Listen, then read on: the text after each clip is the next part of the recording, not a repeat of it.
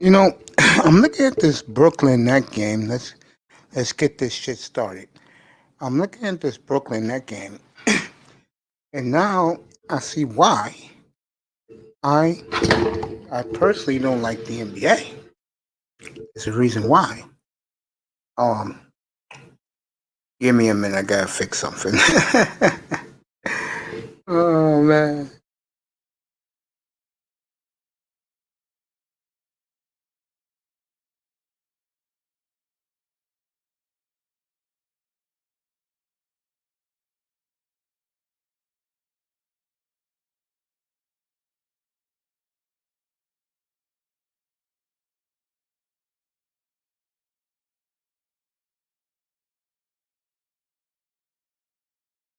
Roscoe, I'm here, but I just gotta fix the mic. Give me a second.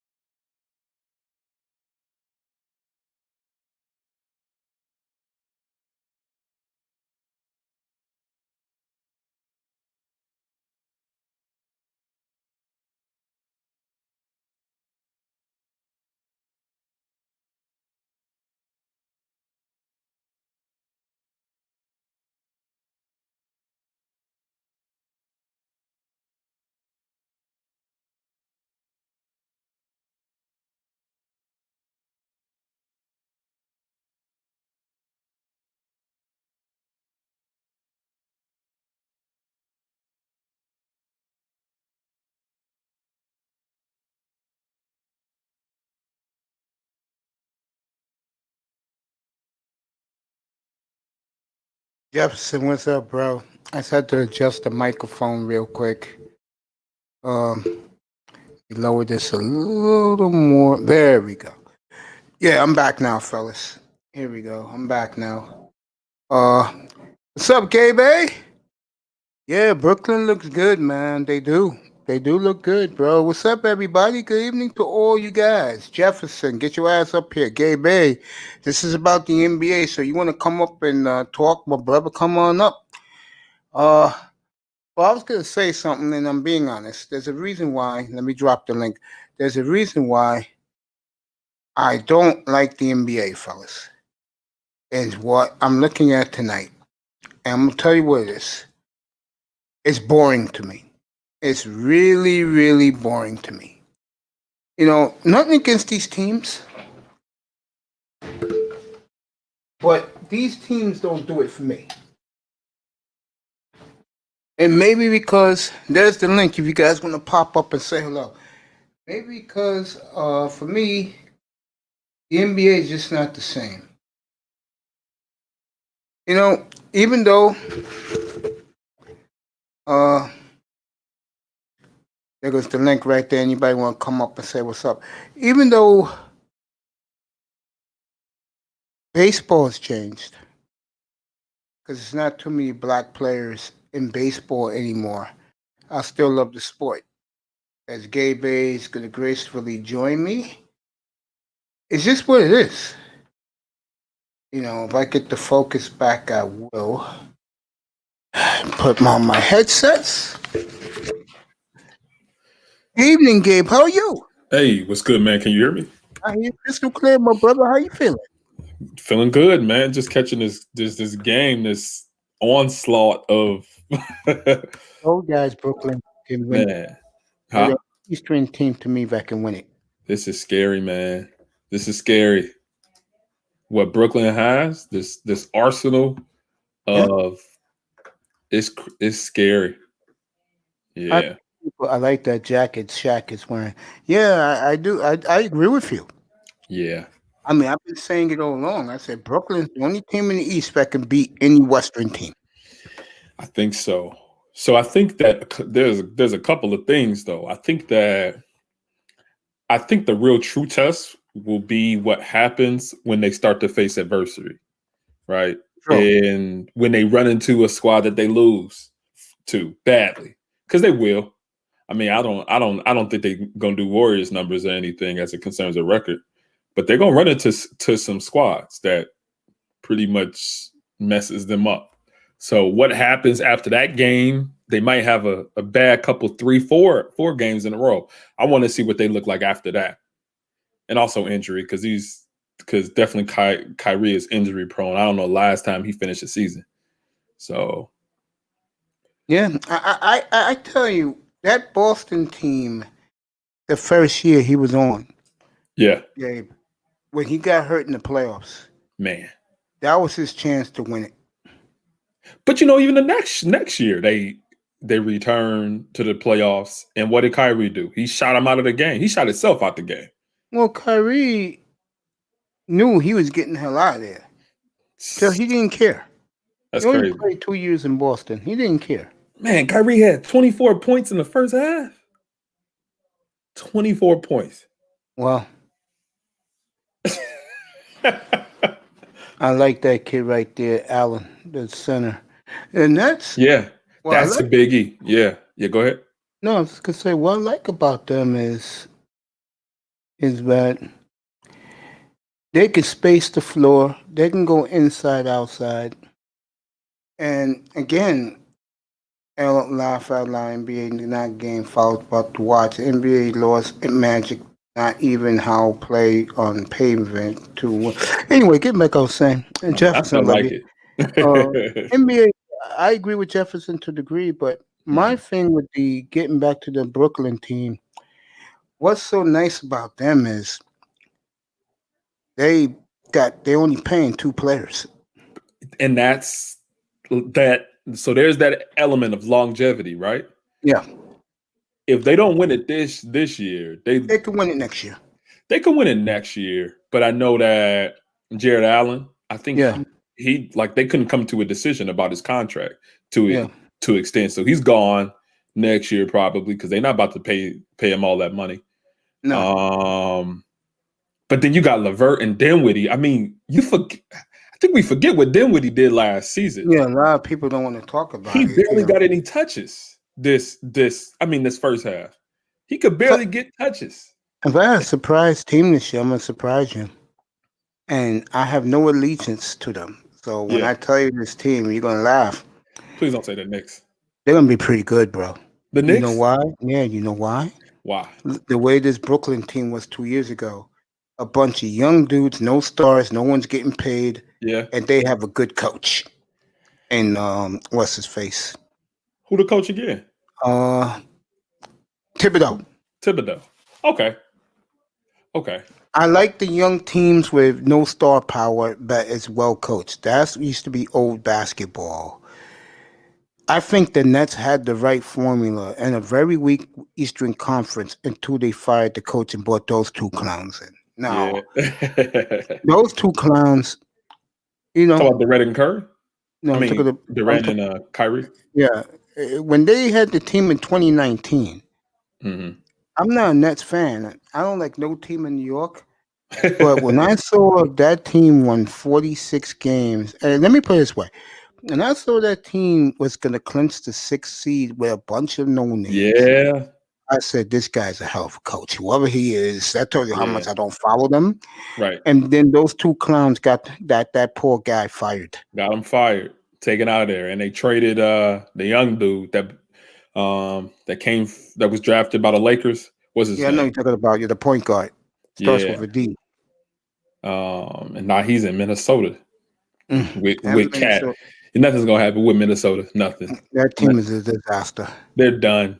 Because we can even see Wiggins, right? Wiggins Yeah. this first half with the Warriors. I mean, he's the most passive. I mean, he's worse than dudes who don't have natural talent, in my opinion. I'm very When players have natural talent and don't use it, it's worse than dudes who don't have any talent at all. Yeah, I used to see that in hockey a lot back in the day, man. Yeah, I could tell you some stories of man. guys that were number one picks and they played like they were 10th round picks. What? But what is that about? Like he know. Listen, it's Lifestyle, Curry. man. Listen, it's Lifestyle, man. Curry, and then it should be him. Right, Yeah, right now it's looking like Curry, Oubre. Oubre came in with some power. Didn't you see that yeah. in the I first saw it. half with the Yeah. defense? He had a couple of putback dunks. He had a steal. I'm with one of my favorite YouTubers. He doesn't realize how much I like him. He doesn't come up here enough, the great Gay Bay. You know, What's you, that? yourself, no, seriously, yourself, Yeah. Platinum Elite, and a guy I haven't seen in weeks who used to come up here all the time who I adore, Little Big Nate. Oh Uh, yeah. yeah, you guys are three of my favorites, man. Oh, appreciate it, man. I appreciate you, man. When the next time you're Appreciate it. gonna do a hall of game, man? We did one a couple of nights ago with How did O'Shea. that go? How did It that was go? good, man. It's on the main channel. It's on this main channel, man. We were getting, and I think it's I don't know why people were so interested, but we were maintaining a good 300 plus, 300, 320 Does it plus. about goddamn time? Yeah, Because but usually when you yeah, usually when you guys do that, I'm in there, but it's crickets, bro. yeah, man. And It's I'm all like saying good. to myself, I didn't mean you had that talk. Maybe they were listening to us last time you was here Maybe. about why young brothers don't go in there and check that out. That is some good. You know what I just had for Yeah. 6 hours? What's that? This is my first show of the night. Oh, really? Yeah, I had one at Okay. 7:30 this morning. Yeah. I had a 6 hour, 10-minute business and investment show Oh, today. wow. Yeah, I do a lot of everything, man, because I think it helps my channel. Yeah. But more importantly, I want to give back to the brothers out here. Yeah. If you want, and you'd be surprised, Gabe, how many guys are into investing? How many guys Yeah. are into getting have the Robinhood app, the Oh, Fidelity app? yeah. Yeah, Yeah. I opens my eyes, man. I'll say it again. We have a lot of bright young minds in the black manosphere. The problem is, Hmm. you get guys like Alexander, damn, I forgot his last name, that don't want to share information with people. Mm. And I think that's very harmful. Yeah. I think since sometimes dudes feel like they made it, they've acquired what they're gonna acquire, and you got Sean to. Jones, what's up? It's Yeah, like go you got to ahead. get your own type of thing, which is Yeah, no man. sweat. These guys Yeah. I had up here today, man, Yeah. they're all sports nerds, but goddamn, do they love investing. Yeah. Yeah. Yeah. I mean, I was so impressed. I just give if you this is how I run things here. Yeah. If you bring something to the table, you can have the floor. Hmm. That's how I do things, man. Yeah. Cause it makes my job as the moderator easy. Yeah. Guys know what they're talking about. They're not talking stupid. Yeah, man. I had to ban some guys last week. Well, it's just, I think that's just popular in this, like, well, I wouldn't even say you're in this space, what or whatnot, right? The whole drama and beef stuff that dudes get into. I mean, it's just these dudes just love that, man, for some reason. And to me, it's stupidity. I'm talking to the great Gabe A here. Yeah. I nicknamed my brother the Rhodes Scholar. Oh, appreciate it, man. I wish. I Hey, take it. I got downtime, so Yeah. I'll tell the chat room Yeah. about your job in cybersecurity. It's Yeah, fascinating man. to me. Absolutely. Not- Yeah, man. I pretty much went to school for electrical engineering, transitioned to started working as a nuclear engineer because that's all in the same boat, right? Mhm. So I studied like electricity, voltage, power, and subsystems, but also in generation. So nuclear is a type of electrical is what we use for commercial nuclear for Mhm. power generation.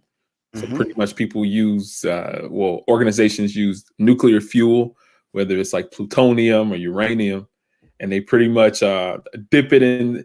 What happens is it's pretty much boiling water that produces steam, high powered Yes. steam Yeah. that Mhm. turns a turbine. Right, that turbine goes Mhm. from that electromotive Yeah. energy Mhm. into electrical energy. But anyway, I was doing that before but then a plant in the Middle East had got hacked. And that pretty much caused shockwaves all around my industry. So since I was like the youngest guy around, I was probably like 24 or something. Yeah. They just threw me on all the cybersecurity stuff. So I started, Wow. yeah, man. I kind of made that my bread and butter. Started off doing cybersecurity for nuclear plants, whether it's networking, whether it's doing some vulnerability assessments, all these type of things. And then I transitioned into that for electrical utilities. I mean, was doing some microgrid work for the Department of Defense and just a lot of stuff, man. It was just, I've done a lot, man. I wish I could show you my resume or whatever, because sometimes I forget. Okay, let me go here. Let me go here with you then. Yeah. Hardly any young people aspire to do that, even if it's the last gaps. And that's not a knock on you. That's a compliment to a guy like you, because you was willing to make that your livelihood for a profession, because the money was there. More importantly, and this is the point I'm making, my friend, hardly anybody wants a job like yours, man. Too fucking hard, bro. Yeah. Seriously. It's difficult. Yeah.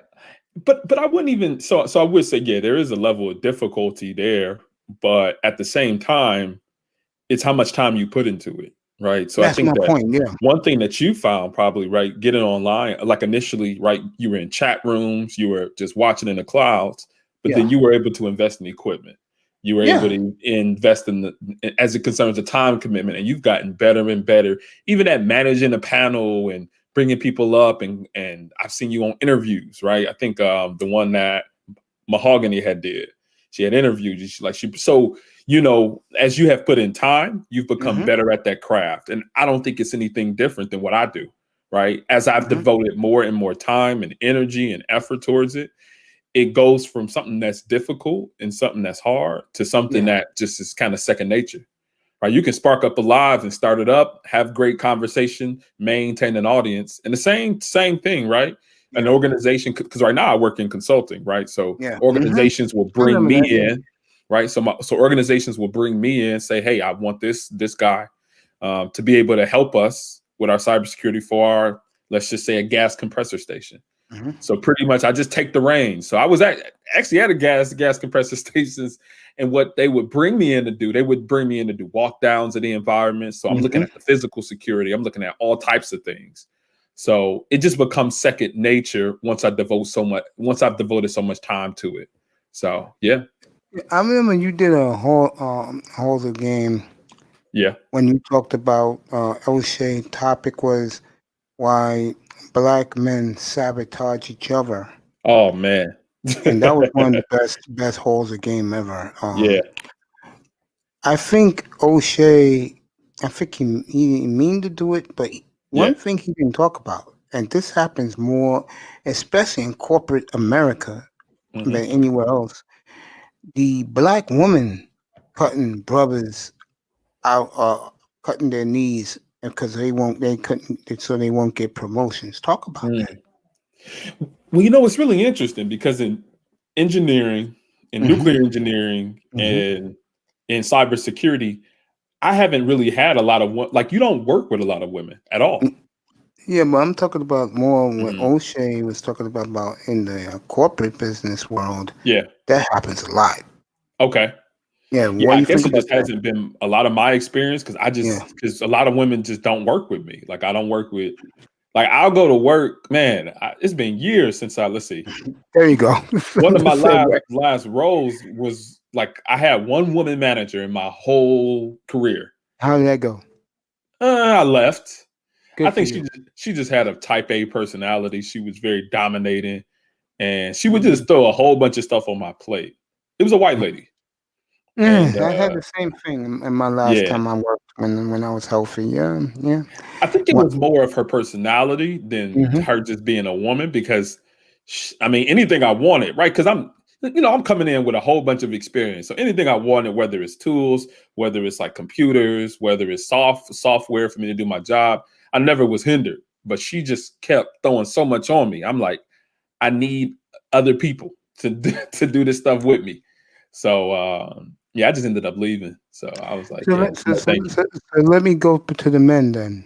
Yeah, Have you seen that with your own eyes? What you do for a living? That there's guys who are brothers, but they're yeah, too busy bird watching. That means sucking up to the cracker boss. You see yeah. that? Well, yeah, man. There you So, go. Tell us about it. well, I haven't worked with a lot of brothers. I say that too. I haven't worked with a lot of brothers, but for the ones that I have work with, yeah, it's a lot of that. It's a lot of that. But it's like, Wow. man, you got to be your genuine self. You gotta just be a cool dude, man. Get your work done. Be able to introduce new ideas and new topics. I mean, be able to change your work environment for the better. And all that sucking up, it really don't mean nothing. But I have been in those situations. Yeah, it God, don't mean nothing I if you're mean, unskilled and whack. makes me puke, man. Yeah, man. I mean, God damn. I Yeah, mean, you want to be with them that bad? yeah. Well, a lot of times people, let me tell you what people do. People attach their jobs and their work to who they are as people, right? I agree with that. I think it's important to have some detachment there I too. agree. I I agree. think it's important, right? What you've done in your work environment is something that you devote a lot of time to. But I mean, I am not only a person who has worked this particular job or in a particular field. I want to get to your high school because you talked a little bit about that. Well, see, you Yeah. don't think I listen to old shit when you guys talking, right? I'm gonna get to that in a minute. Yeah. I'm gonna keep it with this topic, but let's lost the train of thought. Something I was gonna ask you as fast. Oh, okay. When you was in college, Yeah. in your wildest dreams, was your career your focus, or you had when you wanted to be something else? Well, man. So coming up in Detroit, Hmm. pretty much the only type of career fields in Michigan that you would see in engineering would be in the automotive field. Obvious, if So, people don't know. pretty much. So, a lot of what I do now Hmm. didn't even exist. Yeah, I When- could see that. I could see so, that. Yeah. so I did see career progression in my future. I'm like, yeah, I want to get better at what I do, but I couldn't have ever conceived what I'm doing now because it didn't even exist. My Facts. job was not there when I was in school. So yeah. Well, good for you, man. I mean, Yeah, man. not too many. Again, what happens in this society, folks, is you go to school for one thing, get a degree for one thing, you're doing something else. And Yeah. most people end up doing that unless the money's great, they're miserable. Hmm. I mean, they end up very miserable. Man, Yeah. even with the money being great, man, people are miserable because they don't like what they do because they only do what they do for the money. Yeah. You know, my Yeah. nephew is he opened his own business back in April. Yeah. And it's going decent. You know, he's a young guy. He's 29. Nice. He decided he don't want to work for the man, so he Yeah. got his LLC and everything. Yeah. He designs logos for a living and stuff like that. Oh, He's in sweet. graphics design. Yeah. Yeah, he did Commandante's Lou logo. He's gonna do Lou Big Nate when I find him because Big Nate said he wants to do business with him. And he has a sign outside Yeah. his door. At 9 o'clock, he opens for business. And he Hmm. tells me at 4:59 he pulls down the shades because he works out of his home, put on the doorknob, we're sorry, we're closed. Because he And focusing in, right? yeah, he tells me that it's the coolest thing in the world when he peeks out his window at 8:45 in the morning. Cars are parked in his parkway because they want to come see him. Oh, nice. Yeah, and he said to me that listening to me, because I helped Mhm. raise the boy, listening to me was the greatest movie ever made. I told my kid, That's what's look, up. okay, okay. Hmm? These mentors could do so much. Yeah. I'm your mentor, kid. I'm your uncle. Don't you ever forget that. Yeah. You know. And the point I'm making is, I'm not putting my nephew on the pedestal. Nowhere near. He's no millionaire. Okay. Hmm. How come more black men, if what they went to school for, don't open up their own business and do what they went to school they were trained for? especially in the Yeah. mental side of the game, like the technology side of the game, not the Right. industrial side. The industrial side, you're gonna go to a trade school and become a plumber. You'll be a plumber. You want to be a guy who fix air conditioners and heating. You can do that. Yeah. But when you went to college for once, to learn how to do graphics design or STEM, and Hmm. let's say you don't, if you can't, they're not hiring you. Why can't you just open up and more black men just open up their own business? Yeah, I think that is a really viable option. I think brothers should, and I'm pretty close to your nephew's age. I'm 32. You're young, So man. I can kind of think about I can kind of think about maybe some of his experiences as he was growing up. Because one thing that I experienced was that I just didn't see a lot of black men doing it. Right? Okay. I didn't have examples. I didn't have like I came up in a single mother household. Um, let's see. I mean, in the hood, I mean, pretty much a very typical, black upbringing. So I just didn't see a lot of those opportunities until I started just researching. I started looking for things, so kind of similar to your nephew. I actually started my own business too back in about 2013 when I Yeah. started investing in rental properties. So I just started buying houses in Detroit, cheap houses, and fixing them up. And then so I just think that we just didn't have a lot of those examples. So we got to fill around into the economy to see what we can get into, you know. I feel you, man. I Mm. feel you. I mean, I'm here with the great Gabe A.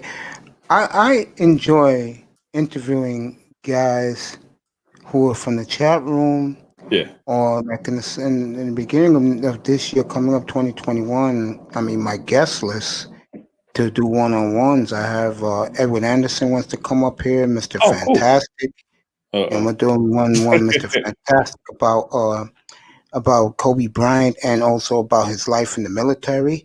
Yeah. I got a shocker for you. The next one, Who? I got a shocker for you. Who I'm gonna say next to you. Uh-oh. Who? Most likely, I will have Rashida Strober up here. Oh, cool. So, Well, wait, so Rashida Strover. Rashida Strover. Rashida yeah, Strover. the Who's woman with the that she'll go after if you hate dark skinned women. Oh yeah. Yeah, I remember she was on O'Shea's channel. Yeah. Yeah, I'm gonna get Rashida up here. She cool, man. Like people, I Mahogany, don't know. Dudes just, you know. Mah- yeah, Mahogany is gonna do that for me. Mahogany Root, shout out to her. Yeah. There's a lot of people I'm gonna try and get up here just to interview them. That's it. Yeah, man. Just to get to know who they are, what they're about. Let their audience know who they really are, because a Yeah. lot of these hosts they just come on the air, fire up their show, and then they're out. You Yeah. know, I'm gonna try and get a deeper side Right. of some of the content creators and guys in the chat room from the Black Manosphere, which I think people would enjoy. Yeah, Uh, yeah, I think that's important because a lot of times what happens is that people in the chat rooms, they really are contributing. They're contributing to the content, like they're bringing in ideas, they're making comments, and a lot of times the people who are running the show, they take a lot of that, right? They get in kind of like a temperature of what people are thinking, well, and they from what I could use tell, some of that material. So well, I I think it's good to know who those people are. Yep. What I can tell, Gabe, is a lot of content creators when I watch their shows Yeah. totally ignore the chat rooms. Yeah, a lot do. Or they'll read it and don't recognize it for who said something. Yeah, and I can tell you one. I'm not gonna say her name. Yeah. One particular YouTube told me on Valentine's Day she don't socialize with her chat room, Well, and I'm like, okay. I some said, some people don't. If you get so many people in there, I can see that. But sometimes people just do it on purpose. yeah, exactly. That's Yeah. the point I was going to. Yes, that's the Yeah. point I was making. And to me, I think that's a bad mistake. Hmm. Because those people are giving you cash apps. Those people Yeah. are giving you whatever that crap is with the dollar sign and the bottom of the chat. Yeah. These people, the super chats. These people are fans of yours. They like what you do, and you're gonna blow them off like that. Yeah. Sometimes they do that, man. So I mean, yeah. one thing I do in here is I read the chat. Yeah. I mean, I'm looking at Jefferson's. Magic got is they don't have to be fake, Mace. Non-threatening and open to listen. Worked for me. Yeah. Yeah. Not me, man. I just keep it real with guys. The Nets got a 30-point lead. This game is over. This game is done. This I'm is, just kind of watching passively. I You go mean, ahead. this is the reason why I don't like the NBA. Well, it's a star led league, right? The stars want to squad up. It's like AAU, right? Yes, that's how it is now. Unfortunately, imagine if the Fab Five. I know a team close to your heart. Can you believe it's been 30 years since the Fab 30 Five? years. And also UNLV. Can you believe that, man? Man, I was just a little kid, man. All I see is the old videos and whatnot. You know, Of the Fab Five? 30 years ago I was 2. So Okay, man. I was, when I go back, when I think of Detroit, I think Mhm. the Lions are losers. Absolutely. Well, when I think of the other teams in Detroit, the Red Wings had a tremendous Oh my run God. in your youth. Oh God, the Red Oh, Wings were so oh good. 04, I they still won the love. Stanley Cup I with the still, Pistons. They yeah, both won. yeah, man. The Pistons. What We can had you say about them, bro? I we mean, had back-to-back parades the same year. Man, the city was crazy. I don't like the Piston team with Isaiah, even though I respected him. Yeah. I love the Piston team with my boy Rick Brown. Oh, what a great team Larry Brown had. They should have won more. Yeah. Yep. At least one more. But that's drafting, right? We got Darko Milicic when we could have That got blew it. Carmelo. I know That when they was got it. Joko, I threw up. I That said, was the few, and they barely played him. I remember Joe Dumars was Man, trying to hype it up. I said, Joe, you're not going to win your fan base lying to them, bro. This guy sucks. he's not even in the league anymore. I don't think. He's I'll not tell even you in the this. league. Oh, he been out of the league. He, Let me say this to you. I really believe, my friend, that if they will took either Melo or Wade, they would have a or dynasty with that group. come on, man.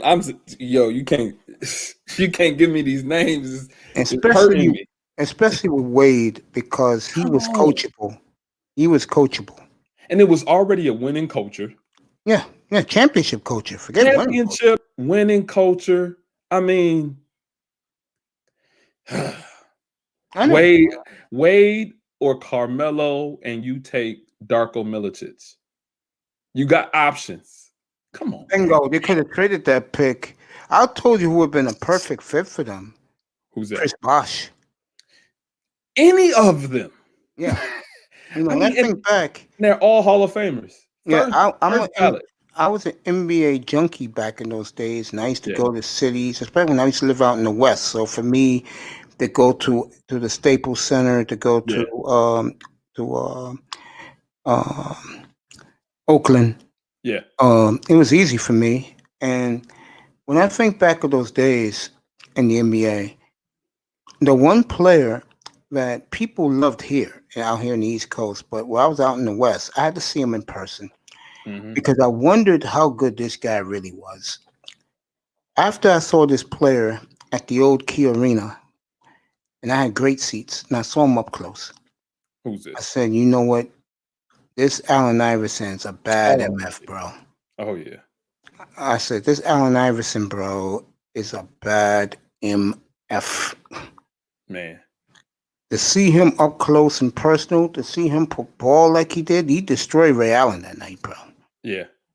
I mean, Ray Allen back then was on the Sonics.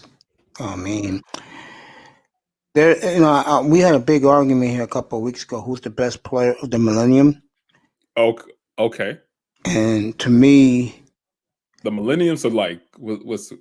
100 years? 2000 to right now, and to Okay. me, um, So just the last 10 years. Okay. last 20. To Okay. me, number one is Tim Duncan. Number Okay. two is Iverson. Num- Okay. Number three, and you could put it anywhere you want. These are the top three. Hmm. Bryant. Okay. So you're And talking 2000 to to right now. 2020. Yeah, to right now. Yeah. The You don't last put 3 years. LeBron nowhere in there. He could be 4, but the top 3 to me with my own eyes, and I saw him Yeah. up close and personal, Yeah. was Duncan. Yeah. You could flip flop Kobe and Iverson, but those 3 in my eyes. Now I'll tell you, Yeah. the 2 best teams, the best 3 teams I've seen as a team when they're playing team basketball, San Antonio, and that was in their peak. Yeah. Your Pistons, which was a joy to watch because everybody was there playing balling that night. They destroyed Portland that night when they was out there. You don't put Golden State nowhere in there. I haven't seen Golden State in person. Okay. Number 3 will surprise you. The Darren Williams, Carlos Boozer Jazz with Korolenko. That was an interesting team. Watch them with Sloan, God bless his soul, was just awesome to watch. If you see, I like team ball, Gabe. So why'd they break up? I forget, because I think Karolinko was the last one, right? Yeah, Darren Williams didn't want to be there. Yeah. And Carlos Boozer, as soon as he was a free agent, he got the hell out of Utah. Yeah. You know, and that's one place I haven't been to is Salt Lake. Yeah. Because I heard it's so desolate for black men and black people in general. Oh. But yeah. Now I haven't seen the teams of now. You know what I'm saying? Yeah. So I can imagine, because I got sick, I would have caught that big 3 in Miami if I didn't have my issues. You know, because that was the first year they lost to Dallas that year when I first came down with my kidney failures. But when I used to go on the road and see these games, bro, these teams, it was fun to watch, man. Yeah. I mean, I can imagine. Yeah, man. I mean, I never saw Jordan's Bulls. No. But I did see Shaq and Kobe Lakers, which was fascinating. Man, But these Golden State Warriors, even before Kevin Durant. Yeah. I think that was something, man. You like those Warrior teams, huh? Well, you know, not all of them. I don't like them. I don't like any Kevin Durant Warriors team, even though they were dominant. I don't like. I mean, it's literally like a cheat code on a video game. Yeah, in a video game, we were younger. Yes, I agree. Before Kevin Durant got there, they had so many players. They were so deep, and they had such a cohesion in there. They changed the game, man. They definitely changed the game. Well, you know what I liked about Golden State? The team that first won the title. They added some old veterans like Iguodala. Yep. The kid that used to Harrison Barnes. Yeah. Yep. And they pulled it out, man. Yeah. You know, I was happy for them, bro. Yeah. I mean, I like them too. Yeah. They don't make teams like that no more. Hey, Nicer, how you doing, baby girl? I see you in the chat room. How you doing? That young lady's been with me all day, bro. Oh, cool. You know, she was at the business show. Yeah, Gabe, you should come. Gabe, you invest? Yeah. Yeah, I have a real estate business. You should come up, bro. It's every Saturday morning between 10:15 in the morning and 2:00, man. Come on up. Come on the panel, bro. I'll pop you up and give your ideas. That's what it's all about. You know, giving people ideas what to do with your money, especially money you just got laying around your house. Yeah. You might as well make money for you. Definitely. You know, because I was telling the guys today before I left, before we broke up for the afternoon, I said, guys, I want to invest money for the long haul, not for the short haul. I mean, it's gonna be a rainy day in the year 2026, and I'm just getting any younger. And when I see that I'm always getting the white envelopes telling me that my money's making money, then I'll think about taking it out. You know what I'm saying? But say again? I definitely understand that one. Yeah, man, because you want your money to work for you, not work against you. Yeah. And the problem we have are that our sisters are the most consumers in the world. Yeah. And that's a damn shame because on a rainy day, homeboy may not lend you what you think he's gonna lend you because you look good, baby. He may say, not only I don't have it, I don't want to give you shit. Well, make them make money too. Make No, I'm them get a saying job. he's making money. Oh, no, I'm talking about women. Oh yeah. I mean, those are Hey, you want facts. nice things? You want to consume things? Hey, use your money to get that. Facts.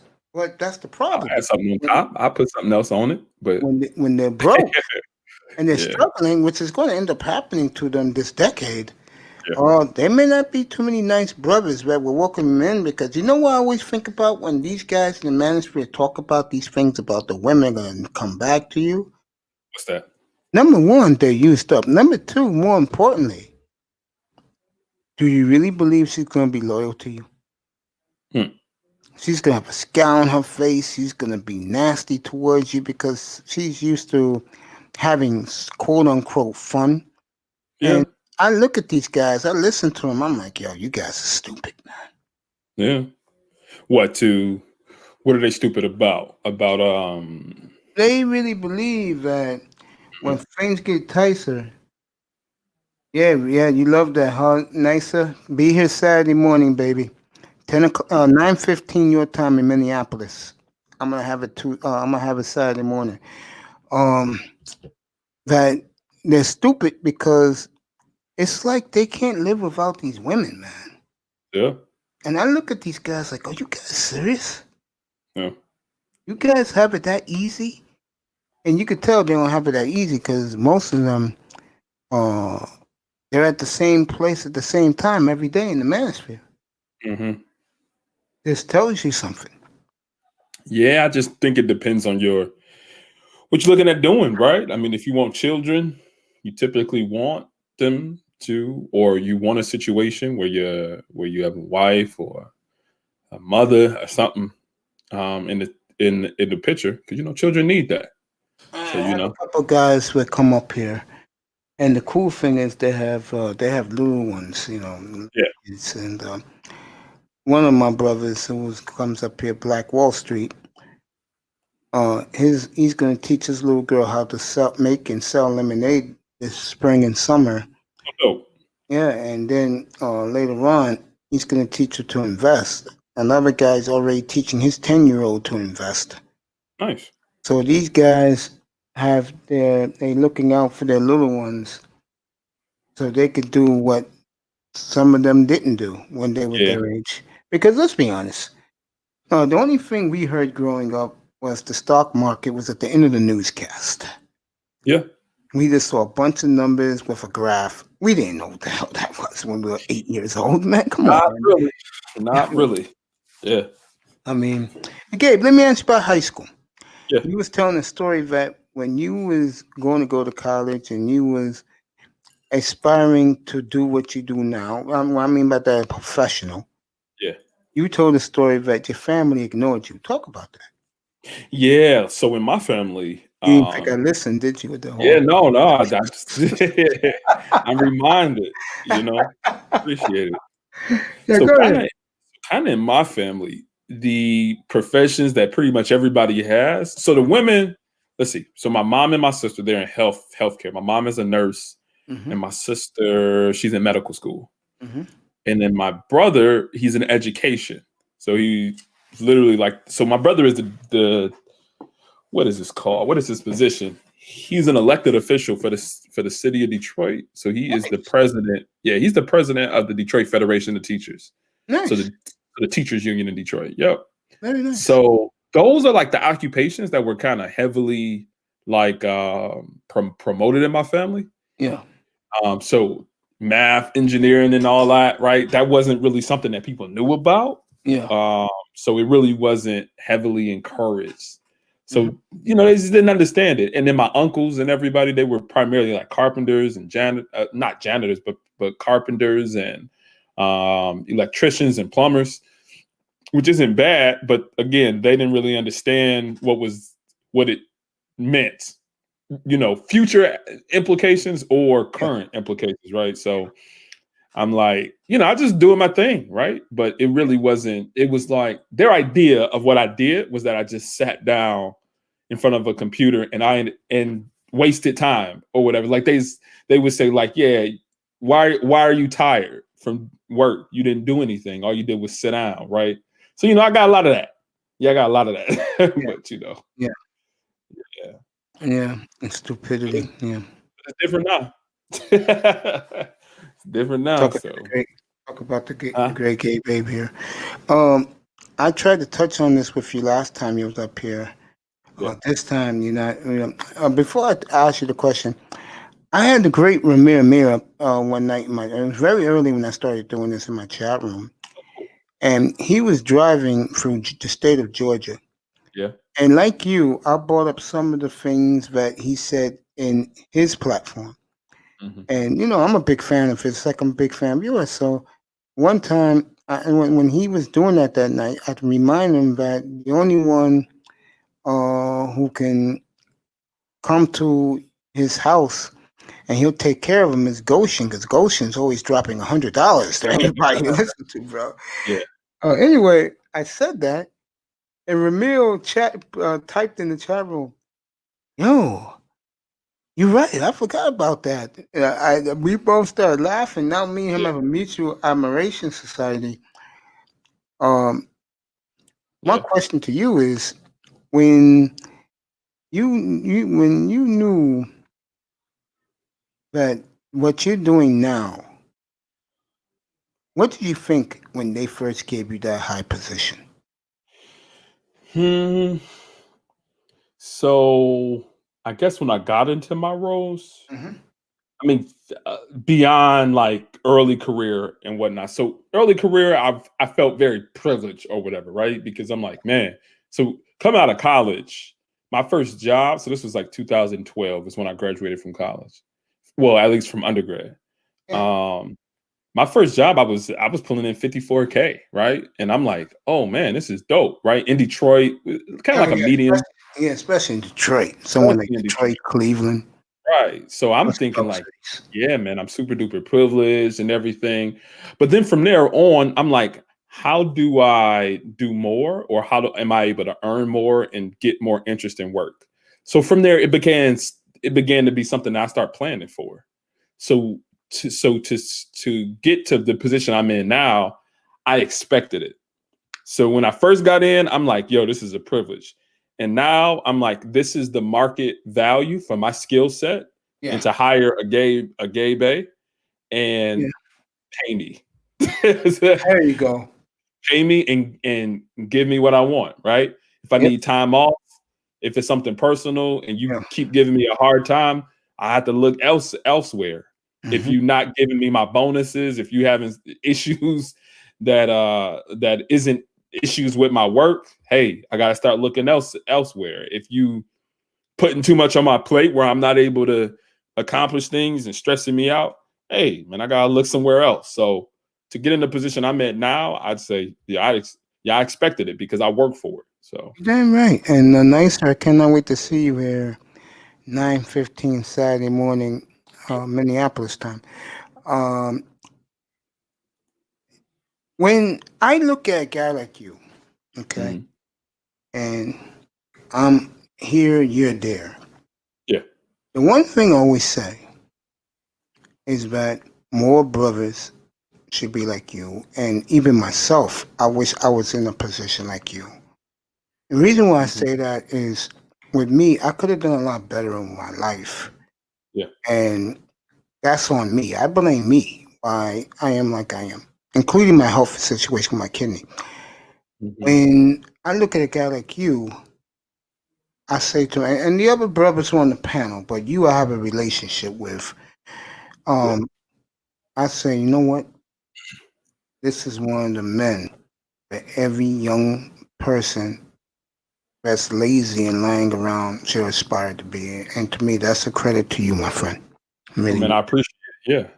yeah, man. I mean, I hey, think one thing that I see though is that, yeah, like, so you show love all the time, and you've yeah, shown love from the first time that we had interacted on any of these yeah, panels or anything. yeah.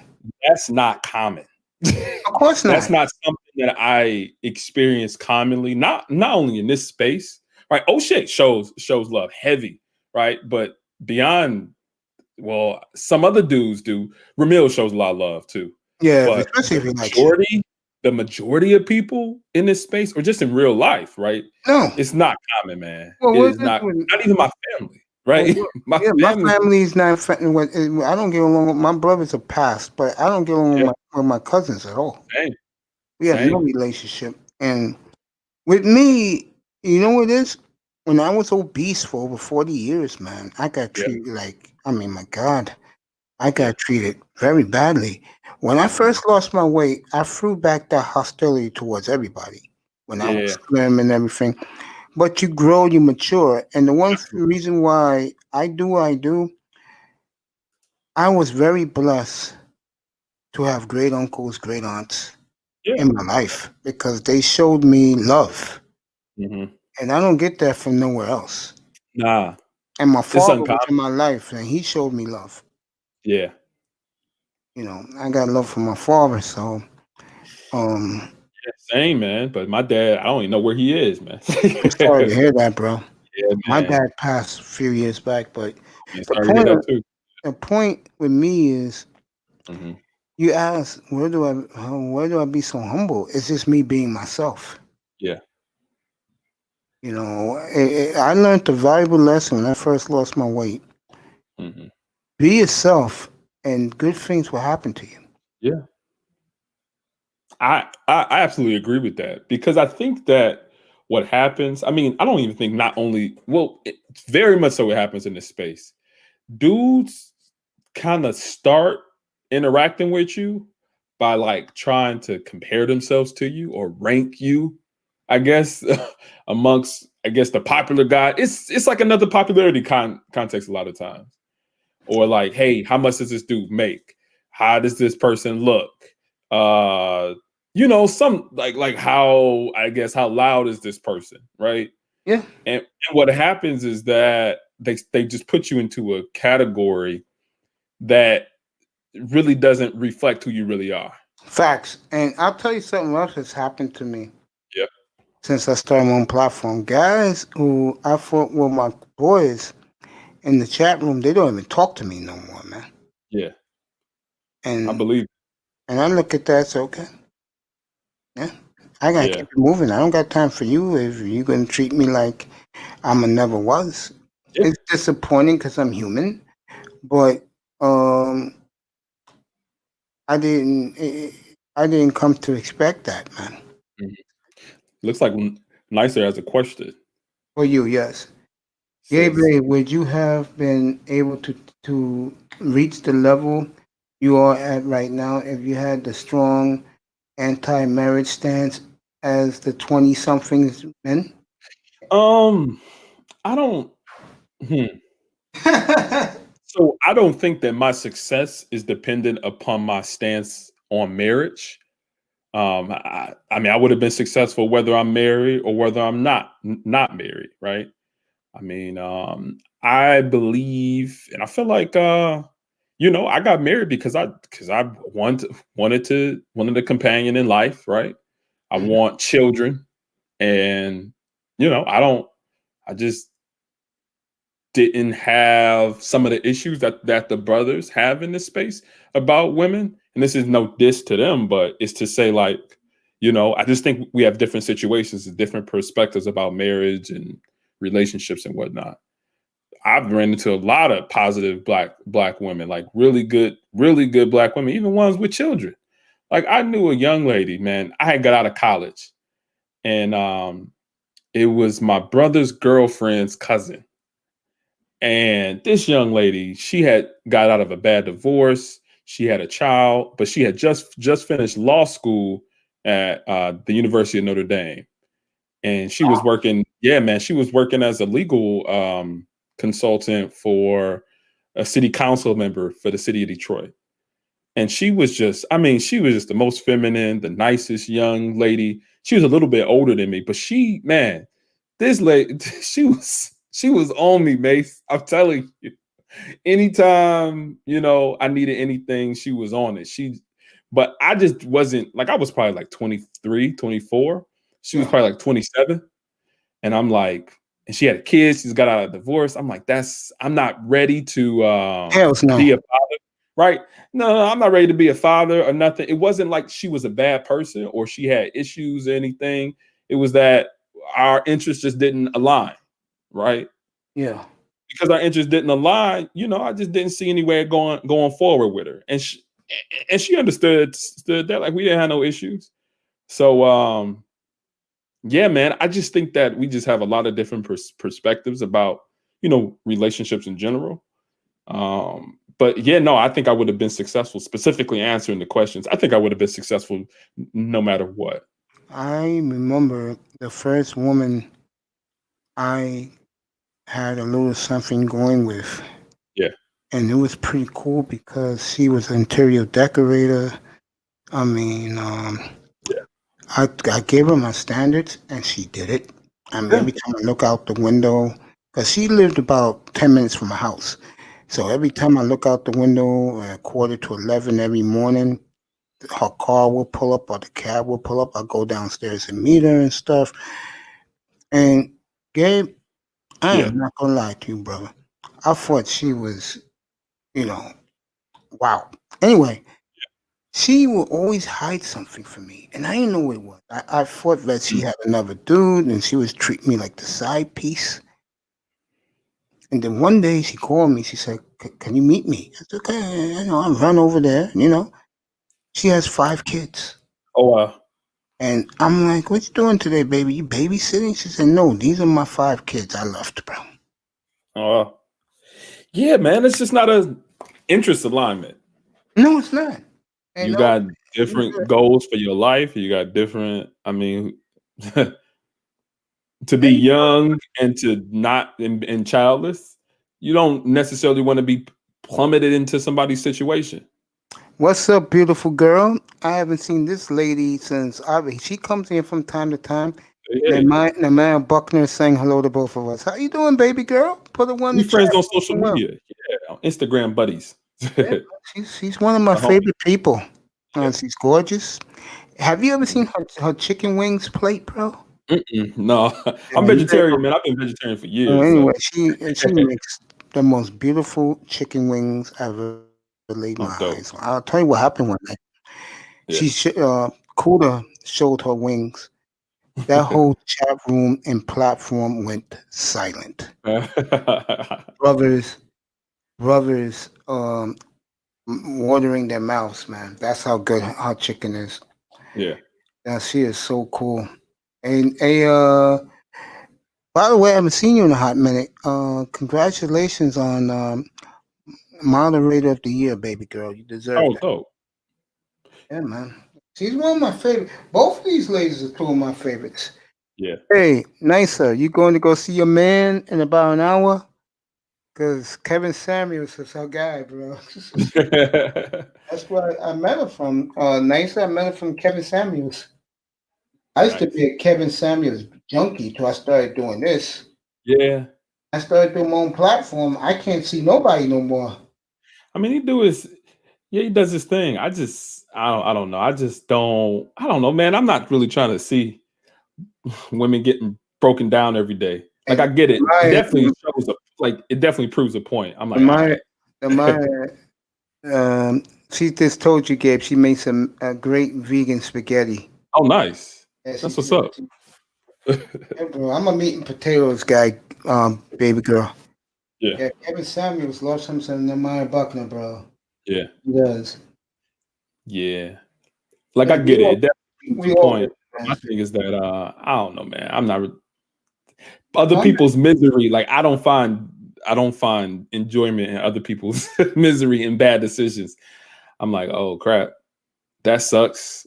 the type of guy that I would love Samuels. I was a big fan of Samuels because I love his clothing styles Oh yeah, and he's his on point. fragrance. Because I'm Yeah, into fragrance too. yeah, So I was checking him what he does, what he likes. And I respect that. But as far as the bashing of the women go, look, it yeah, is what it is. yeah. Samuels is sticking it to Darren Jackson. Yes, it's just a lot That's of why he does what he does. Because that him and what's his face are real close. Him and Obsidian. So Obsidian yeah, hates Darren Jackson. So yeah. They do all that. There's nothing wrong with that, by the way. I mean, Yeah, it's that just I've been around for a while, man. So like I knew O'Shea from like the Facebook times, and a lot of the same messages are the same stuff that brothers are saying today. So it's like I was listening, what, 2015, 2016, and I'm like, yeah, heard that before. Okay, I was doing back then. heard that other thing before too. Heard all of it. So I'm Um, like, yeah, it gets to a point time like, all right, what's next? You know? I was So listening to music on YouTube all the way until yeah, guy used to always come up on my phone when the manosphere was O'Shea. yeah. I used to say, "What the hell is this ugly dude doing on my phone?" And then it was some guy named Kevin Hicks, you know. Okay. But the guy who got me into all of this was AMS, man. Okay. I was watching. Alpha male strategy. I remember when he was and that was a while ago, man. No, let's see, 2016 or so, right? Yeah. Or 17 when AMS started coming around. It didn't take him long to blow up either. I mean, it was almost overnight. So, but yeah, man, I'm about to get back to a little bit of this study, and this game is over. I mean, they're getting blown out. This is absolutely ridiculous. This is why I don't like the NBA. I mean, this is as Richard Sherman used to say, this is a mismatch. Yeah. You know what I do like about it is that I do think that it gives so the majority of the NBA is black men, right? It gives these black men who are skilled a bit more control over their futures and careers, right? Yes, you're right about that. I like that. And like even the messages that they want to put out there, they're a bit more free to do what they want to do. So I think, and I know I'm gonna sound like a retard.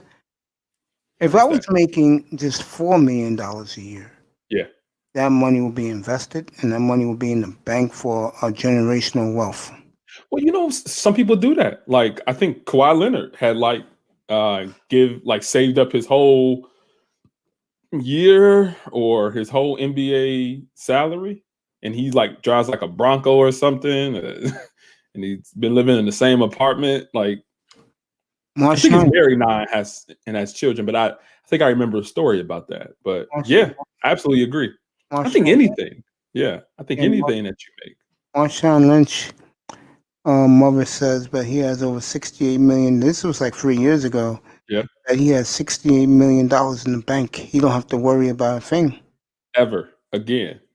I mean, a couple of generations if they play their cards, because pretty much by that time you're living off the interest of the money that you have, right? Yeah. So if you put into a investment vehicle that even get you 1% of like 1% of 68 million. That's only $68, bro. 1%. $680 is 1%. 0.01. That's 680,000. 1%? 1% of 68 million is 680,000. Wow. You're making more, 180 over $500,000. So if you put it in, like you were mentioning, I don't think a lot of people would do it, but like you put it in Robinhood, right? Yeah. If you just got 1% returns, come on. You know what's scary about that, man? Honestly. I'm sorry, man. I gotta go pick up some food, man. Yeah, what you gotta DoorDash coming. Thank you for an hour, bro. Thanks for having me, man. Definitely. No problem. We'll do this again. The great N.B.A. We'll do, man. All right, everybody. If I don't see you, happy holidays, my friend. Thank you so much. Same to you, man. Happy holidays. And I'll talk to you guys later. All right. Yeah, man. You be good. Thank you for coming. Peace out. Bro. The great N.B.A, everybody.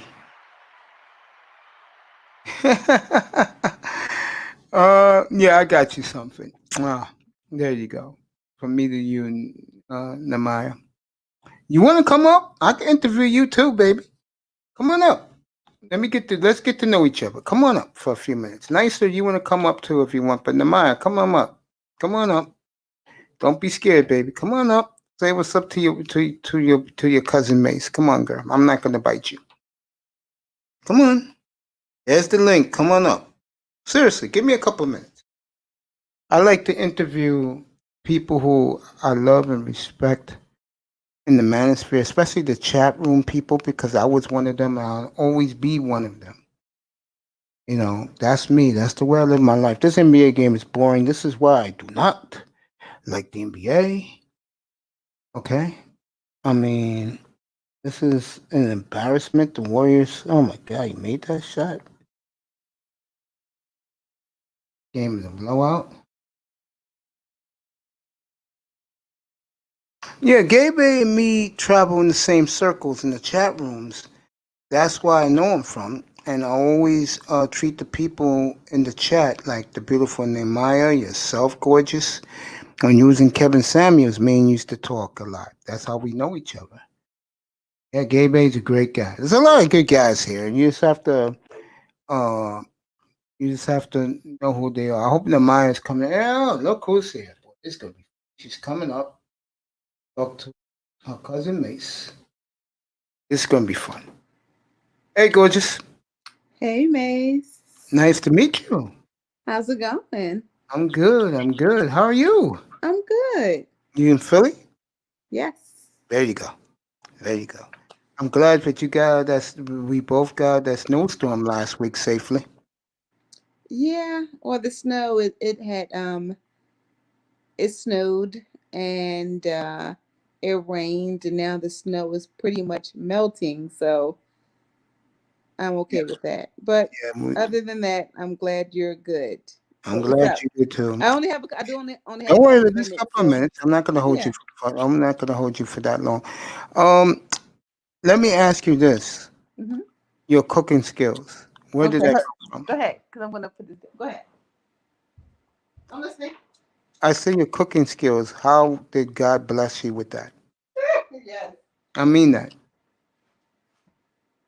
And all I've done, sweetheart, is look at pictures. We all look at the pictures of them and read this. I'll tell you about that night. I was telling Gabe, it was in Kuda's platform. I was in the chat room, and Kuda showed your. I mean, just if God, if there was one meal, if it was my last meal, if I was going to prison or they're going to kill me, I would love to sample some of those chicken wings. And everybody's mouth, from the chat room to the platform, their mouth was watered. And you can hear a pin drop.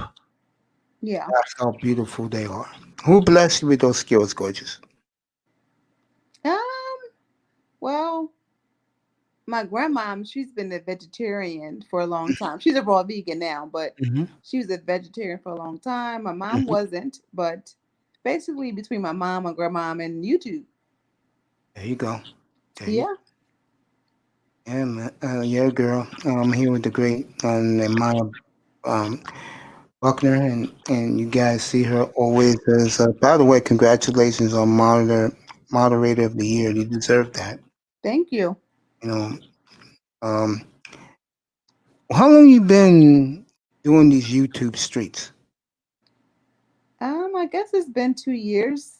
Oh, okay, we came in Yeah. about the But same. I've been kind of laying low. Yeah, like myself. Yeah, I haven't been on YouTube. I just been kind of focusing on my family, well, my girls There you and go. stuff like that. Yeah, because you got to take a little break from YouTube. It's just if you keep at it, it's just too much, and it's not good. It's really not good for your well being, your sense, and your wellness. I'm be honest with you. So Yeah, yeah, it could be just too much information, too many opinions, and you're not really gathering your own opinions, your own thoughts, and stuff like that. So you have to take a break from it.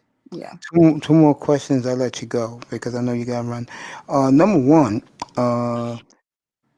When you go around different rooms, when you do what you do in the manosphere, is it more better being like this, checking out the males or checking out the females in the sphere?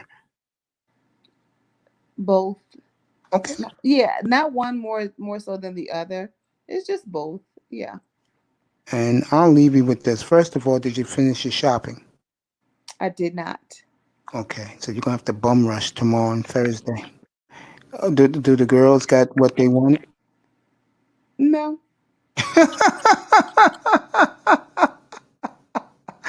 Oh wow! And I'll leave you with this. Let you go after this. Who's your favorite person in the manosphere?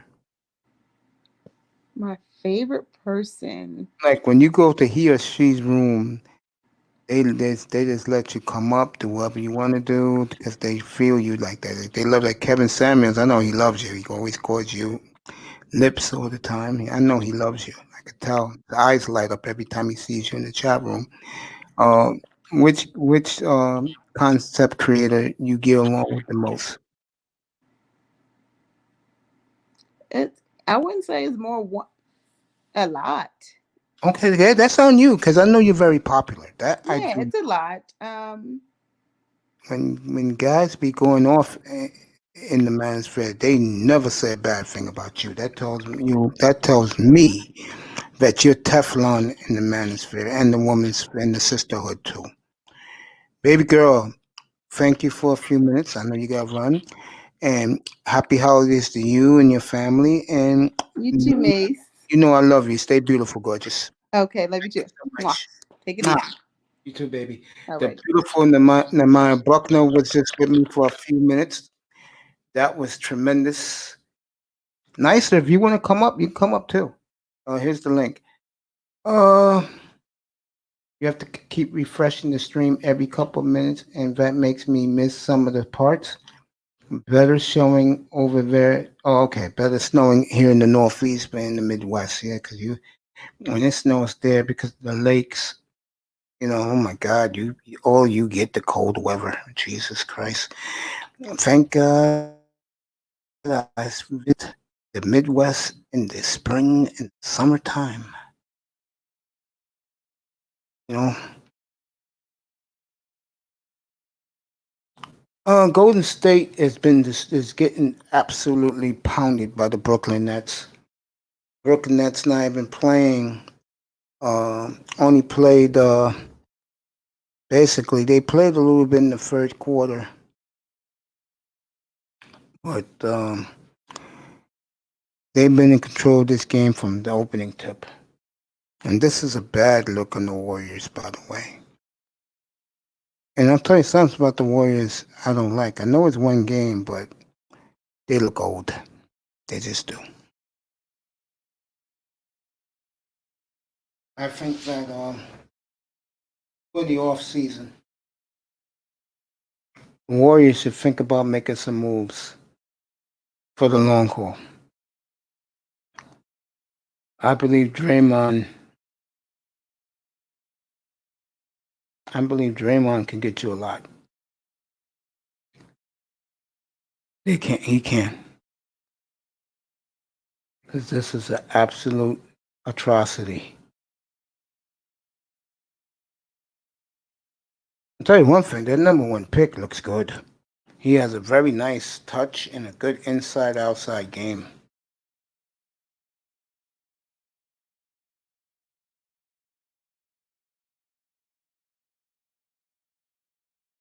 Does the Warrior big man?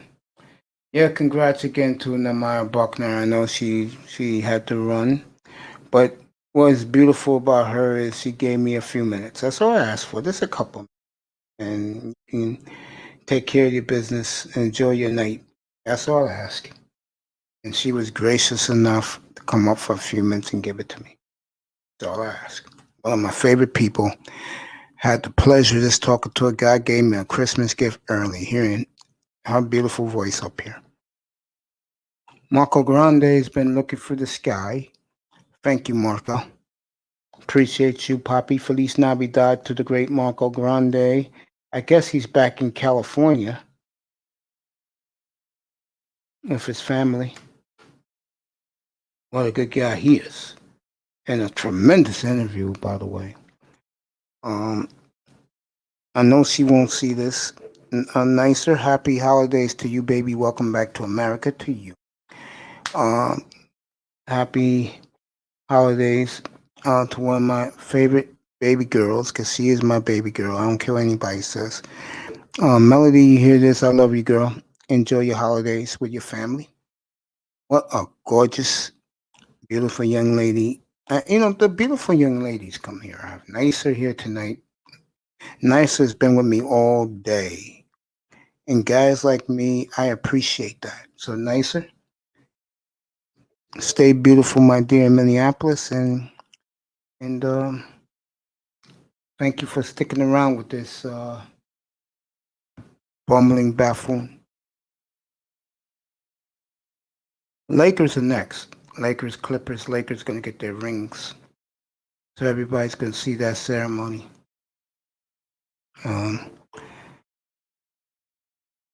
Tomorrow night I'll be back. I'm going to sleep when I get home from therapy. I got to be up at anywhere between 3:15 and 4 o'clock in the morning. Catch my ride to my clinic. It's only like 10 minutes away. Then I'll be in therapy for a couple of hours. And then I'll be back home here about 9:30 Eastern time. Take a nap. Be up around 2. Check out the sports news. N.B.A. all tomorrow night. I'll be on it. Excuse me, I said 8:30. Excuse me, I'm sorry. 6:30 I'll be on Eastern time. So it'll be all basketball tomorrow night. And should be good. And I think the Knicks will surprise a lot of people this year. I love the Blazers. And me and We Kill Dragons will be here tomorrow night covering that game. The Blazers and the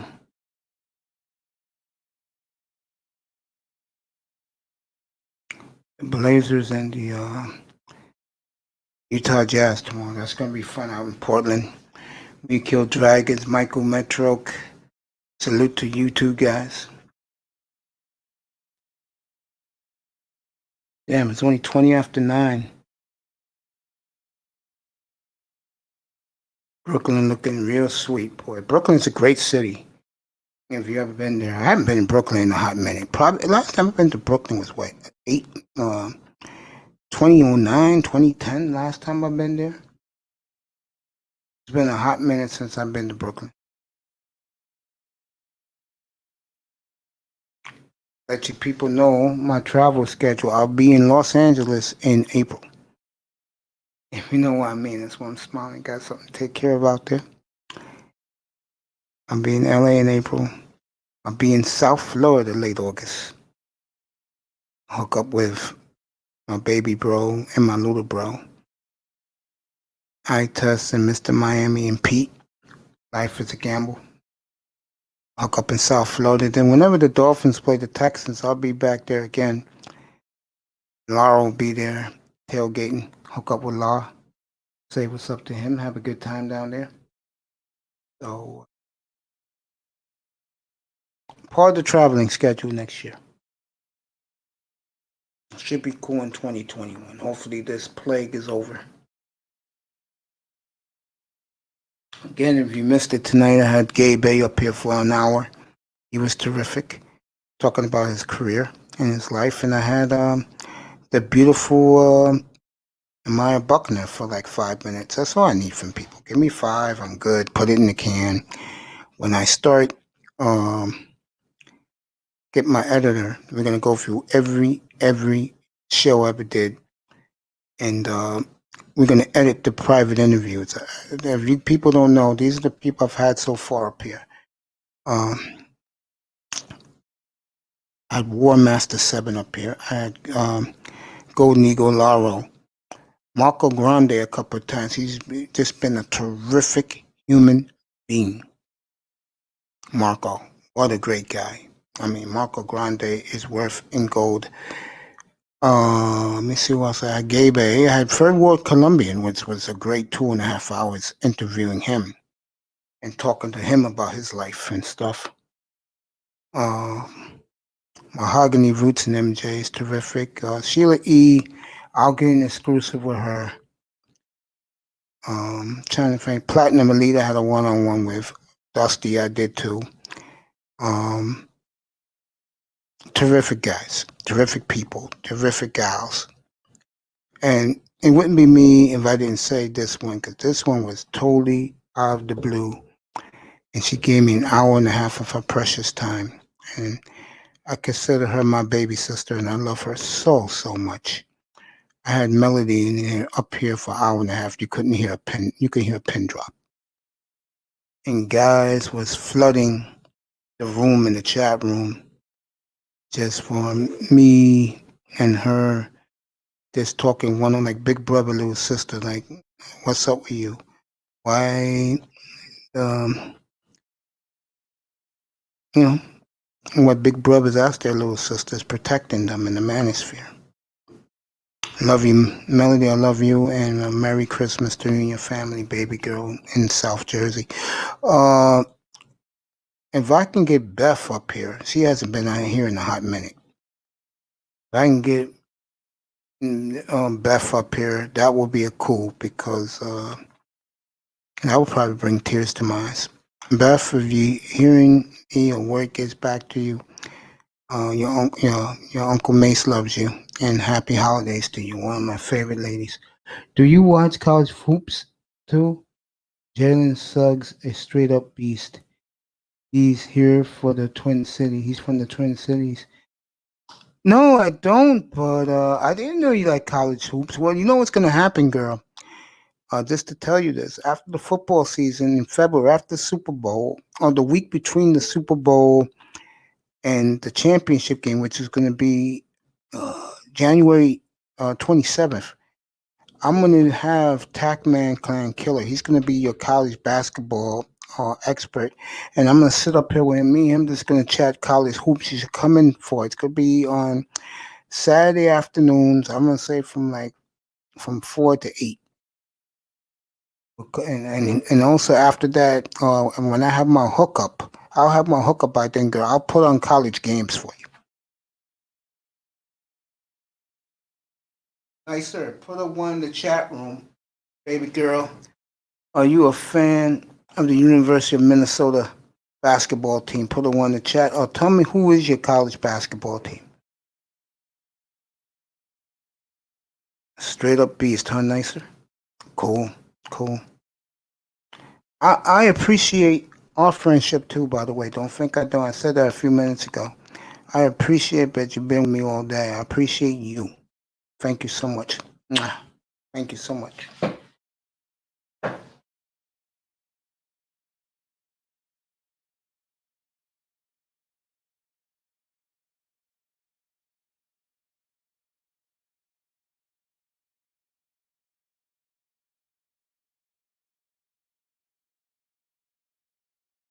Yes, Gonzaga picked him up. Jalen is. Yeah, he's playing tonight, by the way. Yeah. Yes, Gonzaga. He's on Gonzaga. Yeah, Gonzaga's playing tonight. Let me see what channel Gonzaga is on. I know Gonzaga is on tonight.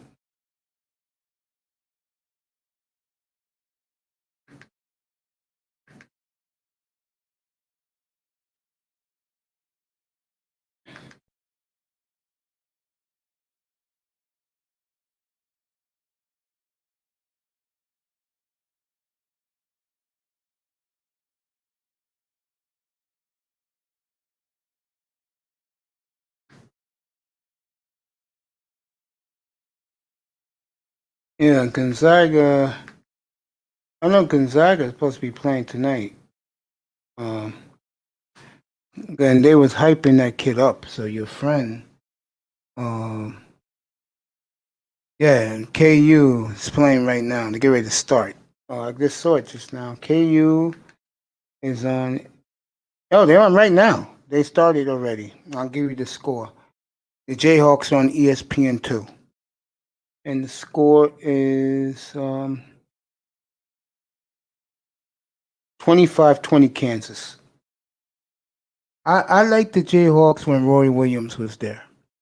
I love the Jayhawks. They were my second favorite team for a long time when they had all that great N.B.A. talent with Paul Pierce.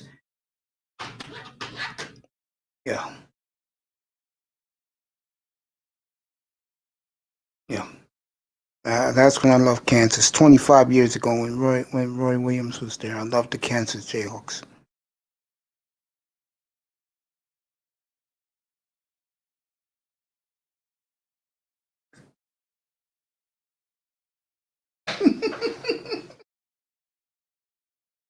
I'm laughing because back in the old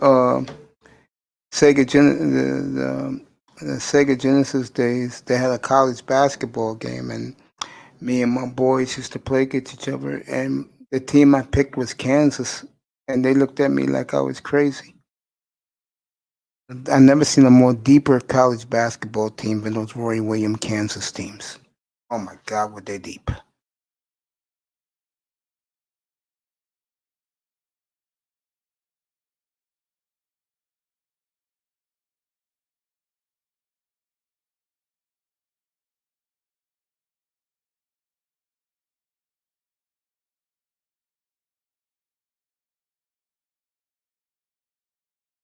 And they're playing right now, 28-24 Kansas.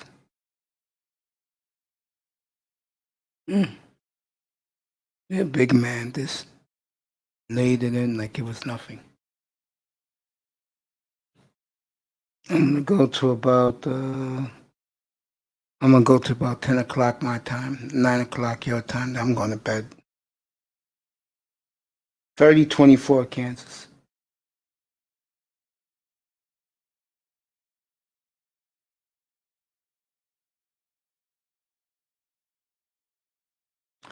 They let the fans in the stands in Kansas tonight. There's people in the stands.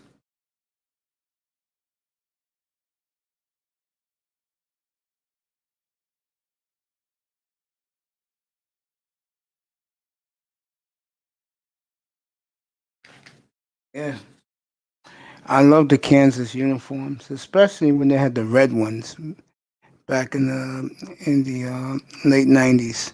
Like I said, with Roy Williams, they had the white, the blue road, and the red alternate. I love Kansas. I mean, I had to get a new team. UNLV was bad at the time. Yeah.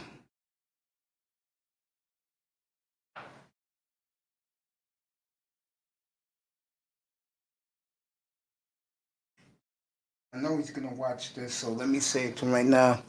Happy birthday to my little bro, Mr. Miami. Happy birthday, Christmas Day to my man, Star Platinum. I'm just chilling, baby. I'm gonna give myself another 35 minutes and put 2 hours in the can, and then close up for the night. Close up early. I'm glad you rock with me because nobody else is rocking with me. 6:30 Eastern tomorrow night. 5:30 for you, sweetheart. The NBA preview. Hopefully, I'll have um, Tackman Clan Killer with me. Hopefully, I'll have um, BGM Nix. He's a good kid. He's from my area. I love the boy. He's your typical arrogant, pompous New York sports fan, but he know what the hell he's talking. I know he's mad right now, and yeah, when I get him up here, the first thing we'll talk about is how the Jets blew the number one pick.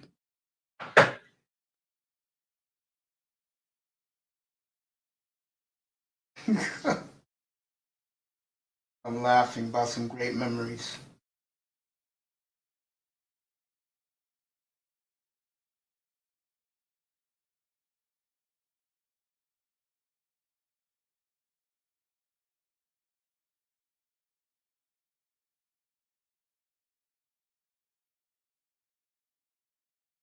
Game break continues here from Studio J in Atlanta as we get set to watch LeBron and the Lakers taking on the Clippers 72 days after they claim the championship.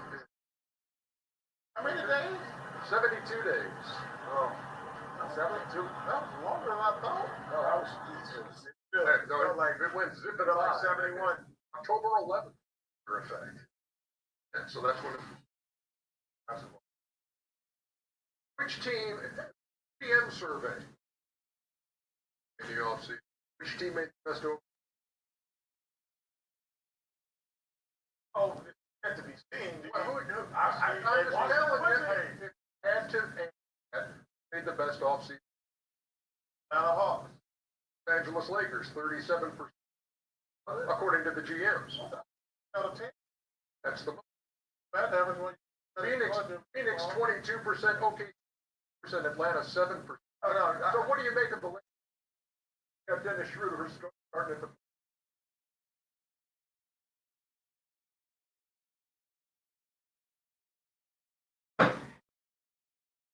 Nicer.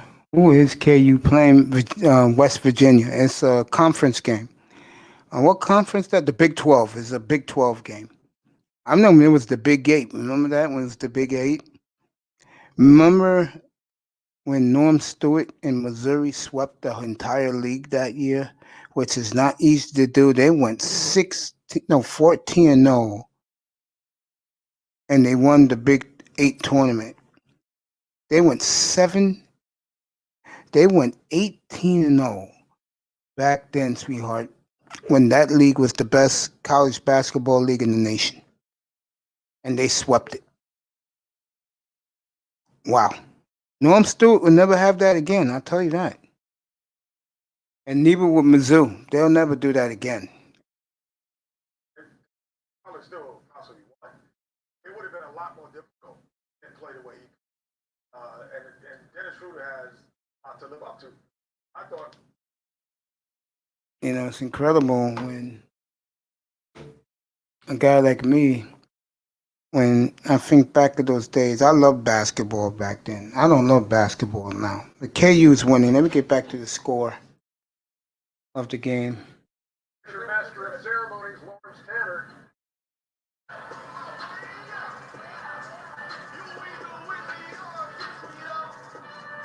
Lakers fans, thank you for joining us from around the world, and welcome to Staples Center. Tonight, we celebrate our 2020 World Champions Los Angeles Lakers. The presentation of the championship ring.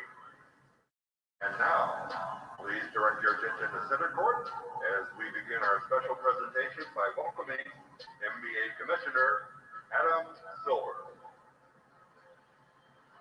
Thank you very Lakers are having them. I'm surprised General hasn't jumped in. Unusual times, very different ring ceremony without fans. And to the Laker fans, to the 20,000 people or so. Let me get the KU score. So, in the last couple of years, as you well know, Dick, the Mountaineers would kind of pile up the fouls. 30-25. They've been a lot better area this year. They still play up, but they don't foul as much. In the basketball, as much as they. He looks at his personnel and just.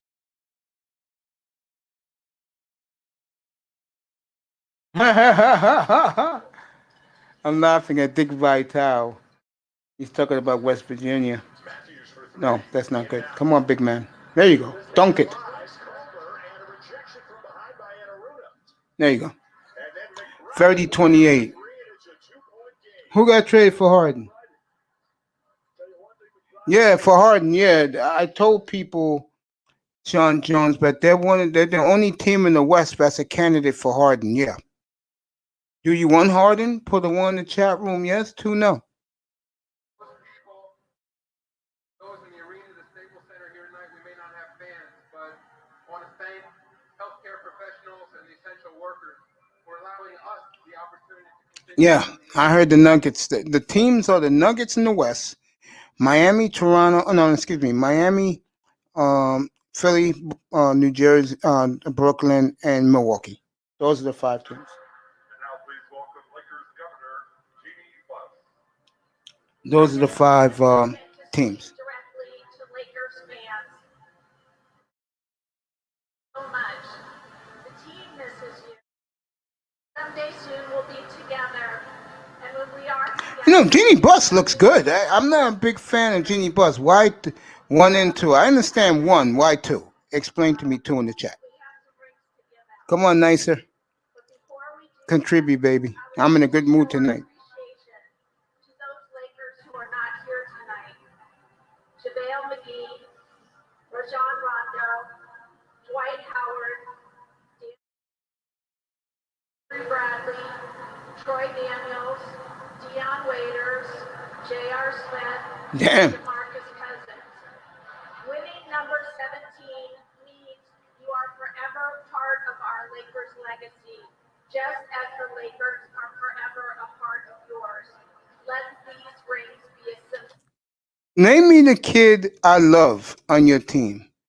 Michael, put his last name. I'm going to say something to you. Put his last name. Most difficult of years, you lifted our spirits and brought joy to our city. And to all our N.B.A. counterparts, we wish you well this season. But please know, on behalf of the best fans in the league, our mission is clear: to defend our trophy.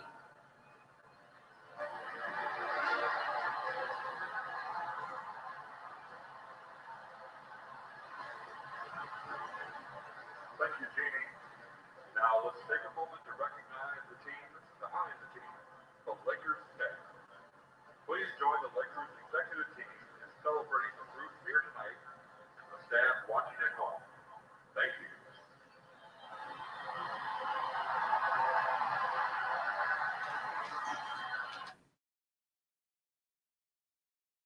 He will go back to Houston if you get Harden. He's going to Houston.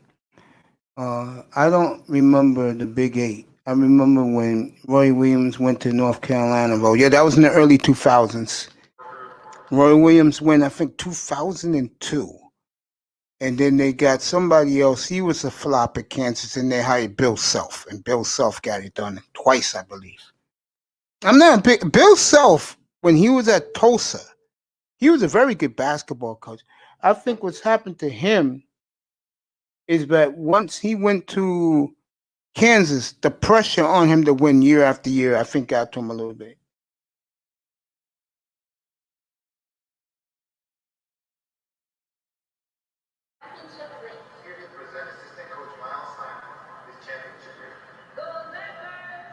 Yeah.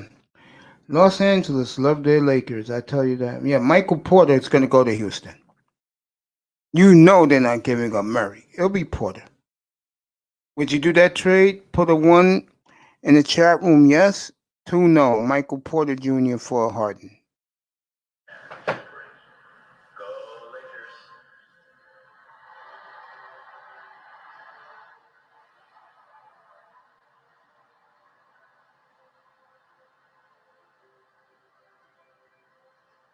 Hi, I'm Rick. I'm a special projects manager with facilities at UCLA Health, and I'm here to present assistant coach Lionel Hollins for this championship ring. Go Lakers!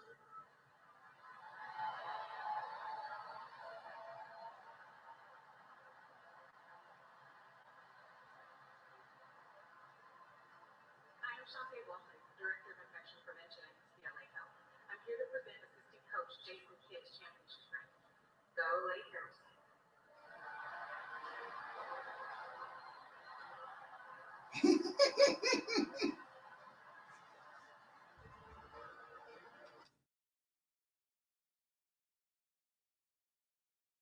James Wiseman?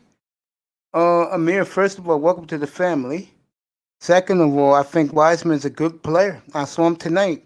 He ran the floor well. He got a nice touch from the outside. I think the Warriors got a keeper at 2 in the draft. N.B.A. championship ring. We're so proud of you, Dad, and everything you accomplished this season. We can't wait to see them through. We love you so much.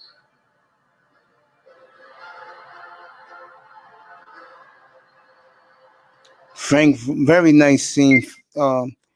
Frank Vogel, he's a local guy here, and he's from the Jersey area, but he coached a high school powerhouse here in the late 90s, early 2000s.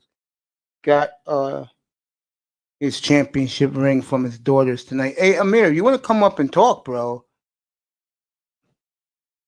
Oh, really? Why don't you come on up then? I heard that your dad said you're a big fan of mine. Why don't you come on up? Come on, kid. Come on up, Amir. You got a cool dad, too. And now,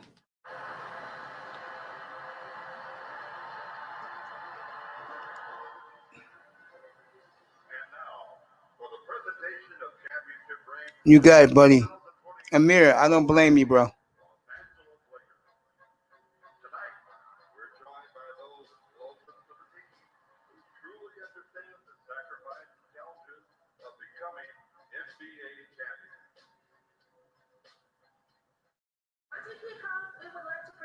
with your championship ring.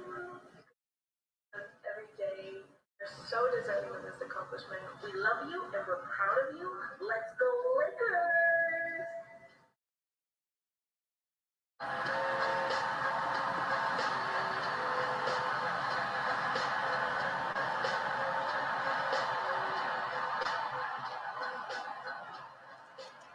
I'm just here chilling. Come on up, Amir. Come on up, kid. What's up? We love you so much. Congratulations. We're proud of you. We love you. We're extremely happy for you. Being the first league home. Let's get more rings, man. Let's get more rings. Come on. We love you. Congratulations.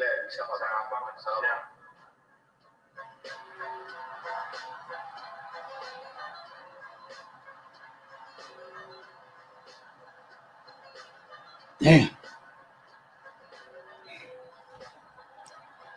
Come on up, Amir. You're Astro's. Oh yeah, you're Astro's son. Yeah, come on up, Amir. Get your mic. Come on up. Tell your dad to come back up here.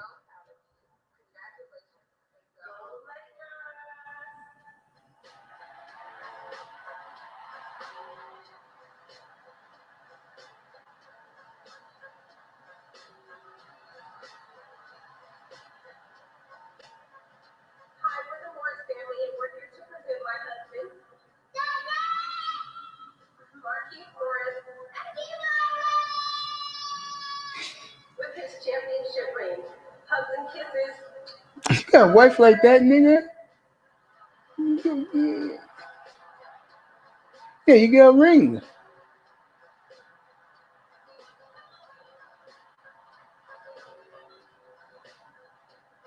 I'm Jalen. I'm Justice. And we're here to present our dad, Jerry Dudley's championship ring. I love you, Dad. I'm proud of you. And you inspire me to follow my dreams. Hi, Daddy. I love you. And we are BFFs forever. Love you. I love you. And I'm so proud of you.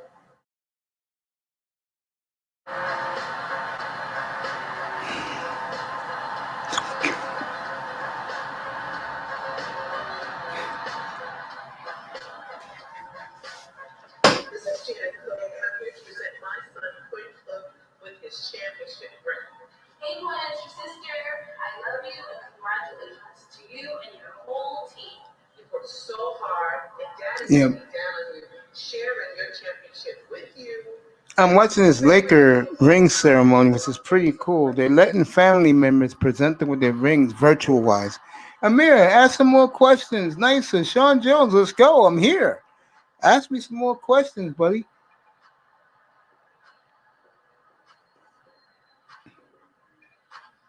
Hi, I'm Karen Kuzma, and I'm here to present my son, Kyle Kuzma, with the 2020 N.B.A. championship ring.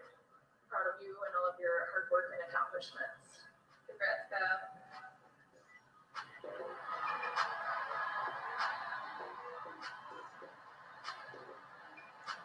Damn, nobody's asking me nothing else. Well, I'll stay for a couple more minutes. I'm out of here. I gotta get up at 3:30 in the morning. Hi, I'm Mike.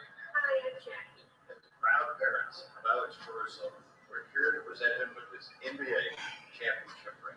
We can't wait to see the ring and your team shine this year. Go Lakers!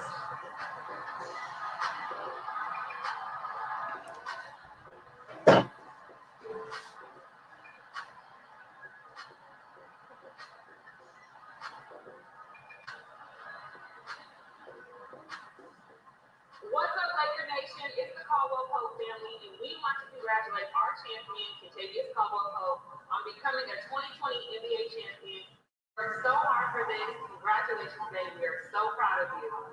We love you, Daddy. We love you, Daddy.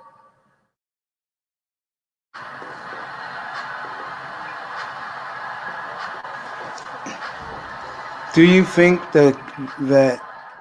you think that can become a star or just a real good player? We're so proud of you. Who could become? Oh, let me see. Truly happy and proud. James Wiseman. Yeah, I think he's gonna be a star in the NBA. We're so proud of you. One of your biggest accomplishments has been scratched off your list with many more to come. We love you. So proud of you. Congratulations again. Congratulations. The Daddy.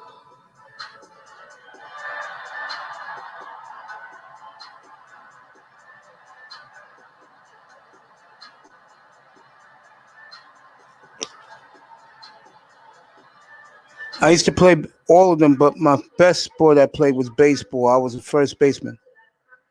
Thank you for everything you've done for our foundations and congratulations. Keep up the hard work. We are family. We are family. We are family. Hi, I'm Gloria, LeBron James' mom, and I'm here with his Uncle T and his Uncle Kurt. What's up, everybody? It's Bryce, and I'm going to be presenting my dad, LeBron James, his 2020 championship ring. We're here to present LeBron with his 2020 championship ring. Congratulations, nephew. We're proud of you. Thank you. Congratulations, Dad. Really proud of you for all the hard work you put in. Congratulations, Dad. Love you. Peace.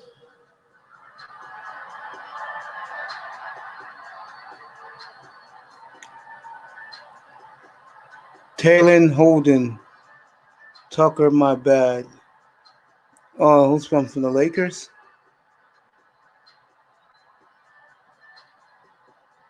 Okay, yeah. I played baseball nicer. Uh, Sean Jones, you still here? Put something in the chat. And Young Amir, Taylor Holden, Tucker, my bad. Oh, about him? Oh, yeah, I think he's all right. Start by echoing Jeannie's comments and thanking the players that can't be here tonight that were with us to help win this championship. Thank you guys, and to the players that are able to be here. You showed last year what a talented group of individuals can accomplish if they buy into being a team. And can't thank you enough. Congrats, guys. Love you guys. And to our fans, we cannot wait until it is safe enough for you guys to be back here at Staples Center so we can perform in front of you and celebrate all this stuff with you guys. We love you. Thank you. We love you. Go ahead, guys, drop some more. That's what I'm here for. I love doing this, by the way. I'm just looking at the Lakers. It was a pretty cool ceremony that their family members presented them with their rings virtually. It was pretty cool. I'll be back here tomorrow, 6:30 tomorrow. I'll be back here. The show number 1. What show was it? I guess it's show 139 tomorrow. And Friday, Christmas Day, we'll have 3 shows on Christmas Day. Oh, I'll be home. Matter of fact, we'll have 3 shows on Thursday. Early morning show again, Christmas Eve. An afternoon show like today. I had the Wall Street show, which was a big hit. And then a show like tonight. But in the preseason, he could do everything. I say he'll be a pretty good player. Young man, I did. I think he'll be a good player. I heard you were such a big fan of mine. I appreciate that. I don't get too many fans, but young man, you're gonna have fun what I'm gonna do in here. And one of the things I'm gonna do, young man, is that I will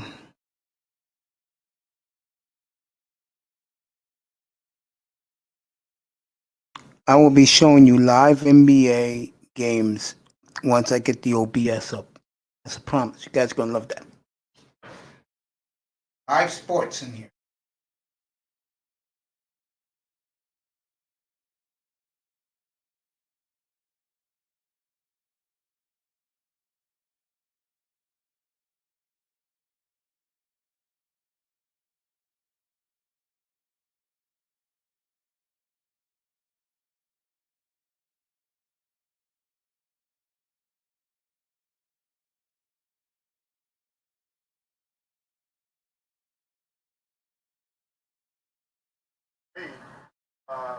I don't even own my championship rings. I gave my first to my brother, my dad, my second to my brother. So they're the ones that helped me get there. So I was excited. And I heard, I just want to do a shout out to Jason and Beverly Hills who actually made the rings for the Lakers this year. So you're welcome, Jason. Hey, say no more.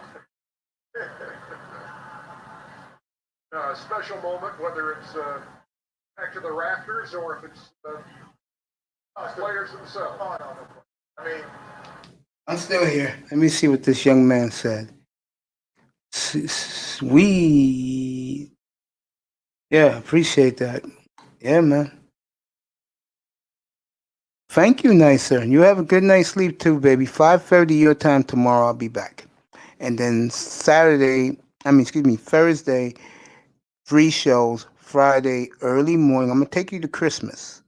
Play some Christmas music along the way out tomorrow night. And then Christmas Day, I'll be on 7:15 in the morning Eastern time. I'll take you to 12 o'clock. There's 5 NBA games on Friday.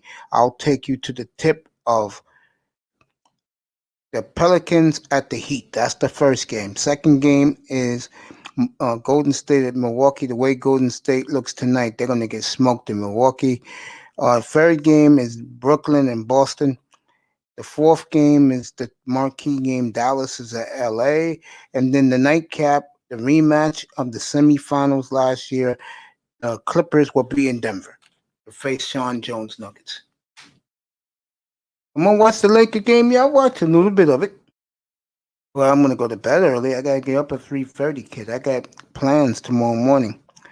But if you want to catch me, and you could just sit back and kick, and your dad said they put me on the TV. So if you want to watch me on TV, 7 o'clock Friday morning, I'm taking you up to the first NBA tip. I'll be back at 3 o'clock for Vikings Saints preview, and then during the Laker game, Friday night, I will be on the air. I mean, I'm going to do the Laker game live Christmas night. First game is Pelicans at the Heat. That's Jimmy Butler for the Heat, Zion Williamson for the Pelicans. That's 12 o'clock our time. And I'm gonna watch a little of the Laker game. Yeah, I'm out of here. Fascinating. Like if I had a radio show, I'm like at the top. That's so third city. Like I'm making a great living, but I never won, and I didn't win. I have a good fight. You never have this. Like I say, I don't think it's fair. I don't think it's fair to blame not tennis yourself. Charles Barkley winning. But you know what? I would think as those guys And people keep killing him years later of never being a champion. it was back to Nintendo and the late celebration and how long this. Yeah, baby. I'll be on 6:30 tomorrow, and I'm here all day Thursday. And Thursday night, 48 hours from now, I'll take you all the way up to Christmas. East Coast is an hour sooner, but I'll be playing some Christmas music in the background, and everybody can just mellow out and drink your eggnog, drink your Hennessy, smoke your weed. Happy birthday, by the way, to Mr. Miami. I love you, buddy. He's not in here tonight. It's hard no matter. Congratulations, guys.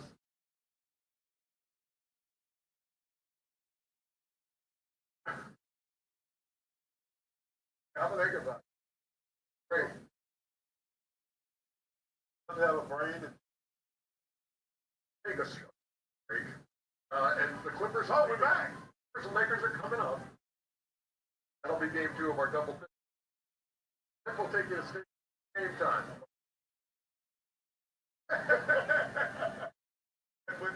Is that what it was? Got a ring? Everybody teasing Charles Barkley about not having a ring. You know, let me say this. As a fan, it's cool when you're a champion. And I like being a champion. It's a great feeling. And I used to dominate fantasy football back in 25 years ago. I haven't won in 11 years. My reign of terror was 7 championships in 14 years. That's an average of one every other year. And I used to be acting like I was the shit. And I was never the shit.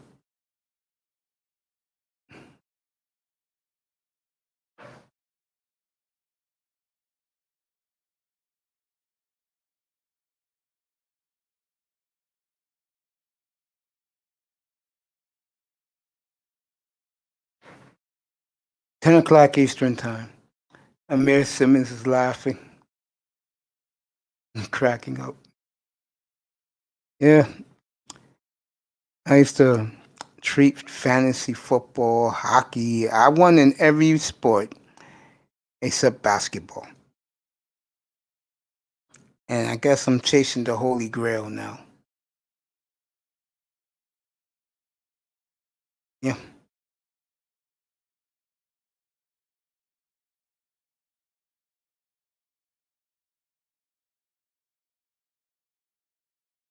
They treat this Dokic guy.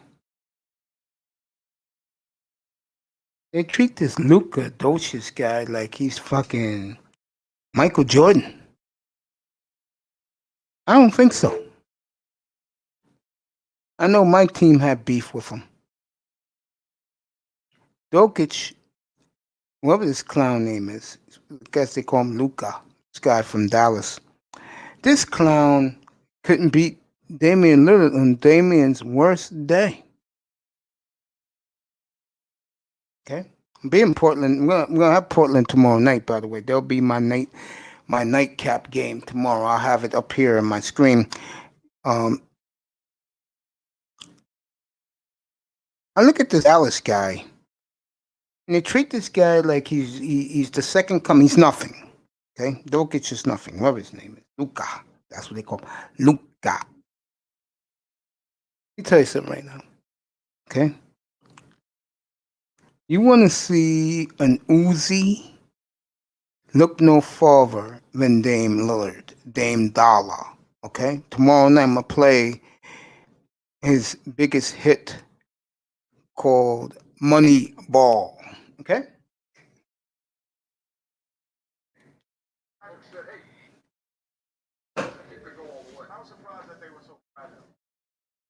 I just lost by 100 in fantasy football to my brother. So you are not the only one. How old is your brother?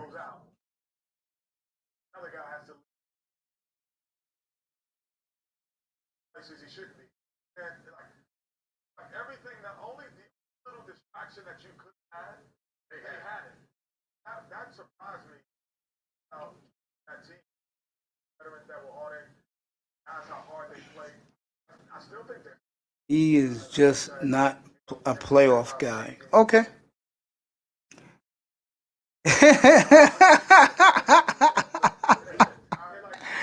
What's up, Smooth Lillard? Boo. Yo, you want to come up for a minute? Come up, bro. You did a hell of a job today. Your brother's 25, so how old are you, young man?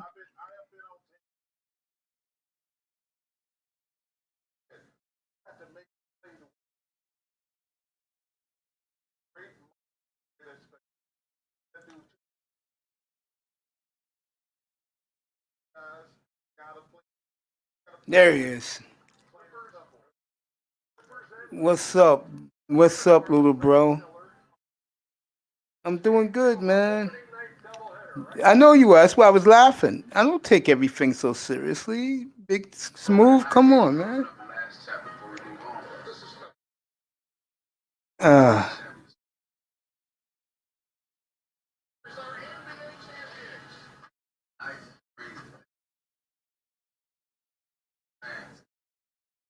You got some rapper guy.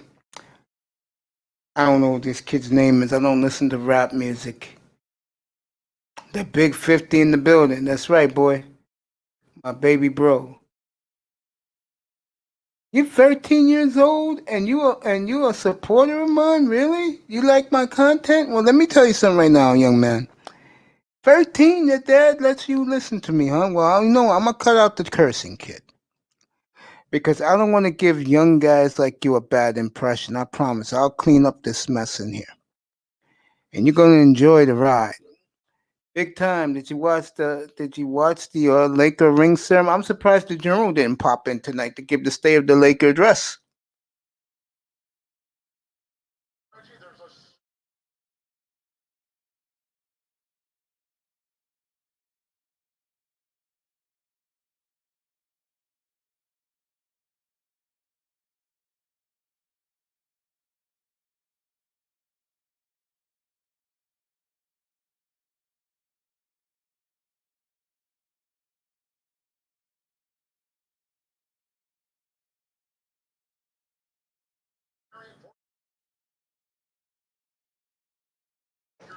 a Kevin Harlan getting old. Mr. Miami, what's up, my birthday brother? What's up, man? Our different moms from another mother gave two December birthday boys 2 weeks apart. Yeah, it was very nice, man. I saw the whole thing. It was very, very nice. The Laker kids and their families, their children, virtually, not in person, virtually gave them their rings. It was very nice. And Frank Vogel got some nice looking daughters. I tell you that. Coach Vogel got some nice looking daughters.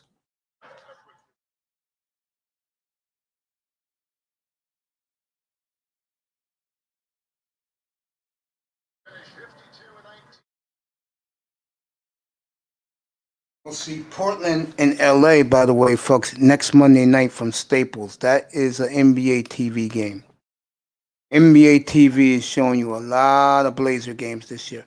What's up, little man? Sipping on some drink Hennessy and some Bud Light, huh? No, I grew up with cursing, so you good. The first I ever listened to was "How Do You Want It" by Tupac. Yeah, that's a good song, kid. Astro's young son is in here, young Amir. He's a big supporter of mine. Astro told me earlier this afternoon. You missed that show. That show has been really beginning to slip out in the manosphere. Another monster job by Big Time. I tell you about Big Time, bro. This is a guy that for 2 hours, first 2 hours of my show, he's on the chat room giving info. On the phone, we heard his phone call. I had to put him on mute, making a business call.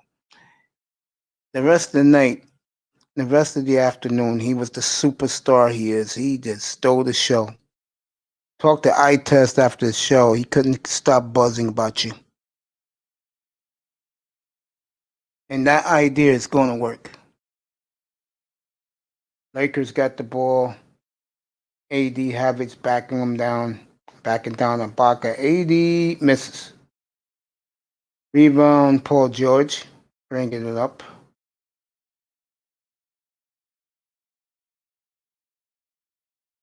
Patrick Beverly, good. 2-0 Clippers. About to turn up again in Miami Stars. Right, bro.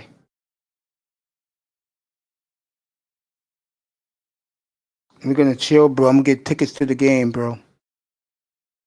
Houston's coming in. Solaro's coming down to South Florida. I'll be in South Florida. We're all going to hook up. We're going to have dinner. Have a lot of fun. LeBron for 3. No good. Rebound. Paul George. Clippers bring it up.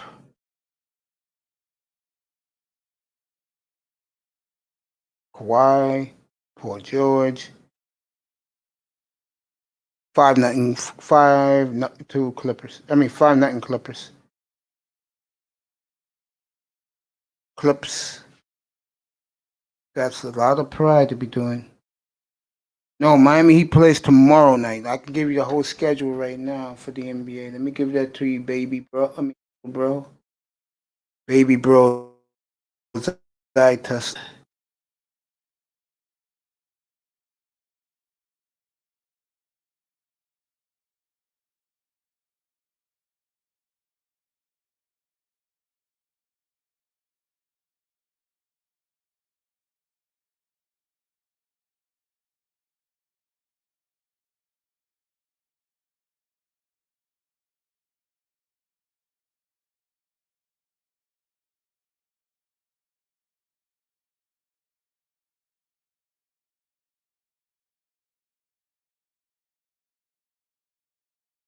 Heat plays the Magic tomorrow in Orlando.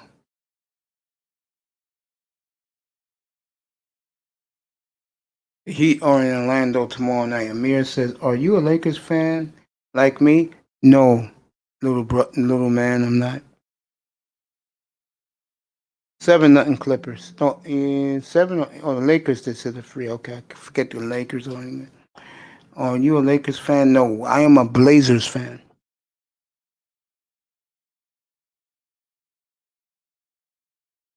I'm a big Blazers fan. Ibaka, nice, and he was fouled. What a move by Serge Ibaka, as Marc Gasol made the foul.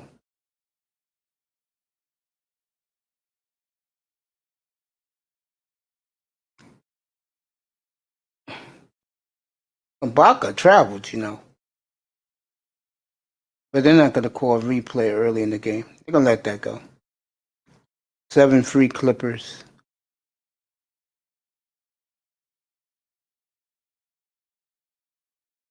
8 free Clippers. Ibaka's really improved his foul shooting. I used to remember he was one of the worst. I thought you were going to call it a night, Mace. I got more people in the room, baby. I got a 13-year-old little boy that's loving this. I'm done. You done for the night, really? Yeah, Tim Hardaway was nice, man. 8-5 Lakers. Kawhi. Nice. Called an offensive foul on Ibaka. He's hurt. Let me see what just happened here because guys are mad. AD did a power move on Ibaka. Nice. The dunk.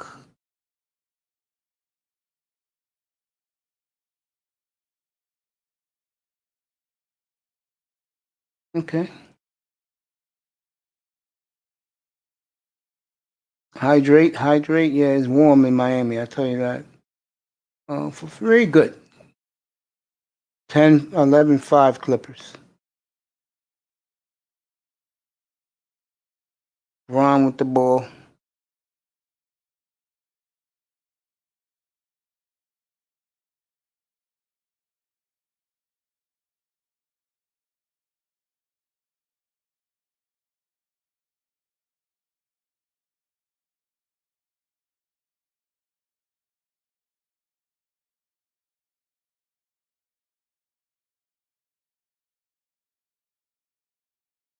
No, I'm talking about you being a Blazer fan. Yeah, we're ready for this Saturday night, kid. I'll have it right here. Dolphins, Raiders up here, 8 o'clock Eastern. I'll start the pregame at 7. Me and Dusty, and everybody wants to come join us. Come on down. We're gonna have a good time with that. Your dad's coming to Mary. He told me he'll be here Saturday night up here. Go have fun. That's what it's all about. LeBron missed both free throws. Paul George bringing it up. Paul George for free. Good. 14-5 Clippers. Paul George looking like he's ready. LeBron wide open for the 3. No good. Paul George. Nice. Right there, Ibaka. Nice. 16-5 Clippers. And the Lakers call timeout. Clippers playing like a team tonight. New England Patriots, no mas, Ric Flair. Woo! You got it, bro. Yep. I come in here tonight.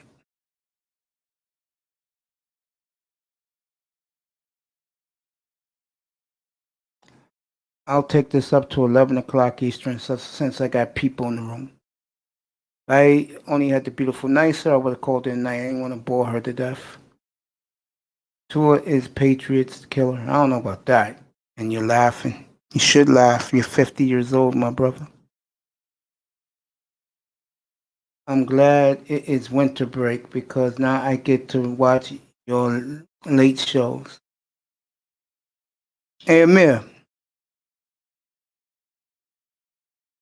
I'm going to send you something real nice since you're 13 years old and your dad told me you're a big fan of mine. So by Valentine's Day, I'm not being funny here. I'll have some money. I'll send you something nice for being such a great fan as a 13-year-old, listening to me, watching me on TV. I appreciate that. You like my content that much, kid? Put on in the chat room. You like my shows that much. I'm going to send you something real nice.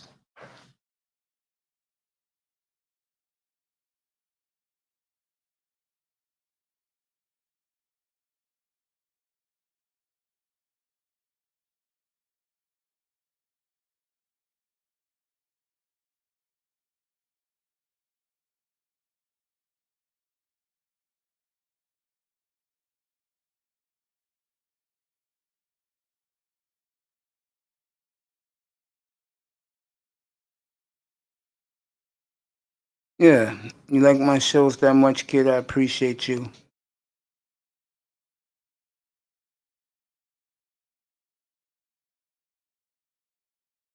Yeah, man, I be doing, sometimes I do 6.5 hours like I did earlier today. Sometimes um, I do I do a lot of 8.5 hour shows.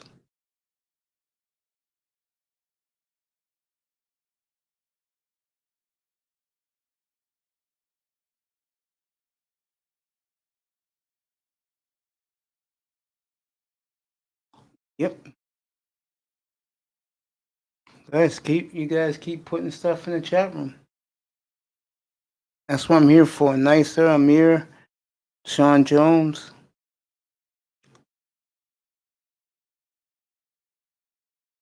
Just keep putting stuff in the chat room. Yes, sir. You love it. Appreciate you.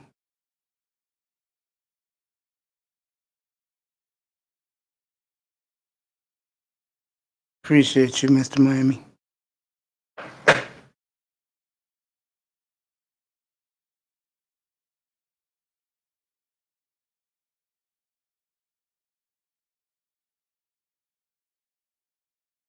Lakers bringing the ball up. Has it?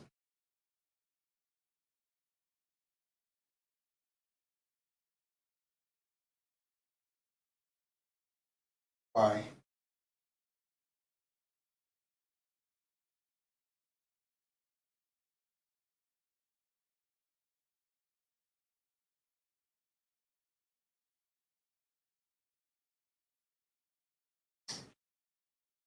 What's up? That's right. Here's Brother Mace. That's right, bro. I love you. LeBron.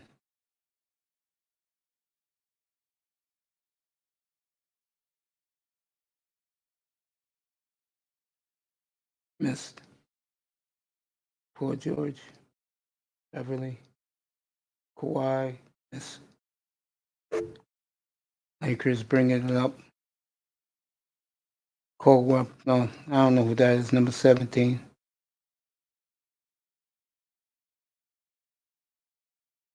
Bang. LeBron from the corner, 3. I'm sorry. I did not want to get on earlier because I'm not good at talking and socializing. That's okay. It's 300 pounds. I could talk a lot, but I wasn't good with a whole group of people. 3 more days. 3 more days, it's time to eat. Yep, Christmas dinner for you guys. I'm not eating Christmas. I'll be in here for 5 hours early in the morning.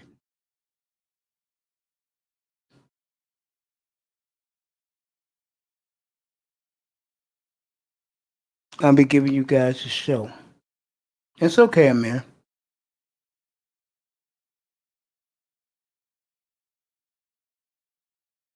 Talk to me through the chat like Mr. Miami. We have fun. I respond back. Oh, I'm sorry.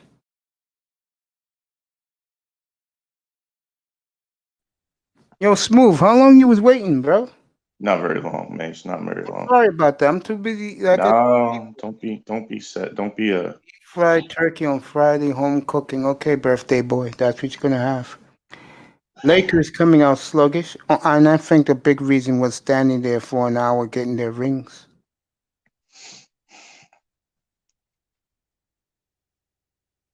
Stroder all the way up to AD. No, yeah, AD lost the ball. You know, it's funny when I look at these Lakers with the additions they've made. I get the feeling that as Kawhi throws it out to Paul George, I missed it. Anyway, saying like I'm saying, I think the Lakers are the type of team as the season goes on, they're going to take a lot of load managements. I think come playoff time, though, with the additions they've made, they are going to show people why they're the world champions. Clippers hit it free. What do you think about that? Yeah, I agree with you. I think it's all about load management to keep LeBron and AD fresh. I agree, Marcus All.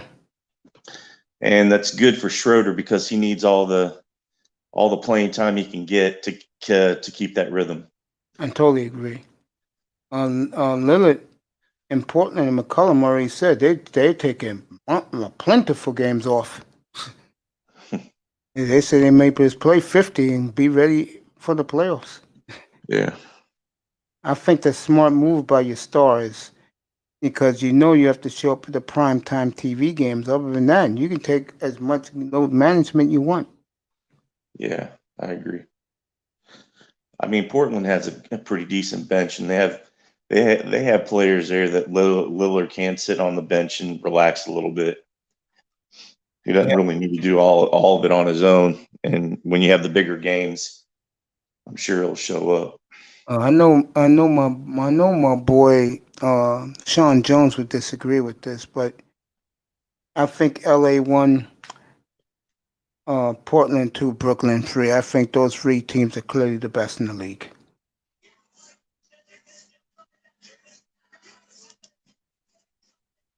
I think those three teams are just deeper and better.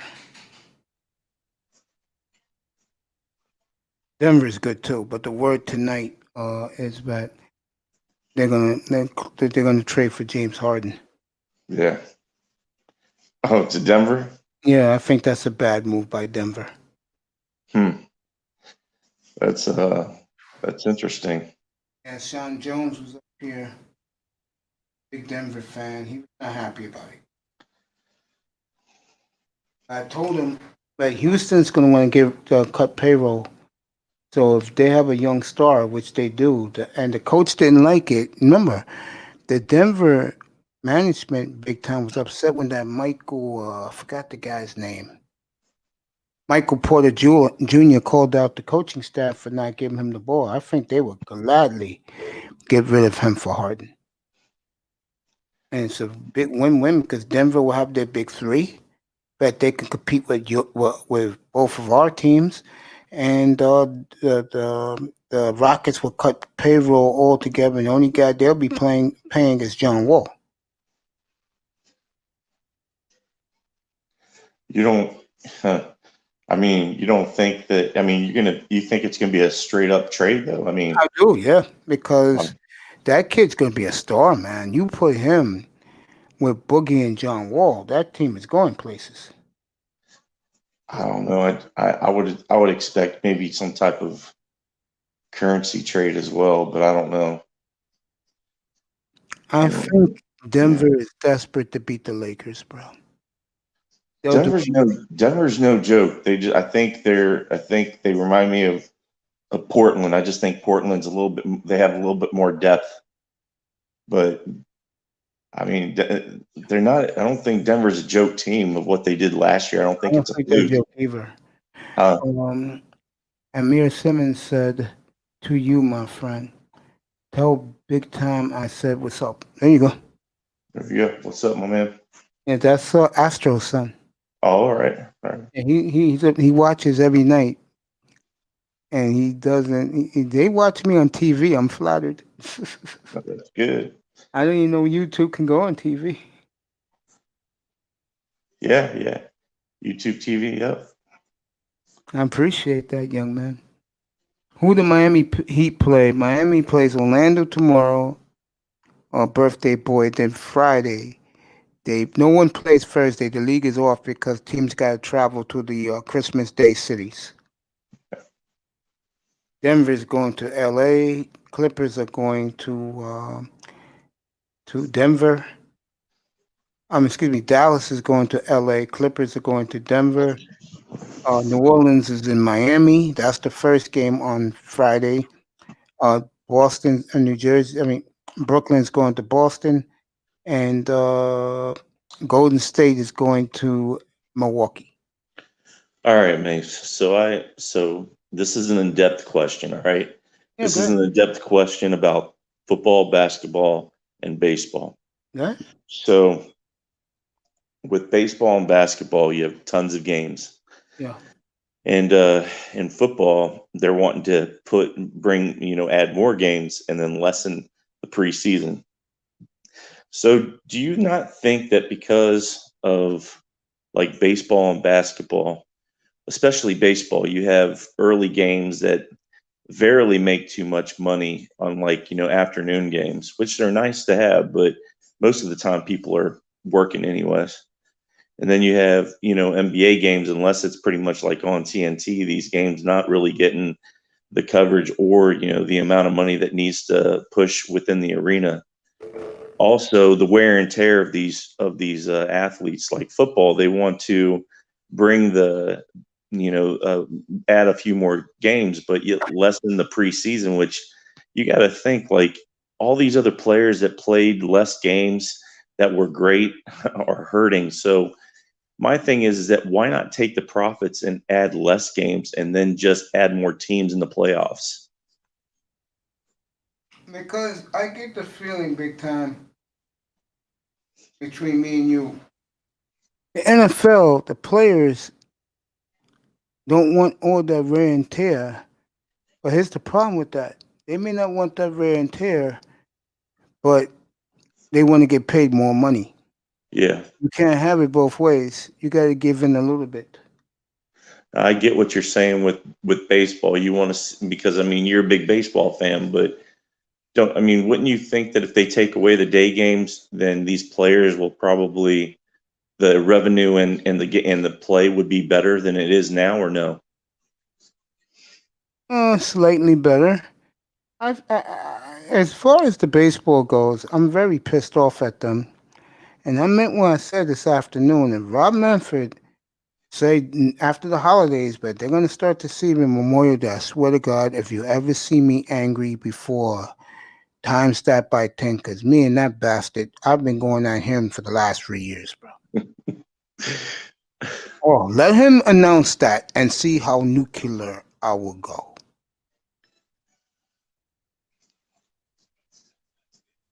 I'm serious. That guy doesn't have a clue of what. This idiot didn't even know the Astros was cheating, bro. Yeah. I hate to say it about baseball because I'm a little older than you are. When you think long and hard, smooth, that game has been so gangster, it's ridiculous. The writers knew these players in the mid to late 90s, early millennium knew they was taking roids. They covered it up. It broke my heart because I was a big McGuire fan. Yeah. I told people when he went to the Cardinals, he was going to break the record. Okay? People thought I was joking. I said, as big as this man is right now, he's going to hit 70 in the National League. Are you kidding me? And that home run chase, him and Sosa, phenomenal. Barry Bonds, in my opinion, ruined it. You think so? Oh, yeah. He was so jealous of those guys getting the limelight that he started doing it himself. Yeah,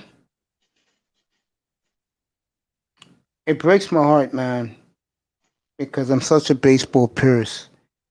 It breaks my heart the that the records are shallow in baseball. I made a statement a couple of years ago on Sirius Radio when I was on about how refreshing it is that the white superstars of baseball has brought back a little bit of a renaissance because these players are clean. You got Mike Trout, Anthony Rizzo, Cody Bellinger. I mean, just to name a few, they have helped try to resurgent the game. I think the players in the Braves, the Latin players there. Oh my God! Let me tell you something. I'm serious, and I said this up here, and I'm never going to regret it. If the Braves would have won it this year, like they should have took the Dodgers out big time. They would have been the dynasty that John Smoltz team never was. Because when you look at that Braves lineup, bro, that Braves lineup is sick. You From know what was? Acuna all the way Yeah, down. That is a sick lineup. yeah. You know the great thing about that series, whichever way, but the pitching was great. Which one, the Tampa or the Braves Dodgers? Braves Dodgers. I've been on the Dodgers for the last 5 years, man. I mean, I just haven't had the constructiveness to do Dave Roberts.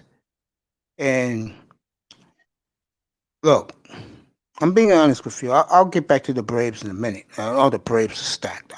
This Atlanta team that they have now, Acuna all the way down the lineup. This lineup is awesome. Kudos to the Dodgers to come back in that series. Dave Roberts, and I know this may shock you, I'm about to say. I love Dave, but I'm not going to sit here and sugarcoat it. Time was running out on Dave. Seriously. If Dave would have blown it this year and let Tampa beat them, I would say get him out of Los Angeles. Enough is enough. This Dodger team has been the best team in baseball the last 5 years. Yeah, and they hadn't been able to get it done. I'd say I you're don't probably want right to. Yeah, about you're that. right. You're right. I don't want to hear about the Yeah. Yankees. Okay, Corey Seager alone is better than any player in the Yankee lineup. I don't want to hear about the Yankees. This is the best organization in baseball. This is the best team in baseball. Now they're on top. They deserve to be on top. It's the best ballpark in the planet Earth. The freshly cut green grass. I had Marco Grande here a couple months ago. We talked about it. He thought I was nuts. It's the best playing surface in the planet Earth. Yeah, I have a buddy's father. He went on a road trip going through most of the stadiums 2 years back, and he said one of them that he really liked was Dodger Stadium. He said the food was great. He said the seats were really great. I had never been out there. I wish I have, and maybe one day. But probably one of the best and coolest places I went was Wrigley Field. That was probably one of the How was coolest places. that experience? Tell me, how was that? One of the few ballparks I haven't been to yet. How's Wrigley? Old school, Mace. Just because if you're that old school type of guy that likes baseball, it's just the outside of it. You just know that there's a lot of history there, and then you go inside. There's no seat that's not bad, and it just has that old feeling to it. And when you get to some of these other parks, Cincinnati has a really nice Great American Ballpark, and they I'll built it get to up. that with you in a second. How's baseball in Cincinnati? But finish with Wrigley. Yeah, it's nice. It's nice, Mace. It's good. Yeah, man. I look at Houston Astros. Little brother, let me tell you something right now. If Houston gets to the World Series, The Dodgers will be waiting, and this time you can't cheat. Okay? You go get Houston up there against the Dodgers this time around, and the game is played fairly. I don't think so. Dodgers was the better team then. The Dodgers are certainly damn the better team now. You was telling me about Wrigley, buddy? Yeah, I was just saying, like you would like it, Mace, if you haven't been there. I'm surprised you haven't been there. Haven't been there. Haven't been there. I've been to Atlanta. That's a pretty nice ballpark. Turner Field or the new one? Turner Field, I think it was. Well, hold on. I went back like in 2000, 2001 or 2. Yeah, that was Turner Field. Okay. That wasn't, I liked it. It was nice. I went to Milwaukee, the Brewers, a few years back. There was Nice, a race. right? Nice, yeah, right? yeah, it was. Yeah. I said, 'cause my boy is a big Brewers fan, and Laura will be up here in a second. Get up here, Laura. My buddy is a big Brewers fan, and I'll answer that in a second, little bro. Laura will be up in a minute. My buddy's a Brewers fan, diehard for like 40 years. Yeah. So he goes there. He's good friends with the broadcasting crew because he does minor league hockey. So Yeah. he goes there in the summertime. He takes his family there, and they all chill. What's up, Lara? Lara, what's up, bro? I didn't know you. Yeah, what's up, Lara? What up, man? What up? I didn't know you was a big baseball fan, big time like you are. That's great. That's good for me. Me and you can sit up here nights. Lara's a big Astro fan. We could talk baseball. I love talking baseball. I like the old school part of it, and when you take that away from it, especially with tearing down a lot of these old school stadium, like the Yankee stadiums, I think I understand the whole aspect of it, but it's a shame because it's a history that that you take away from it, and I don't know if they really had to do that, but it is what it is. Yeah, when I look at these new ballparks, the one thing I don't like about them is they make it hitter friendly. I like what team has the one with the pitching friendly? There's a ballpark that's good for pitchers. Is it the one in Arlington where they played the World Series? That was a nice park where the Rangers play. Yeah. And brand new. It was open first time this year. I used to like the old, like the way Detroit used to be. What's that, Comerica Park? When they had the lines down the line 400 feet. Well, brother Laurel will be back in a second. I love those ballparks. Hey, Mr. Miami, you been to a AT&T arena with the Spurs? You like it there? Laurel should be back in a minute. My favorite ballpark I went to, well, I shouldn't say old, but the ballpark I loved the most, and it was the first year open. I went about 4 or 5 times, Camden Yards. I like going to Camden Yards. Have you ever been to Boston? No. I want to go to Boston. I want to go there. I want to sit on the Green Monster. Stupid, but yeah, the Green Monster seats, huh? Yeah. You know what I like about baseball in Boston? I like the romanticism about it. Yankee Stadium is not romantic. It's in the middle of a shithole in the South Bronx. I used to live 10 minutes from the stadium. Now I'm all the way across town now since I moved. I live about half an hour on the subway. But Yankee Stadium, if you're a Yankees fan, you love it because everything is catered to Yankees. It's like being in a Yankee museum. Yeah. But if you're not a Yankee fan, you're going to go about it and keep it moving. The new Met Stadium, though, is nice, I heard. People told me they like Citi Field a lot. But um um I was watching the Lakers. Uh I like the Alamo Dome when the Spurs was there, Mr. Miami. I was gonna say, the one thing about baseball, and this is what I want to bring up to you. How lit is Cincinnati when the Reds are good? Yeah, they it's you have a good I mean you have a good backstory here, of course, you know that. So when you have fans that are, when we're winning, but Cincinnati fans are very fair weather. Well, here's the thing. I that's with probably every team, but Cincinnati for one for sure is a very fair weather fan.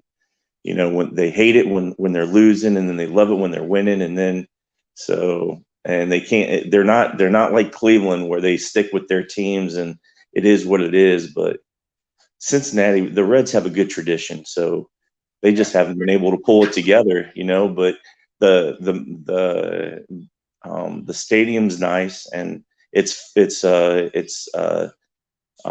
fan friendly. So, and it has that old school feel to it. So, and they're doing a lot of building down there. So they've made it on the banks. They've made it really nice.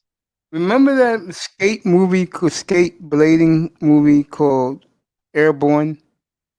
Skate. Yeah. They did it in Cincinnati, right? That movie to me was one of the best movies I've ever seen Come for a on, guy. man. A guy's movie, man.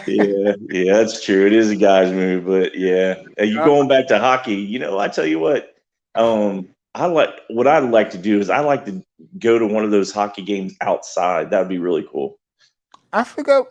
I didn't. I don't think they announced they're gonna have it again this year, but I don't know where it's gonna be. I don't know if it's gonna be in Pittsburgh, Philadelphia. I don't know, but I will definitely cover that because that's gonna be the first game of the year on the weekend. It's gonna be the outdoor game. I love That'd it be, too. I just that'd love be, hockey. Period. yeah, that'd be so cool. It's so much better to go to a hockey game than it is to watch it on TV. Unless it's the playoffs, then I'd give it to you. But Hells yes. But when you go to a hockey game, especially I mean, we're huge minor league teams around here. So whether it be the Columbus or Cincinnati, Pittsburgh, it doesn't matter. You can go to any of these, states, and You know they, what? And this is gonna shock you. I'm keeping it with Cincinnati. When Xavier is good in college basketball, I really support. I really support Xavier Xavier, yeah. and Cincinnati when Bob Huggins was there. Yeah. Talk about a very, very similar team with when Huggins played. The type, I'm not saying the style was, some of the style was very similar to, but not as offensive potent as the Running Rebels. But defensively, I think they were really close. Yeah, Huggins with Nick Van Exel and I see his big head, but I can't see I can't remember his name. He played with Kenyon Martin, no. no, not Kenyon. The team with Van Exel when Huggins Okay. first came big on the scene. Yeah. That Cincinnati team I loved. I used to love college basketball, man. I was a junkie for college basketball. But once Yeah. the Rebels went down, I just, gave up on it. 'Cause I'm not a bandwagon guy. It broke my heart to see. It breaks my heart to see the Rebels go all the way down. Like I said, I've been supporting that. Well, Mace, What's up, Lyle? Lyle's a big running rapper too. Hey, yo, what's up, Big Time? What's up, Mace? Hey, What's up, listen, Laura? man. Mace, listen. What's up? When you, What's up? when you pay for all your players, right? And once you get hot, and you can't pay your players anymore, right? I mean, they gonna stop coming to the school, right? Because man, Larry Johnson got paid a big hefty bag to come to that school, man. All those guys did, man. A big hefty bag, full of cash. Just all kind of $500,000 handshakes at the alumni parties, bruh. Those guys were getting paid. Those guys were getting paid big time back then. Not really, man. Come on, Mace. Dude, they had Mace, a great team in 1987, bro. That team broke my heart. They should have beaten Bobby Knight. and they Mate, should have won the whole thing, man, bro. you, yo, But Laurel, I'm being honest, and because of that team, they recruited Travis Bice, Greg Anthony, what's his face? Stacey Augman was the best high school player in America. They recruited David Butler. They recruited what's my brother's name again? Moses Scary, bro, off that Final Four. Look at the recruits we got from that Final Four, bro. Anderson Hunt. That's because we were consistent, bro. Come on. Consistent with the paycheck, Mace. No, we It's wasn't, coming. man. Hey man, Mace, you guys were paying like Michigan was paying paying the Fab Five. You guys were paying like SMU was paying Eric Dickinson and them way back in the days. I think I was in elementary school back then. But I see so many documentaries about it. They did 30 for 30 on that one.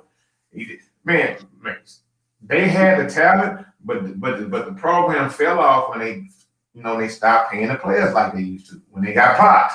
I mean, they got popped for doing that, so of course they were doing it, right? They did not. They had good kids in Vegas. Okay. Okay. Hey, look, I go back since 1975. What you want me to say, man? They pay the players, bro. Hey, man, they pay the players, man. I'm a lifetime running rebel, bro. Oh yeah, yo, Mace, what y'all talking about earlier, bro? On the on my show. I'm talking about right now. Baseball. Big Time likes baseball. I didn't know he was I know he liked the Dodgers, but I didn't know he was a big baseball enthusiast. That's what we was talking about. I love talking baseball with anybody, man. Know he's a big baseball guy? You'll never guess this, bro. I'll tell you who it is. G.A. boy. Why wouldn't I guess that? Because he's black? No, because no, seriously. Does G.A. boy seem to you like he's a baseball fan? I mean, my only interaction it's not about race, Laurel. It's about baseball. Hold up. Anybody can be a baseball fan. That's not true. Most young people under 45 don't give a damn about baseball, bro. They think it's boring, it's stale.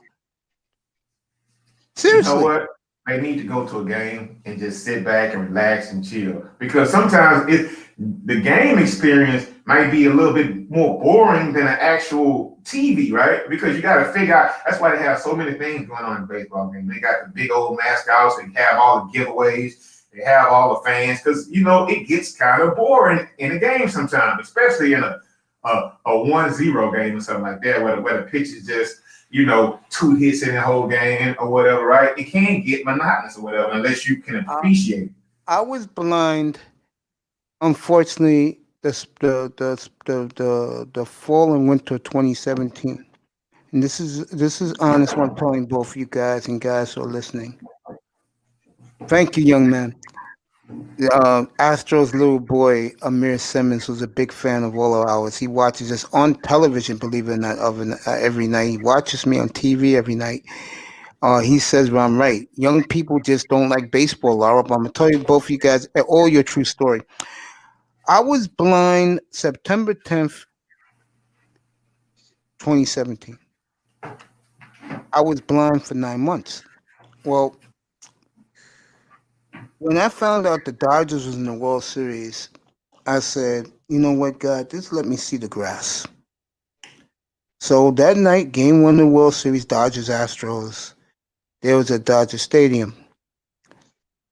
And I got to see the introductions of both teams, and the preacher sang the beautiful version of the national anthem. When the Jets flew by, I saw the grass. And my eyes closed. I couldn't see no more, and I cried like a baby that night. But what was cool about that night was Kershaw, Verlander, game 1. The game went 2 hours and 15 minutes. 2-1 Dodgers won the game. That was a crisp 2 hours and 15 minutes. The game went so fast, Fox didn't know what to do with their post-game show. True story. And A-Rod, and I had to listen to it. I couldn't watch it.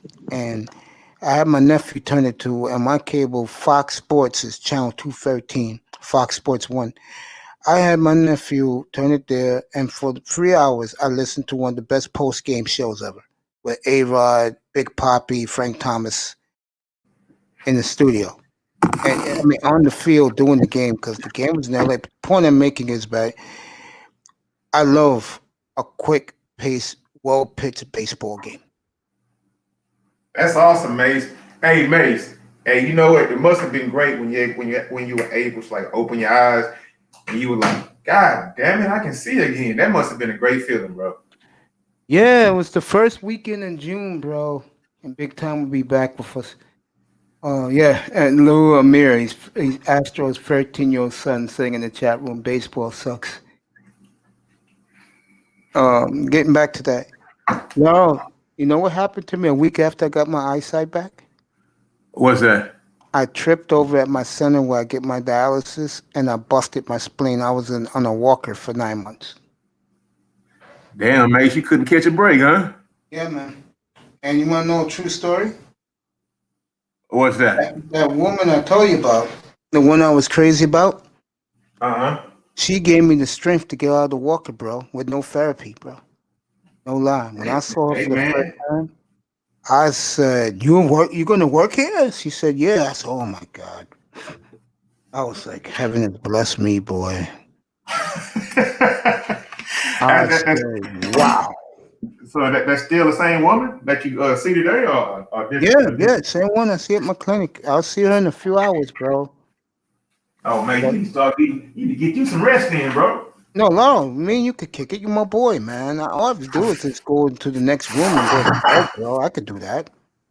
My body's like a clock, bro, because I know I get 2 days off after tomorrow. I get Christmas Eve and Christmas off. Hey man, you don't have to be a soldier up here tonight, bro, because you already. No, not really, bro. I know Big Time is coming back. I want to keep that's talking. Cool. That's cool. I want to keep talking. I want to keep talking to him about baseball. Well, let me tell you something about that. Yeah, I remember Frank. I remember A-Rod, and I remember Big Poppy, and the other black dude. I don't know his name, but I know you talk about the pitcher. He used to be on the Marlins. Dontrell Willis. Okay, yeah, okay. So those guys, I consistently remember that series because you know my squad was there, right? My team was there. Yeah. My boys were there, right? So yeah, of course. I consistently remember how everybody was like, "We're gonna lose. We're gonna lose. We're gonna lose. We're gonna lose." With all that talent the Astros had, right? And we had talent out the wazoo. I mean, we had teams that had a $150 million payroll difference losing to us, bro. So just because they had some fake noise or guys were looking at signs or whatever, bro, we won. It's fair and square, bro. It's not about cheating, dude. Well, let me it's not about cheating, ladies. Come on. I got a good question for you. Go ahead. Which venue is better, Reliant, Minute Maid, or where the Rockets play?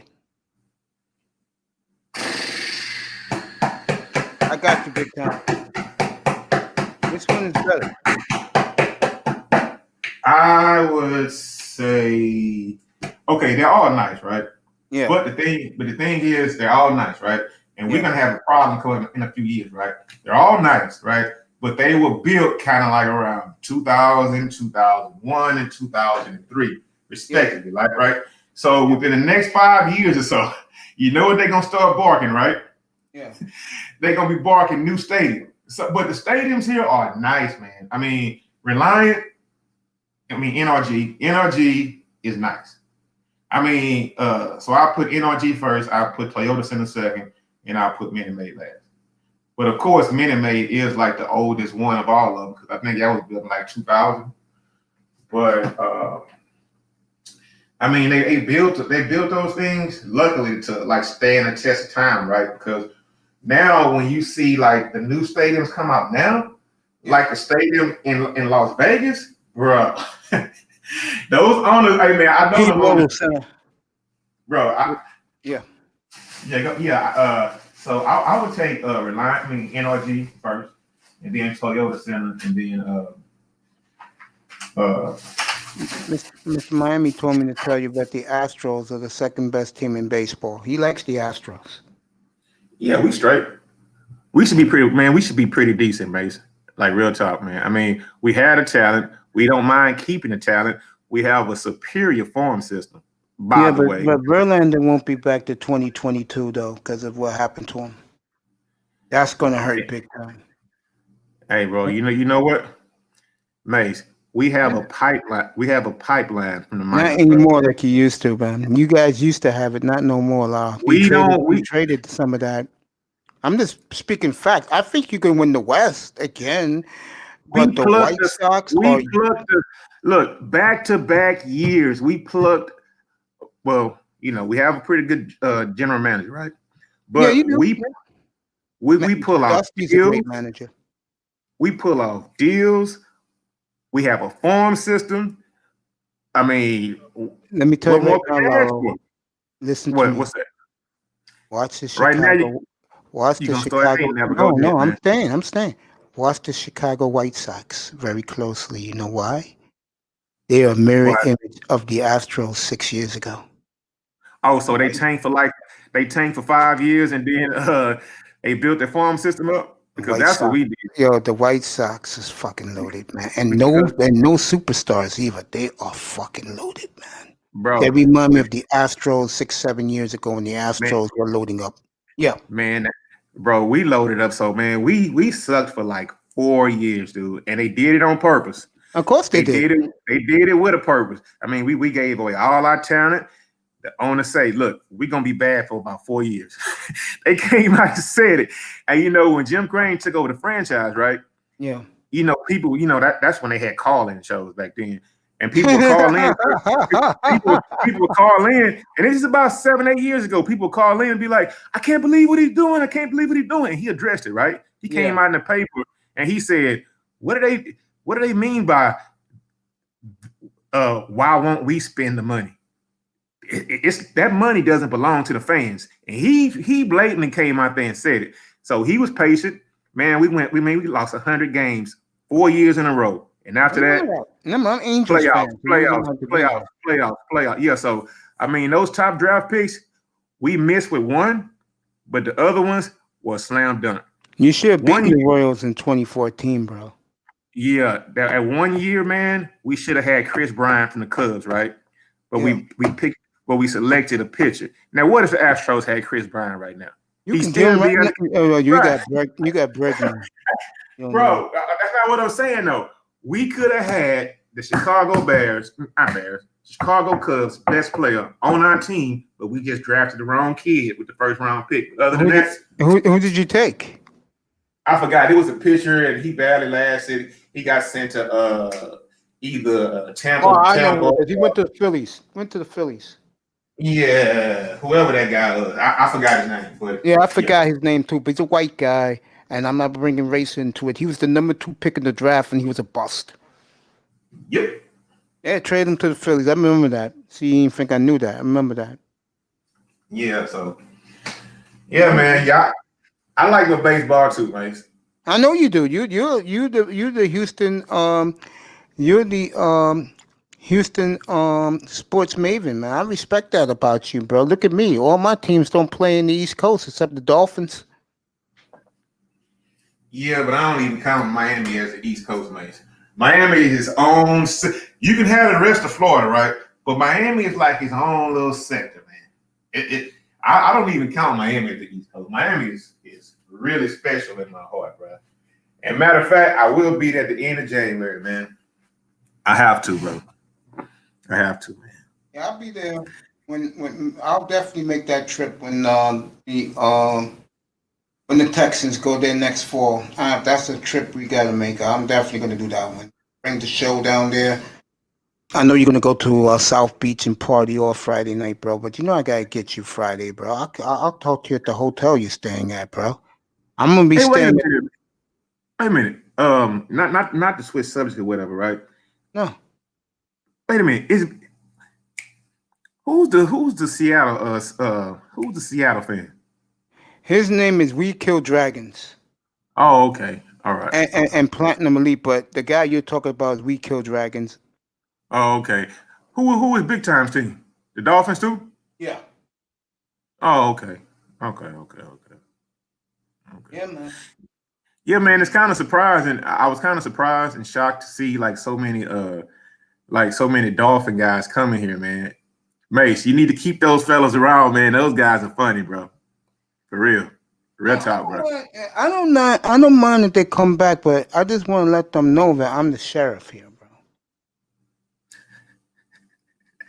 And that guys like you know, Star P, you guys are my boys, bro. And they don't like it, fuck out of here. Because you guys ride and die with me in the manosphere, bro. I don't even know those niggas from another chat room, and I was even barely there. To be real with you, bro. Hey, yo, well, are those rooms that y'all be in, or is it a lot of people in there? Hells yeah, bro.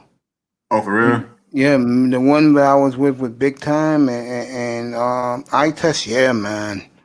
And here's the sad part about them. Those fans drink the fucking cyanide. Forget Kool-Aid, cyanide, bro. Like Big Time said, my man be preaching and they be like going like this, bro. They be like this, my brother. Believing in the dream, bro. Well, Mace, you got to think about it, man. What fan base doesn't do that for their team, bro? If you're realistic, Law, I mean, I did more in less than 2 months and just over a little 2 months. Mace, you gotta stop drinking the Kool-Aid. You are a fan too, Mace. You a fan too, man. You think y'all have a dynasty on the horizon? You do, Lauro. No, man. Get out of that, man. Leave that alone, bro. Leave that alone. Oh yeah, man. hey, You'll see, hey, before I forget, hey, yo, Big Time. I'm gonna drop my email. I'm gonna drop my email, man, because I didn't do it earlier today, right? Yeah. Man, I want to be on that list, man. So I'm putting it in the chat, okay? Sure thing. Welcome to the team.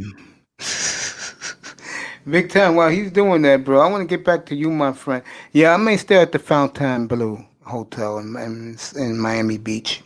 I was thinking about staying at the Hard Rock because it's close to the stadium. Oh, you should join us, Big Time. Come on down that weekend when the Texans go to Miami next year. Oh, hold up. We play in Miami next year? I know you told me the other day. Yeah, you told me the other day, but yeah, they okay. play in Miami next year, the Texans. You should come on down, Big Time. I'm going down there. Chill. Everybody's going to be there. Mr. Miami, I-Test, Pete, Lauro, and his boys from Texas. Hey, Mason, God willing, we're all still around. That's a long time to look ahead now. Yeah, that's 9 months from now, bro. But let me ask you this, Law. How's your spread like? I'm curious. When you do your tailgate, how's your spread like? Oh, man. I wish I could show you some pictures right now. Mace, now in Texas, because we travel with it too. Yeah, but when we hear at the games, bro, I mean, you got the blue light, the red light, the green light. Basically, it's like 50,000 people, right? 50,000 people, right? Yeah. 60,000 folks, plus their friends they invite you to tailgate. All out there in the parking lot, right? Yeah. All the barbecue you can eat, right? Yeah. From the ribs to the brisket to the sausage. I mean, you got people out there boiling crawfish. You got people out there roasting crabs and lobster and stuff like that. I mean, it gets pretty fancy with some of the rich people, right? I mean, and bro, they so friendly. That's why when you say that people aren't friendly to you, bro, those people are so friendly. And especially when they have a little lick in their system or whatever, right? Man, you'll be walking to the stadium. Hey, help us kill these beers. Or, hey, man, take your switch and kill it. Because after the game, you got to sober up because of the drunk tanks are out there, right? Yeah. They pretty much let you make it unless you were acting wild, hanging out your car and all that kind of shit like that. Yeah. They'll pretty much let you make it. Because you can't get a little too out of hand, right? Because, some people, man, bro, Mace, a guy had to get his stomach pumped out, right? He had to get his stomach pumped out because he thought he could drink a whole bottle I think they said it was wild. I mean, no, it was some kind of whiskey, right? And they say he drunk an entire fifth of it, right? Yeah. And he had, man, bro, Mace, at the tailgate in Texas, man, and at the Texas Stadium, bro, they start drinking liquor as soon as the gates open at 8 o'clock, right? Yeah. So they drinking and partying from 8 until about 11:45, right? So at 11:30, everybody start piling in the stadium, right? Yeah. As soon as the game is over with, especially if it's a win, bro, man, they getting tore down from about 3:30 till about 7 at night until they kick everybody out the stadium, right? Yeah. And I mean, it's just a real party, man. I mean, it's a vibe. I mean, I think if I'm not mistaken, we got voted like the top tailgate city like the last 6-7 years. Bro. I mean, it's an experience, bro. It is definitely an experience. I mean, and actually, we took that to Miami, right? Man, we were out there. Man, bro, we were out there. The traveling Texans, bro. We were out there like 400 or 500 deep, bro. 400 or 500 deep. They had us in that parking lot way to the back, right? But we were out there, man, and hanging, bro. Look, man. They had a DJ come out there. They hired a DJ. They had one of those. Somebody had a hookup with one of those distilleries or whatever, right? They came out and promoted and gave everybody free beer and all that kind of stuff, man. We had the barbecue pit. And what we'll do is like we'll go to like a Walmart, buy a barbecue pit, right? Yeah. Bring it to the stadium, cook on it, right? And then give it to somebody. Just give it to somebody. Just like you can have it. Because when there's so many people going in together, what's $10 to buy a barbecue pit, So we'll just go. Yeah. Let me ask you something. How many deep in your entourage? In who? Your entourage, like the guys you roll with. Bro, I don't have an entourage. That would mean that somebody's following me. No, we boys. We grew up together. We came up together. I mean, some of us met through work or whatever, right? Some of us met through, we married into somebody's family, and that guy likes football. So we'll bring him along too. So when we roll, when we go to the games or whatever, right? Yeah. Out of town, we're at least gonna be in my particular group of guys. Yeah. We're at least gonna be like 10 to 15 deep. Nice. Last year we went to Kansas City, right? Yeah. It was about 20 of us, right? That game the Texans won, right? Yeah, the one we won. Yeah. That was one of the best games of the year. Mm-hmm. I watched. They had that game on here in New York on CBS. I watched that one. I was very happy for Deshaun Watson.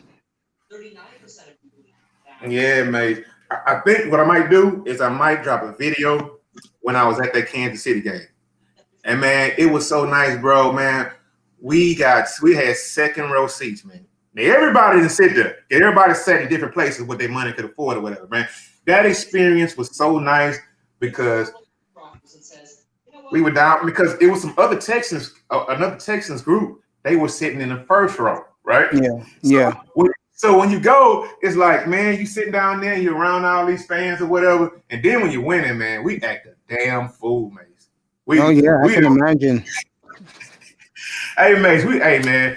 I mean, but one thing is, you hear the cities that I'm talking about, right? We're not going to go to Philadelphia and think we can go up there and clown. We're not going to Pittsburgh and think we can go up there and clown because the way I hear it, those guys like to get busy with fans from out of town, right? So we're respectful, right? Yeah. So it's respectful, but we're going to have our fun anyway, right? No, let me ask you something. This is great stuff you're telling me, bro. 'Cause I will never live a life like you do, bro. When you guys tailgate, the fans from other teams, they come by your stable? Yeah, man. Look, Mike, one thing about Texas, right? Yeah. We are very hospitable. We show love to every man. Those people have so much fun when they come here. They want to come back. Just like I'm looking forward to going back to Miami because I had a lot of fun there. It wasn't because of the fans. But I like the city. But yeah, man. I mean, like I told you earlier, man, you could be just walking by. Hey, come get a beer. Hey, come over in. Get a drink. Hey, man, we got too much food left over. Man, you can take what you want. Like, don't, I mean, I experience too much racism when it comes to tailgating, bro. man, Mace, you got to look at the bright side of life, bro. You can't just go around pessimistic all the time, man. No, You can't. I usually go about my business, you know. Philadelphia Eagles fans throw battery at Santa. Yeah, I remember that little brother. Yeah, I know. Little brother loves Texas, by the way, or Mr. Miami. He has family in Texas.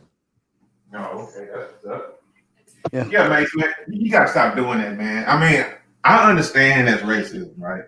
Of Okay, course. I'll be a fool not to admit it, but I don't go around speaking about racism. Like I tell you, man, look, I've been in situations with around a lot of white people, right? Yeah. Some good, some bad. I can pretty much pick up a vibe or a gut feeling like Yep. right away. Me too. And if I pick up that gut feeling, I just become more of who I am. I mean, look, trust me, I have people looking at me like, how the hell they sitting up there so high, right? Yep. And I also have had guys talking to me, damn, man, y'all balling. I'm sitting way the fuck up there. I mean, so it doesn't matter. I mean, you got to judge a man by his merit, bro. I agree. And his character, not by, just one encounter. You can't just rinse away or wash away 100 million people just because you had a bad experience with 8 of them. Right. I mean, I remember one thing now. My sports days. Let's go to a lot of NBA games and stuff. I was talking to Gabe A. I had him up here for an hour to start this show off tonight. yeah, man, Gabe is a good guy, man. One in He's a America. great guy. He's a great guy. Yeah, he's a I good was guy, telling one thing about me when I used to go to games a lot. I was 300 pounds. The me of right now talking to you is 167 pounds, bro. I haven't been to a game in a long, long time, bro, because of my man. illness. I can't travel. I mean, I could travel. Like I can go to Miami. Mm-hmm. I can go to Houston. Mm-hmm. Here's the problem: L.A., San Francisco, Portland. Oh man, shit! I forgot tonight was opening night, man. Let me turn this TV up. Dude. I'm gonna keep it calm down. I forgot the Rockets were playing tonight. God No, damn. Rockets is tomorrow night. Oh, it's tomorrow. Hold on. Yeah, the Rockets is tomorrow. The hot rumor tonight is James Harden. A Denver fan came in and told me this. Sean Jones. Denver is looking at getting Harden, and I told him that if that Oh man, I'm if reading that it right now. I'm reading it right now. Go ahead, mate. I'm gonna let you tell the story. Go ahead, mate. No, all I'm gonna say is that if they trade with Denver, you get Michael Porter Jr. in return. I would take that trade. So what? He hurt all the time. No, that's not acceptable. Michael Porter Jr. Who else? Point guard. Which guy? Their point guard. What's his name? No, you're not getting Murray. Michael Porter Jr. Bro, and what else? Some future lottery picks or something. I mean, I know they want to get rid of him back. Dude, let me tell you something. If that's the player you're getting back in return, take the deal and run. That's $40 million off your payroll, bro. You don't have to pay shit. And this kid's on a rookie deal. Mace, it has to be something that's coming back that's going to be some value. I get it. But the guy only has like one more year left before you probably have to sign him to an extension. And I don't think he stays that healthy, bro. So I know he's a good player. I know he was like the number one college player coming out of high school. But I know he has a bad back, and that means a lot. I used to follow the kid in high school, and he is phenomenal. He's like one from one of those. He has, he's from an interracial family. All of his brothers and sisters are ballers. His father, I think, was a coach. His mom was a player. So she played also or something, I think, right? All the kids graduated school. I mean, they doing their thing, right? Come from a good family. I would love to have him here if it wasn't for the back, bro. Yeah. Bro, I mean, when you 19 years old, right, and you got to miss a whole season in college because you got bad back, bro. I mean, come on, man. Maybe he got an injury in the weight room. Maybe they fixed it. Did he play all 82? Well, not 82. I mean, how many games did he miss last year? I mean, what did he miss the games for? I'm worried about that guy's health. Now, I do see the upside. I honestly do. But I need something else. I mean, I need. Take him out of the equation. Put Murray in. You do it? If you put Murray in, oh, yeah, I'll do it in a second. Just like that. There you go. I'll do it in 1 second. Yeah. You know how bad James Harden wants to get out of Houston, bro? He wants to go to. He said he'll go to Milwaukee. Oh, Harden. Oh, because he want to play with. Man, Giannis don't want to play with Harden, holding the ball all day. But I think if Harden could like transition. Oh, wait a minute. Hey, Mace, go ahead, man. I'm gonna read this article for a second. Real quick. Yeah, go ahead. I'm glad. Big time. There, buddy. Big time. You there? Yeah, Mace, I'm here. I gotta ask you a question about baseball in Cincinnati again, bro. You said it's a fair weather city. Okay. But you remember so I don't think you was living there then. Back in 1990. Yeah, I was here in Cincinnati at that time. How was it when the Reds won the World Series?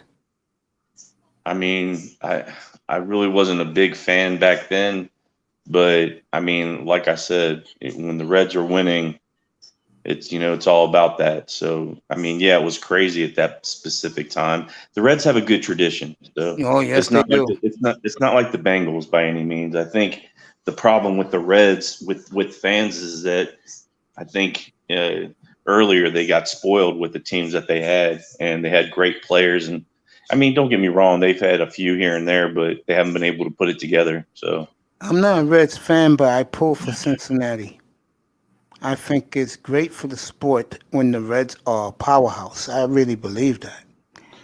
When Barry Larkin was in his prime, he was the best shortstop on the planet Earth, bro. you think he was that good, huh? Oh, I love Larkin, man. Oh, goddamn, I love Barry the Red. Damn, I love Barry Larkin, man. I used to go to bars, the strip clubs to watch baseball, and they used to always have the Reds up because the Reds used to play the early game in the evening. And I used to just sit there and eat wings and watch Larkin play the game, bro. No one did it better. Goddamn Barry Larkin, bro. I was very happy. He should have went in my opinion. He should have been a first ballot Hall of Famer, but he got in the third try. He was that great, man. I mean, A-Rod was great when he played short for the Mariners in Texas. Jeter was all right. Jeter was a little overhyped because he played in New York and he won the chips. But Barry Larkin, in the same time period, was clearly the best player. I would say he was clearly the best player in the National League. If I had to build a team to start if I had a team and I had to pick one guy who had the it factor and performed on both sides of the ball, and nothing against Ozzie Smith. To me, nobody was a better shortstop in my lifetime than Barry Larkin. I'm taking Barry Larkin. Pound for pound, he is the best shortstop I've ever seen. You know who he is in another sport, but he got the job done?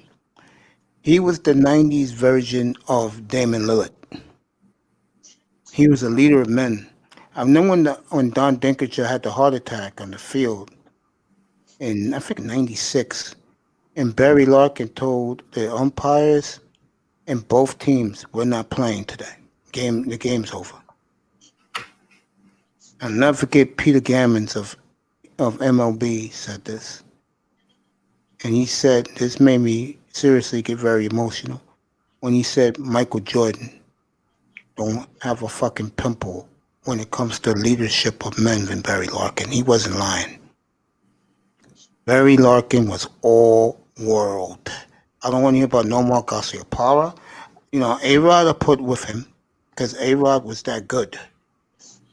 Jeter, no, he was better than Jeter, bro. What about um who was the Cardinal player? Ozzie Smith. Yeah.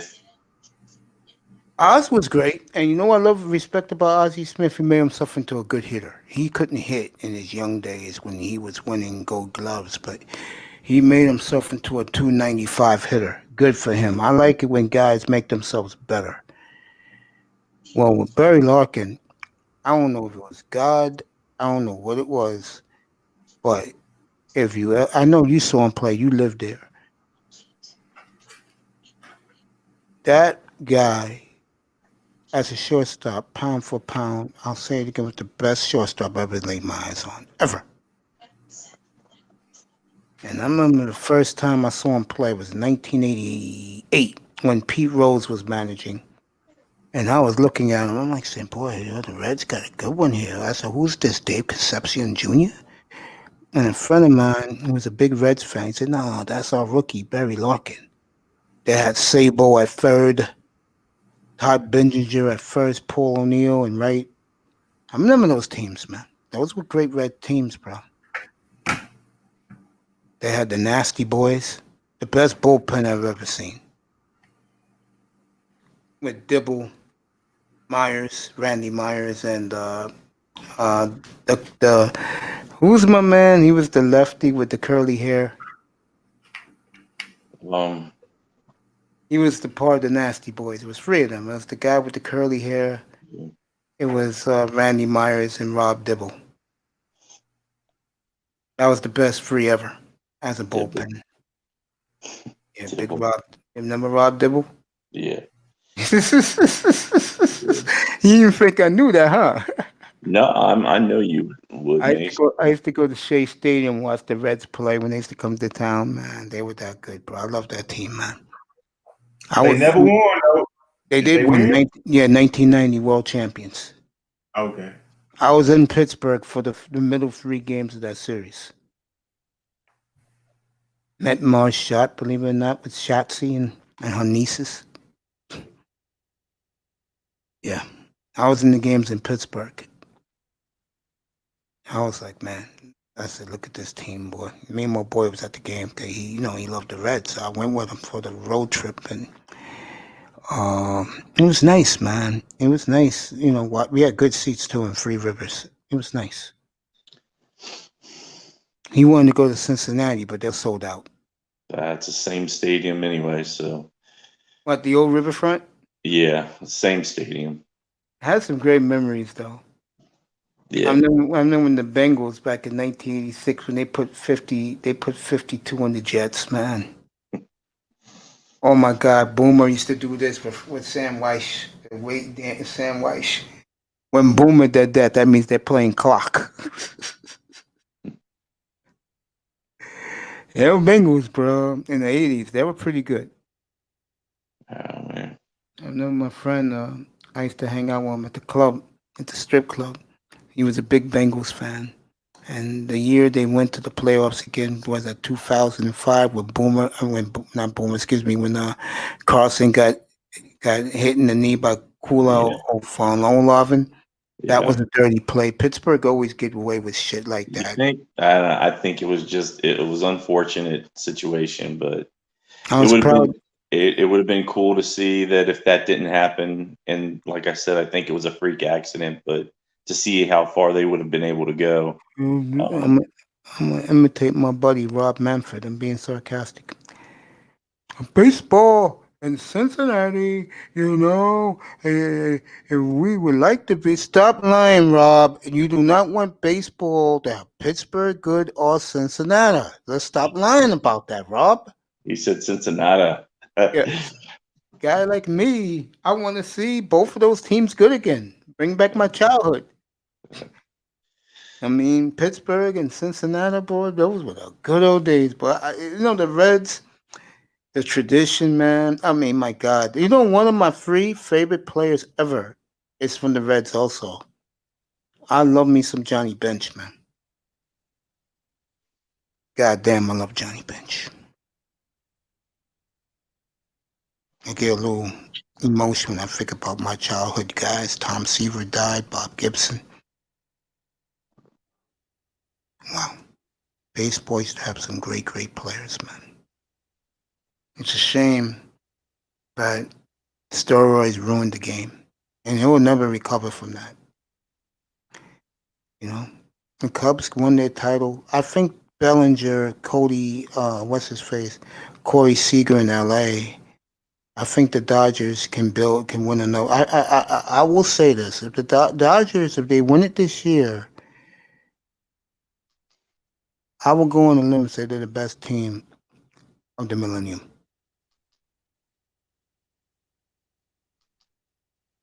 This Dodger team is fucking loaded. They're too good not to win back to back. They should have won 3 in a row. You want to be honest? They should have won in 17, 18, and 19. You agree with that? I don't go with the shoulda, coulda, wouldas. I mean, if they would have I done understand that. I understand that. They didn't do it. Yeah. Law.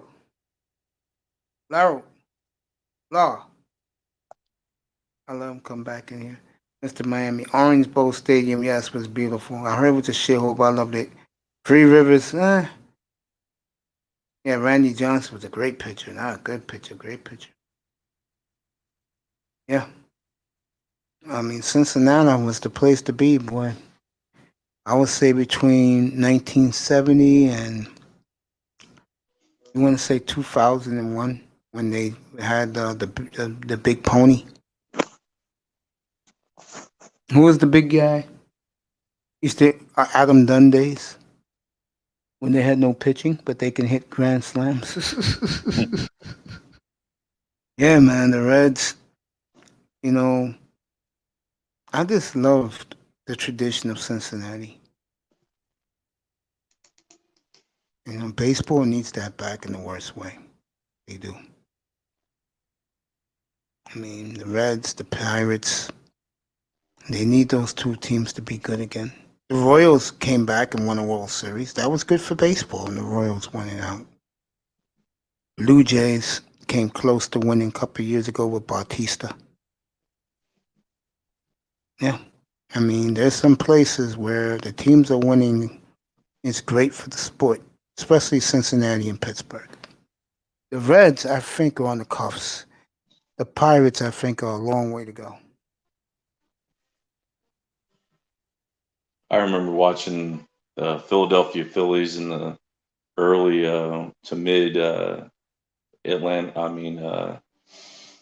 Atlanta, and I don't know, just so different then than it is now. Much different than it is now. You watch Lenny Dystra, and all those guys there, and you know that team reminded me of like the Big Red Machine, how they played, but I don't say it was as good, but physically they were just a beat you up type of team. So you know what team reminds me of the Big Red Machine? The Phillies of 2008. You know, the 2007, yeah, with Rollins and Chase Utley, yeah. They were that good. More than the one was it the mid 80s with Lenny Dykstra and all them? In the early 90s with Dykstra, John Crawford, yeah.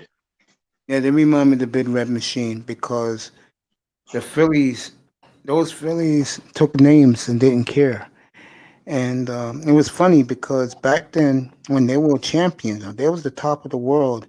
It felt good to stick it to Yankee fan and Red Sox fan, but the Phillies were top dog, man. It felt good, bro. Ryan Howard, my man Victorino. Oh, I love that Philly team, man. I mean, anytime you could stick it to the Mets, the Yankees, and the Red Sox, I love you.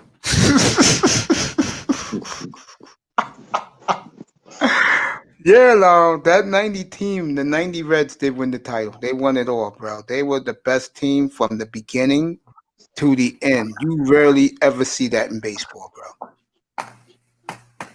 The Reds had the best record in June When they came to June in baseball, they had the best record in the sport, and they finished winning the rings. They cooled off a lot because they were so ahead. You know, but that red team was special. Hey, yo, Mace. I had to leave for Let's go. when you were talking about the Reds, right? But Ken Griffey wasn't on that team yet, right? No, he came in 2000. Okay, all Mike right. Well, Cameron. damn, Straight up. I'm way off there. Damn, that's 10 years off. Yeah, Okay. he came in the millennium. The Oh, Seattle Mariners had a bomb squad. They had no bullpen in the late 90s. One by one, they all left. They traded Tino Martinez to the Yankees. Dumb move. They traded they traded Randy Johnson to the Astros. A more dumber move. They traded they traded Ken Griffey after that for Mike Cameron. And then they let A-Rod walk. Unbelievable. Unbelievable. I see my boy Tom Brenneman got in trouble, man. Saying those racial things between commercials. You see what your boy I test said in the comments. Let me see. Kiss the Rings, Lake Show. Why don't you come on up? He's like, kiss the rings, huh? Here he is now. Yeah, Kiss the Rings. Yeah. Yeah, man. You Laker fans, man. You Laker fans get on my nerves, man. Yeah, man. That bubble championship, man. Yeah, they got it, man. Kiss the rings, nigga. Kiss the Rings, nigga.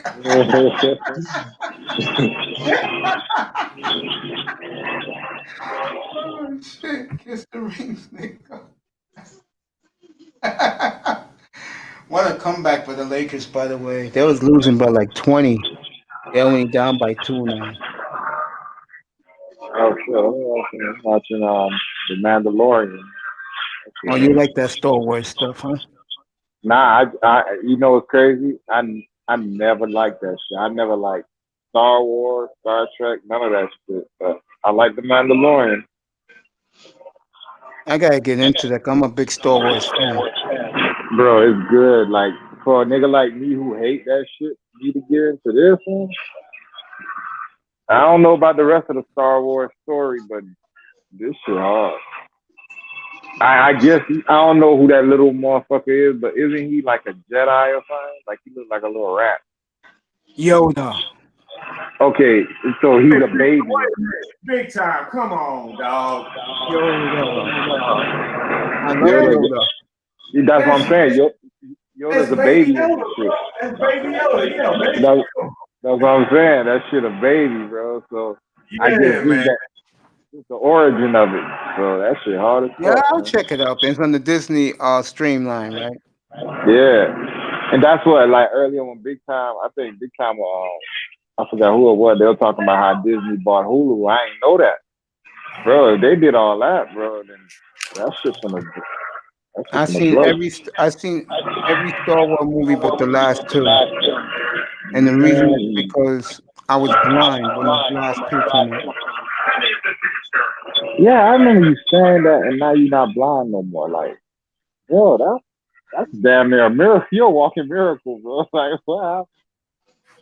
Like, was it a medical thing, or if you don't mind me asking, or if you don't want to get into No, it? I'll get into it a little bit. It's gonna bore you guys. What happened was that I guess I was drinking too much sugar and it blinded me, and then they found out that I had migraines. So they gave me medication for my migraine, and slowly but surely my eyesight started to come back. But I didn't find out about the migraine till like April. So I was clearly 5 months blind. I look like the Emperor in Star Wars. Yeah, I don't know who that is. So.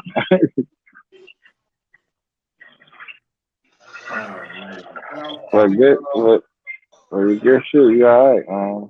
I was telling Garo, worry about. And after a week later, that when I got my eyesight back, I tripped at my clinic and busted my spleen. Damn.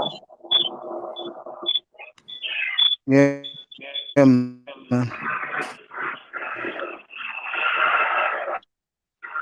But you're good now. Yeah, I'm good. Yeah, I've been good for like you could say the last year and a half. Yeah, I'm good. Yeah, you'll like that shit, Mandalorian, if you're a Star Wars fan, bro. I just that's y'all shit. If you're a Star Wars fan, you need to see this shit. Starsky and Hutch, Mr. Miami, really? You going back that far? My brothers like that show. God bless their soul. My two big brothers were Starsky and Hutch and Beretta fans. Fuck it up. You guys wasn't. I know Big Time was alive. Laura was a baby. Baby bro, you wasn't even existing yet.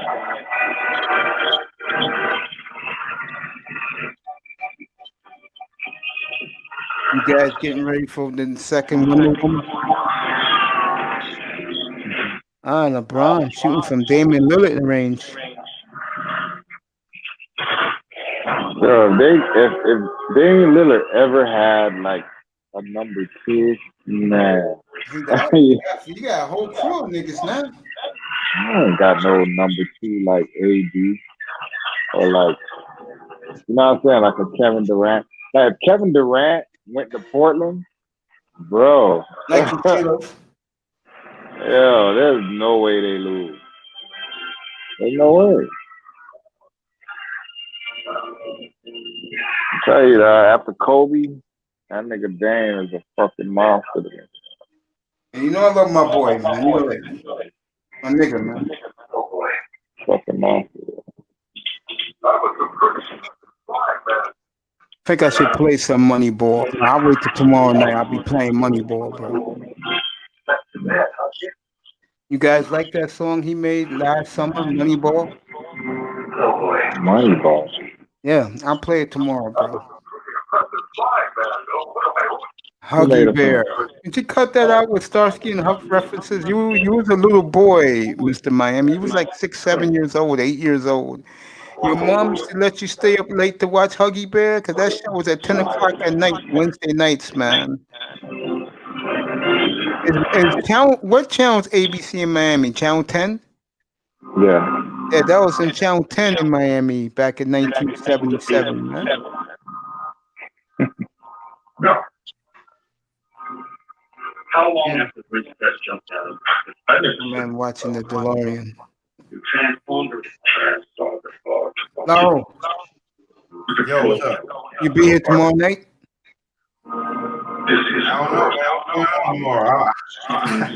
Yo, you're not, bro. I'll see you Thursday, because Thursday I'm gonna take a day off. I'm gonna be on Thursday. It'll be anything you guys want. I'll do a preview Dolphins Raiders because that's the big game on Saturday night. Oh, okay. Well, tomorrow night is Wednesday. Hey, Mace, man, you might need to take a couple of days off, man. Hey, yo, I tell you, big time. Mace says he's gonna come on at 7 o'clock. Christmas morning. AM, right? On Christmas morning. No, Mace, hold up. When was the day you told me and Platinum you were gonna do 18 hours straight, bro? That was basically today, bro. Only took an hour off. I came right back on the air, bro. Oh man, Mace. Hey man, your dedication to your channel, I appreciate it, man. The morning show was terrific. The Wall Street show was terrific. Thanks to that man right here on the panel. He was the monster, bro. First 2 hours, he had his cell phone talking to his business people, macking. Oh yeah. Yeah. Hey, that's what's up. Hey, $81 a share. Yeah. Whatever, Mace. hey, yo, Mace, let me tell you something, man. Yeah, man. Look, man, listen, man. I cut for you so much, man, right? You remind me of someone, right? I'm not gonna even tell you who, but it's someone close to me, right? Yeah. And bro, listen, man. I would rather be over here, right? Mm-hmm. With 4 people in your chat box, right? Mm-hmm. And 4 on the channel. Then be over, man. That space really did a lot of like harm to my psyche, bro. Which one did? Which one? The manosphere space, bro. It did some harm to like. I'm sorry to It, hear no, that. no, it did harm to how I look at people, especially look at women, bro, because I didn't grow up like that, right? I mean, I didn't know about these problems, right? And once those bad thoughts and all those negative vibes start seeping into my mind, right? I had to like really like take a step back and like, bro, the stuff that they talking about over there, you don't have a problem with women, you're not on child support, you ain't never got sent through the ringer by your wife or whatever, right? I mean, can I say I've been cheated on before? I mean, I think every man in America probably has, right? But I mean, I don't wish that on nobody, right? I mean, it wasn't with my wife, but I mean, I just don't think that dwelling on my problems all day and talking about women, oh man, that place did me something because every problem I might have with a woman, I would have some extra venom for them because I was listening to that bullshit all day. And it's just so negative, man. It's just so much negativity that just seeps into your body. It's so And if a guy is over there, right, and you have a problem with women, and all y'all saying is, well, women want to choose this particular type of guy. They don't want me. They don't want the man. Look, man, that's just feeling sorry for yourself, man. And after a while, man, it just made me like depressed, man. Like, what the? Hey, man, I told you, my wife called my sisters, bro, and sent them a link to what I was listening to. They didn't confront me right away about it. They didn't do it. It just once we were all around, it just came up, right? And it was just like they wasn't like chastising me or anything, right? Because I'm a grown man, but it was kind of like, where did you learn this from? Like, what sent you down? I mean, why are you? Because I was bringing that home with me, bro. Because I was listening to that bullshit so much, right? It just brought my whole everything down, man. I stopped going out. I stopped being around my friends. I stopped doing a lot of stuff, man. Just because I just thought that this woman was so evil. And I mean, it just kind of like rubbed me the wrong way, man. And then once I came out of it or whatever, right? Because I came out of it because simply it was because like I just had to look in the mirror like, man, you're gonna lose your marriage, you're gonna lose the things that those guys talk about every day, right? Yeah. I was pushing myself to that, right? Mm-hmm. Like I was pushing myself to saying, okay, well, let me see how I can get out this marriage and not lose something, right? Let me see how I can get out this marriage and not get fucked over in court. You know, so man, just listening to all that negativity and Mace, I hear it in your voice too, bro. I hear it, man. Of course you do. I hear it. That's a lot of negativity, bro.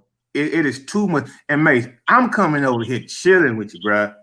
Just because we talking about something different that nobody else talks about, right? Well, you get it here. Yeah, okay. So that's the reason why I like to talk about sports, man. Because man, I got to get all of that stuff out of my system, bro. Like all of it, man. Because I mean, I wasn't born, I wasn't raised like that. I mean, I mean, you know what that says about you, bro? Yo, what's up? You're a good dude, bro. Thank you, man. And your sisters care about you, that they love you that way, and they didn't like the way you was listening to that cesspool stuff. That says to me, bro, that you're a better brother than you give yourself credit for, because you got sisters, bro.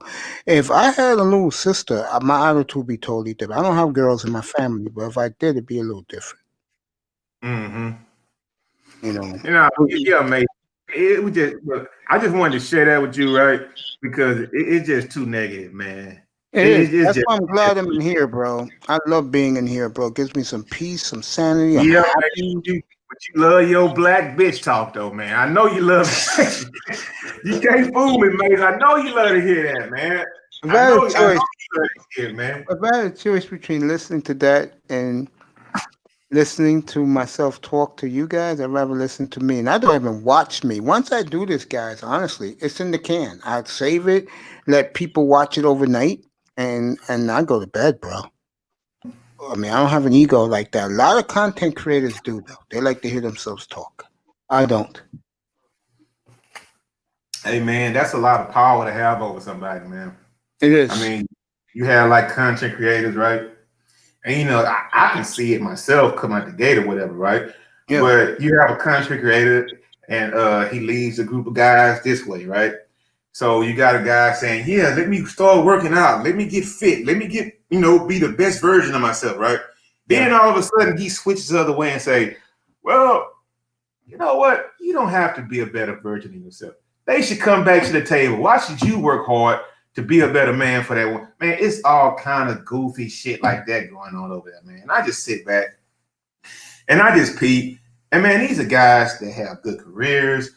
You know, they may have a family.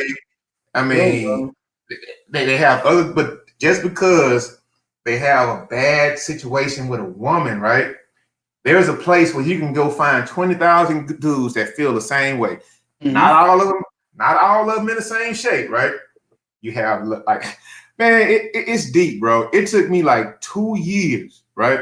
To like, I mean, once I found it, right?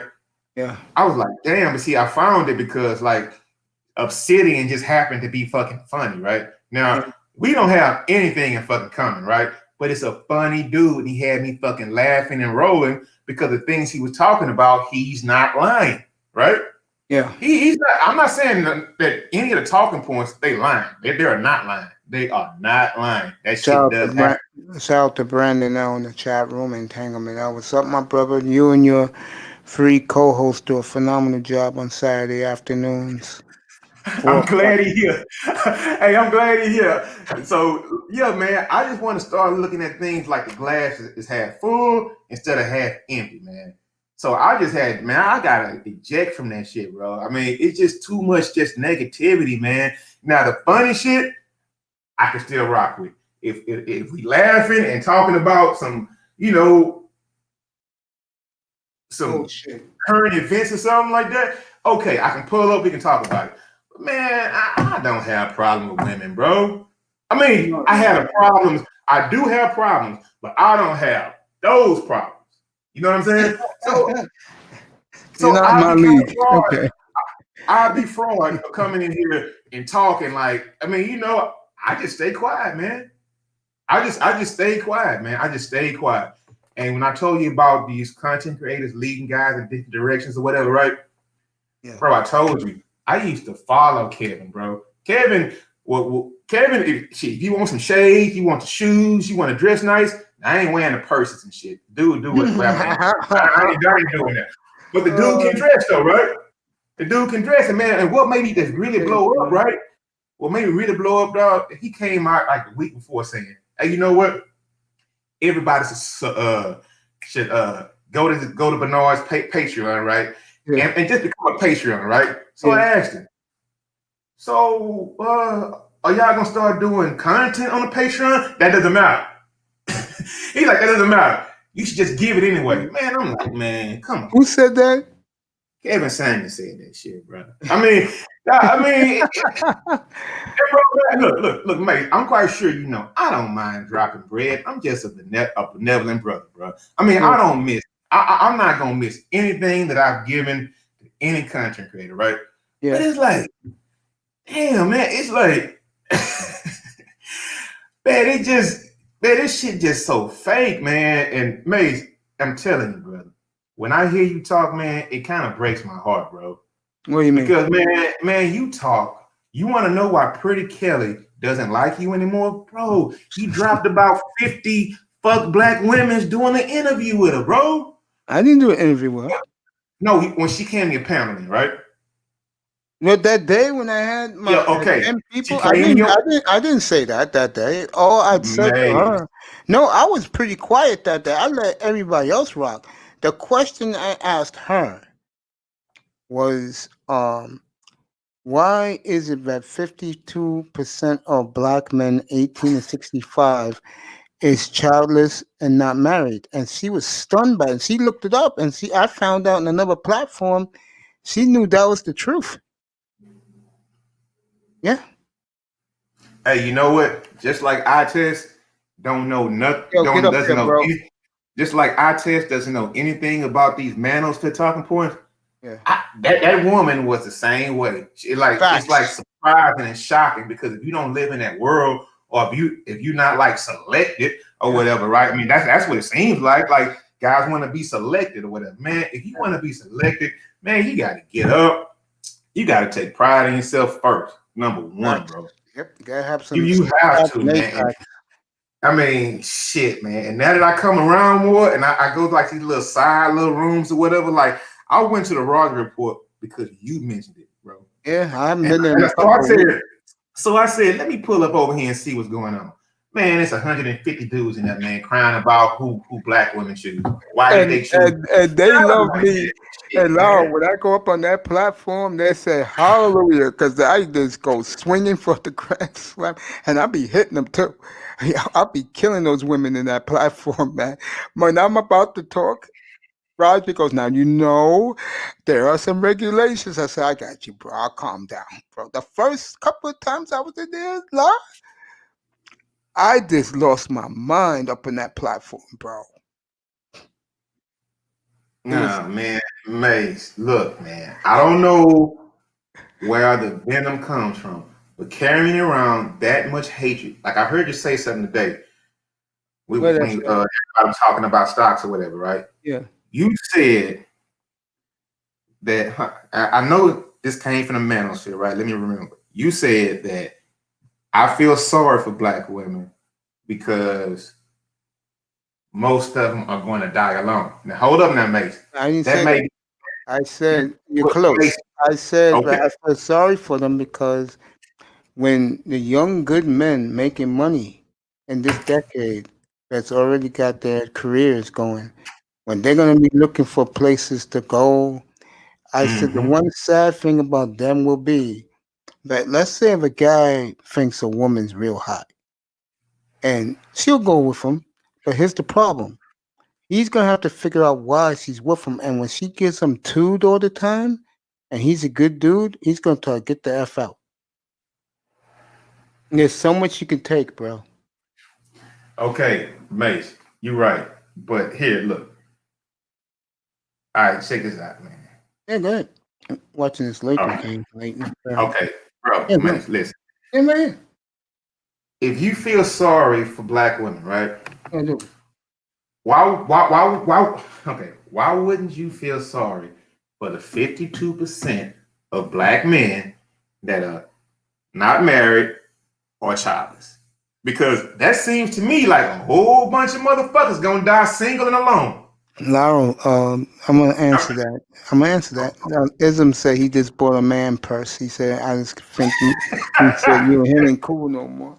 Let me answer the question. About the brothers. Yeah, that's gonna happen to black men. Yes. Man, you better get in the game, bro. The game is. I never. You know how sad I am. Hey, but you know what? Hold up, Mace. Yeah. They would use that as a talking point, brother. They would use the fact that black women are gonna die alone, right? Yeah. And then, well, at least they gonna have some children that's gonna see them to the grave or whatever, right? But take the flip side.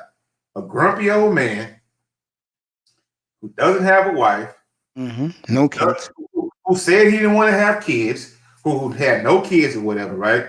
So he's an ostracized himself from his entire family because he's a grumpy asshole or whatever, right? Yeah, trust me, there's a lot of assholes out there, man. No, Mace, your life is not over, bro. You just need to look and see. What I'm saying, he's like, man, if you think you ruined your life, okay, well, I say, look, like this, you got another 25 years to correct it, bro. Nah. I mean, your destination now, I mean, you just look ahead and not behind you. No, let me tell you something. You can't do the same things with women at 53 that you can at 33 years old. You can't, bro. Man, let me tell you something, man. They have modern medicine these days, right? You can go get your shot in your ass every weekend, do some push-ups, go to the gym, go work out. Bro, you'll be good, and it's legal. Get your T-shot. If you don't feel like the same man you were 30 years ago or 20 years ago, then go get your shot to test a testo in your ass, man, and rejuvenate yourself, bro. You'll feel like a new man. Hey, I'm trying to get you to run through this wall. Hey, man, I'm trying to get you to run through this brick wall, man, because I don't want to I don't want to hear you, man. Look, I don't like that. I told you, I don't like the negativity, man. I just fought my way out for 5,000 niggas who was full of negativity, man. And if No, I get off with it, this night was smooth until you brought it up. no, you brought it up, I asking never me brought it about. up. You asked me something about how big is my entourage, bro? I don't have no damn entourage, bro. That I means got your boys, Laurel. That means your boys. You have boys. yeah, but you know what? But if somebody heard that, right? If one of my boys heard that, they'll be like, entourage, motherfucker, entourage. Yeah, bro. Yeah, so it's not like that. No, man. I mean, we get to talking about it, but yeah, man, I have had a lot of fun in my life, right? I had ups, I had downs, right? And you know what? With hearing all that talk, me going over and laughing about it and giggling about it, whatever, right? I never took anything personal against anybody, right? I still didn't join the I hate black women circle, right? Man, bro, just because, dog, I like a nigga that's a part of YouTube, right? And I fuck with him, right? Because he go hard on they neck because he feels the same way I feel. Man, stop all that fucking crying. Now, whatever else may have happened, I don't know about. He never did nothing to me, right? So I'm just gonna judge you by who you are, and I have an interest in what he does. He goes hard at them crying, whining ass fucking dudes that complaining about fucking women out there. And I know it's a whole lot of dudes that's over there. Man, what has this woman done to you, bro? I know she. I mean, look, all these women, black women, they need a YouTube backhand slap, bro. They really do. All of them do. So you can talk about them, but that can't be the focus of 4 and 5 hour panels. How you got done in high school, in college, when you were 30. I mean, there's too many older dudes, man, and they just acting like life is over with, man. No, it's not, bro. But as long as you keep wasting 10 hours a day on fucking YouTube, it will be. Now, Mason, I'm not talking about you because you actually ammed up and you have a channel now, bro. I mean, you put yourself out there. So you are officially a content creator. I'm just talking about where you came from, the chat box. You know, I mean, it's a bunch of cries, bro. I mean, oh, man. Sir, welcome back. How you doing, players? I'm good, man. Something I've been wanting to tell you. What up? Now that I got you. You, La, Star, and Dusty, you four do a phenomenal job, and you do a great job on your platform, my brother. Congratulations to you. I'm proud of you. Mace, that's all ism, bro. Yeah, and the woman and the ladies show you had Saturday night to me was awesome. Congratulations, ism. Right on, brother. Right on. I appreciate it. Yeah, I'll be looking in the clouds. I just bought me a Louis Vuitton man purse. I call it a merce. We ain't cool no more. Hey, man, if you can pull it off, bro, you can pull it off, man. You can probably pull off a whole lot, man. You had Jessica X on your pound. Nice for you, man.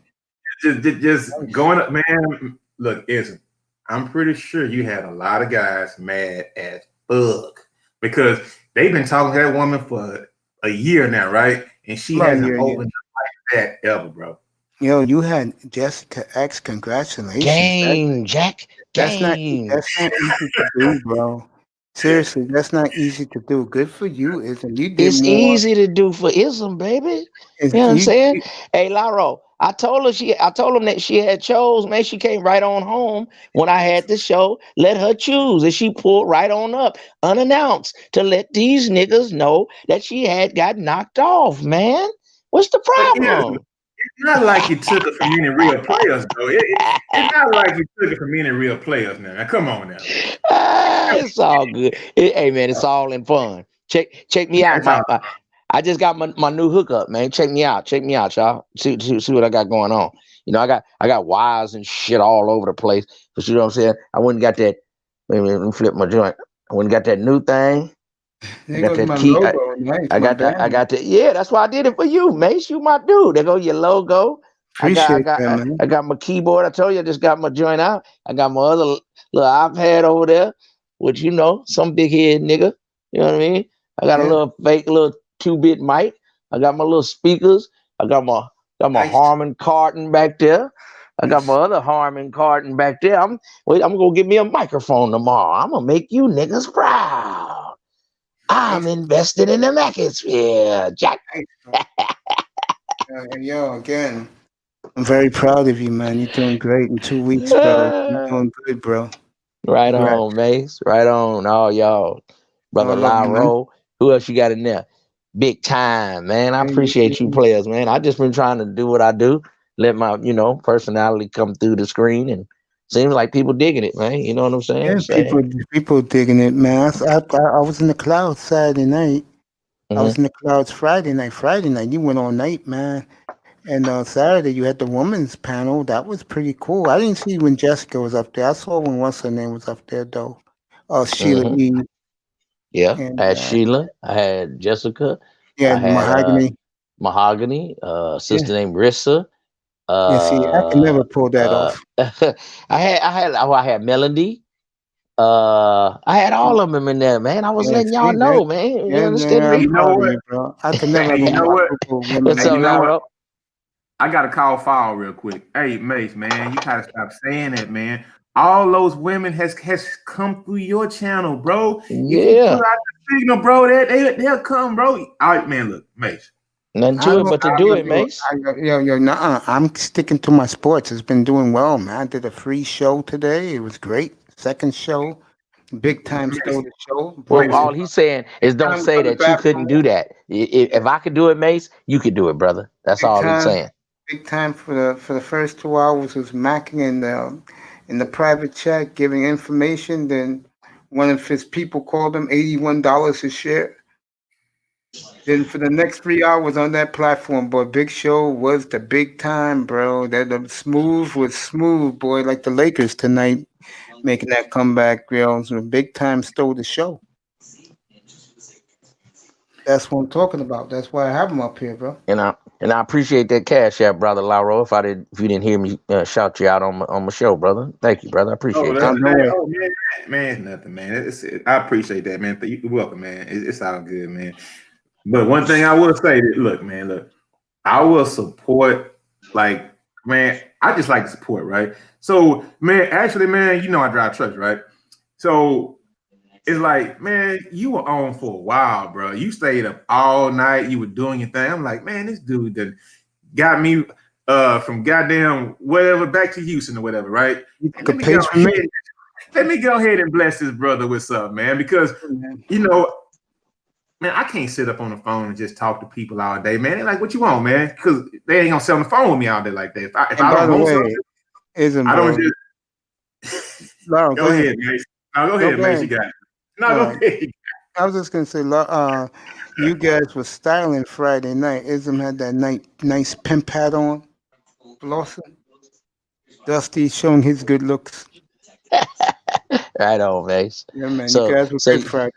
You was on the highway, Lyro, and that's what you do. You just pull up a stream and just roll to it. Man, look. See, I'm local, right? I don't leave out of Texas, right? But I still work 10 to 12 hours a day, right? That's how I even found out what the fuck the manosphere was anyway. I mean, just sliding through YouTube, bro, and it's a fucking rabbit hole. And I slid down that rabbit hole with Ism. I was sliding down that motherfucker. I was a participant. I was loving it. I was liking it. But it was kind of like, damn, bro, I don't share shit in common with none of these dudes that's talking about this shit, man. Yeah, like real talk. I'm like, I don't share nothing in common, but it was just something to do, just trying to fucking fill a day up, and where I should have been more business minded, I fucked up by not doing that. I just fell into all the salaciousness of the fucking space, all the shit talk, all the bullshit. And I ain't gonna lie, man, I fell into it. I fell into it big time, bro. I mean, I'm sitting up here trying to stunt, trying to figure out how the fuck I'm gonna leave my fucking wife, bro. I know you told me that when I first started my platform. Hey, yo, listen, I got a story for you, man. I was on a live stream. This was one of the first times I ever joined a panel, right? And I was in the house, and my wife happened to be in there, right? We was in Taz's room, right? And out of nowhere, my wife came up, right, and they heard it too. Can you turn that bullshit down that you listening to, right? And you know what? Oh, You know what? Hold up. Now I checked her later, right? But you know them, they was going hard. They them a hard body. But you know what though? All I said was this, and everything was cool on her side, right? But I had to check myself. What kind of woman am I with, right? And she hearing me saying, "Fuck all these black hoes online." I mean, it's kind of like a conflict of interest, bro. I mean, that's what I'm saying, man. I'm trying to like give talking points for somebody's life because I know so many brothers going through it, right?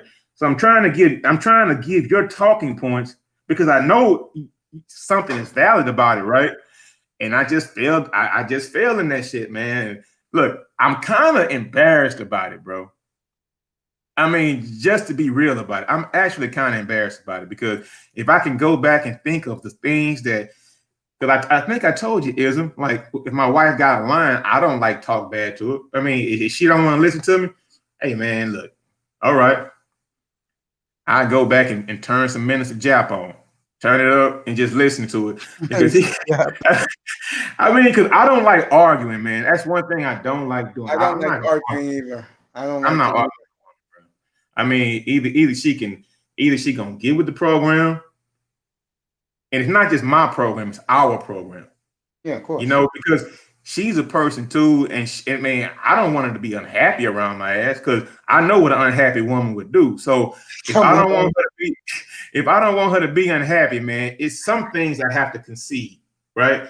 I can't just be walking around here and being a big asshole, like, yeah, I'm the king of the goddamn castle. Do what the fuck I say. No. Not me, Law. You're not me. Bro, that's what that's what listening to this space had me doing, man. Just walking in there like shit, man. I pay the bills around this motherfucker. He better have my man. You know, instead of it just had me on like some extra cocky shit, bro. I mean, some extra super cocky shit. And take in mind, I was married before I found this space, right? So it's like, what the fuck, man? It's like, man, bruh, look, if you're a man and you have a problem with certain things, this space could help you out. Okay, you don't want to get married, but you want to be with a woman. Okay, you don't have to do a private contract and don't do a state sanctioned marriage. Okay, you want to cry about child support. Okay, if you want to get your kid back, there's guys over here in this space that can help you get your kids back. Tell you where to go in child support court. Tell you exactly what you do. Run it down. And the way niggas fucking throw money around this bitch, I'm quite sure they probably help you get a fucking attorney, right? All right. So this space is good for things. I just don't like all the fucking crying, bro. I'm just sick of that shit, man. We can have different political ideologies. We can think of you could be an incel, you could be whatever you want to do. But man, just make us look weak by coming out here and just crying. And women complain online because that's what women do. They complain, bro. They complain all the time. What woman you don't complain about something? Women complain when they're happy. They just love to complain. Exactly, man. Exactly. I never heard so many dudes complaining in my life, dude. I never did. And I know that's what the space is for, but I have never heard that in my entire life. So many dudes that had problems with women. All my homies are players. They don't have no problem getting women, bro. None of us do. So, I mean, I don't know dudes like this until I found this space. You know them now. Yeah, I know them now, man. Hold on. I got to go on mute. Oh, shit, Laurel, man. Man. I don't know how to deal with that one, man. That was pretty cold. Let's get back to some normalcy, fellas. I mean, man. Yeah. Thursday, I'll preview Dolphins and Raiders on Thursday. Thursday, I'm doing 3 shows, 7 in the morning, probably 1 in the afternoon, and doing nightcap around 7 o'clock. I'll take you to Christmas morning with Christmas music in the background. What we got on Christmas Day? Ain't it like 5 NBA games? That's right. I will be here Christmas morning, 7 o'clock Eastern time, 7 o'clock, and I will take you all the way to the first NBA game, which is Miami and a slim down Zion Williamson. Oh, he's slim now? Yeah, How he's much slim. slim down? Slim. Gotta see it Hey, on hey, Friday. Mace, you got to Yeah. quit calling people fat ass, Mace. You used to call Zion a fat ass. Come on, Mace. Get a brother a I chance. gave him a chance. He lost the weight. Why do you think I'm plugging him? I'm plugging him now. He's slimmed down. He looks like a complete savage out there. He destroyed somebody the other night. Yeah, Yeah, yeah, he's he was already a savage. You just probably had to get him a personal trainer and a personal chef. yeah, you're absolutely right about the I personal mean, you chef. make enough. Yeah, you make enough money. You can afford that. I'm talking 24-hour chef. You know, Mr. Miami gives a shout to Ism. that was just baby fat. If he could jump like that with that baby fat, can you imagine what he's gonna do when he loses like 40 or 50 pounds? Yeah. Yeah. He's still a baby. He's still a baby. Yeah, you're right. Yeah. He's 20 years old. He's a Come child on. out there. He's a man child. I will say this. I think New Orleans got the better of that trade. Real talk. Yeah, the Hold Lakers. on. Well, the Lakers got a championship. So if you don't get a championship, New Orleans, you can't say that until you got a ring. Just like the Raptors, they feel like they won. They got a ring. They may never get another ring, but they traded for Kawhi that 1 year. See? Hey, bro, I hear you, Ism. You know what? Because it's been 25 years since the Rockets won one, bro. But hey, man, those rings can come far and can come far. Bro. Like real talk. When y'all went back to back, y'all like, yeah, we're gonna win again next year. Oh, okay, next year. Oh, okay, next year. Then motherfucker, oh shit, 30 years later. 25 years later.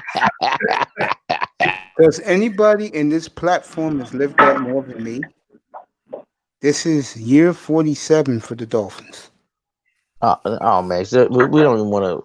We don't want to throw no more dirt on you, man. You covered in dirt. You know, I had got used to the Warriors winning. I went to the first parade. I didn't go to the second one, and then when we lost one, then we won the third one. I think I went to the third one, and I'm like, yeah, we're gonna win again. Then motherfuckers start blowing knees out, elbows, Achilles. It was damn, you know. So don't get comfortable, man. You got to stay on your toes. Yeah, man. You know. And trust me. You see what LeBron did? Like, nah, we ain't coming back with the same score. We gonna add some more pieces. Yeah, exactly. There you go. So, there you go. I think they had enough scoring. Go ahead, brother. No. You done? You done eating? I was just saying they had enough pretty much scoring with LeBron. You just need some spot up 3-point shooters and some people to come off the bench and give LeBron and AD a blow. I mean, you had an ultimate squad, pretty much defenders and 3-point shooters. That's all you need, you know. That's it. LeBron and AD gonna take care of everything else. Come on, that's like what 60 points a game right there. You know, and then the other guys that don't are get them mad. You don't get them mad. One of them will go for 40. I would want to play with them. You're gonna get extra open if you got AD and you got LeBron. You're gonna be extra wide open. All you gotta do is hit the shots. I'm looking at it right now. 99-90 Clippers. 8 minutes to go. LeBron started step. Oh, some game on? Let me check it. And TNT, Lakers, Clippers.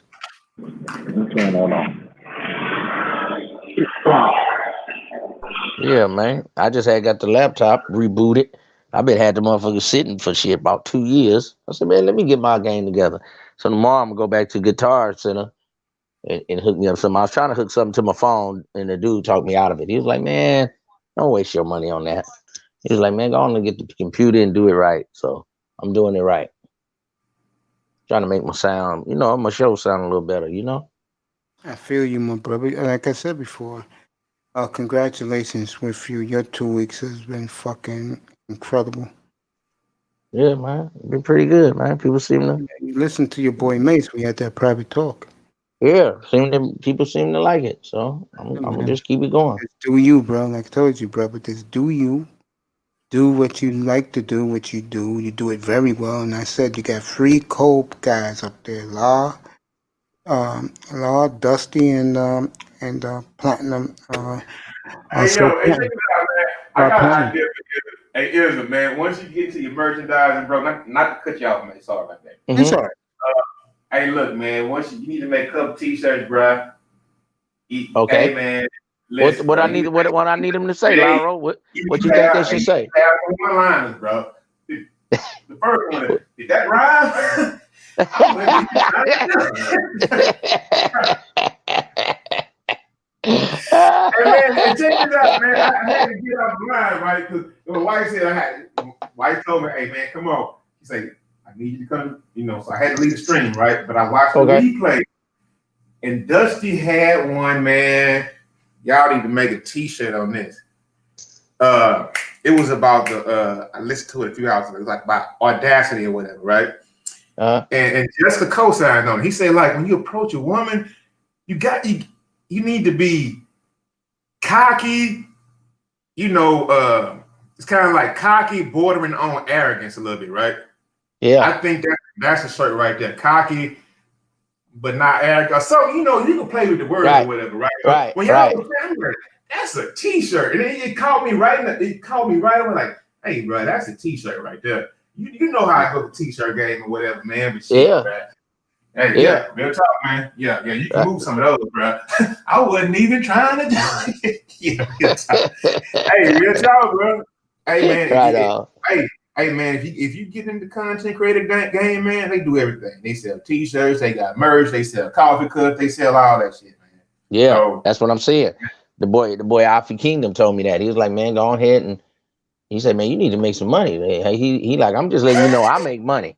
So I feel you should make some money. And I took that to heart. I was like, if a brother that's already making money telling another brother, you playing, you need to go on and get you a little bag, half a bag, but it's a bag waiting there that you ain't even touching. So shoot, I feel you. I appreciate hey, all you it. gotta do it. Hey, man, because you know what? It's a lot of dudes, man, that will come to your channel slowly but surely. Some gonna be haters, but it might be some guys like me. I never felt like I did. I mean, I never seen a place like that when I found it. Like, damn, this many brothers coming together talking about all these topics. But y'all got over here to talk about bitches all day. I mean, so they'll mask it, right? So when Mace had the stock show, next thing you know, sometime we'll start talking about women. Or I go to a stream, they talking about anything else or whatever, right? It always comes back to women. So that's when I got it. I'm like, man, come on, man. Y'all masquerading all these channels just to talk about women, bro. You gotta admit it, man. I mean, and that's why, man, I don't even go a lot of places no more, man, because it just started fucking with my spirit, bro. I mean, real talk, man. It started messing with my spirit. Like, I didn't think people actually hated their own people like that. Not till I got here. No, you do know that it's like 80-20 the other way, right? You do know that, right? Yeah, I know. It's like we the resistance. It's like I'm a part of the resistance, bro. I already know I'm outnumbered, bro. I'm not gonna even waste my time trying to be outnumbered. No. I'm saying it's in Miami Heat got 3 NBA titles less, big brother, and you're gonna have happy hour tonight and pop a drink. Like I was saying, you do know it's 80-20 the other way, right? Why the fuck this shit not working, man? What's not working, brother? Crack stream. Oh, mine down too. I was trying to pull a game when that motherfucker too, because I canceled my cable. Mace, you gotta stop showing. I just heard this, Mace. You gotta stop showing. You can't do another fight anymore, bro. They're trying to send you to prison now. They coming out with a new law. They coming out with a new law, and it's not against. I think Ramil had a stream on it today, and I looked at it. He had like a pre-recorded or whatever, right? Yeah. And they kind of trying to pass into law about it could be a felony to illegally pirate shit, bro. And just coincidentally, I'm trying to go on crack streams. It says down. I test trying to go in there. I canceled my fucking cable because of crack streams, bro.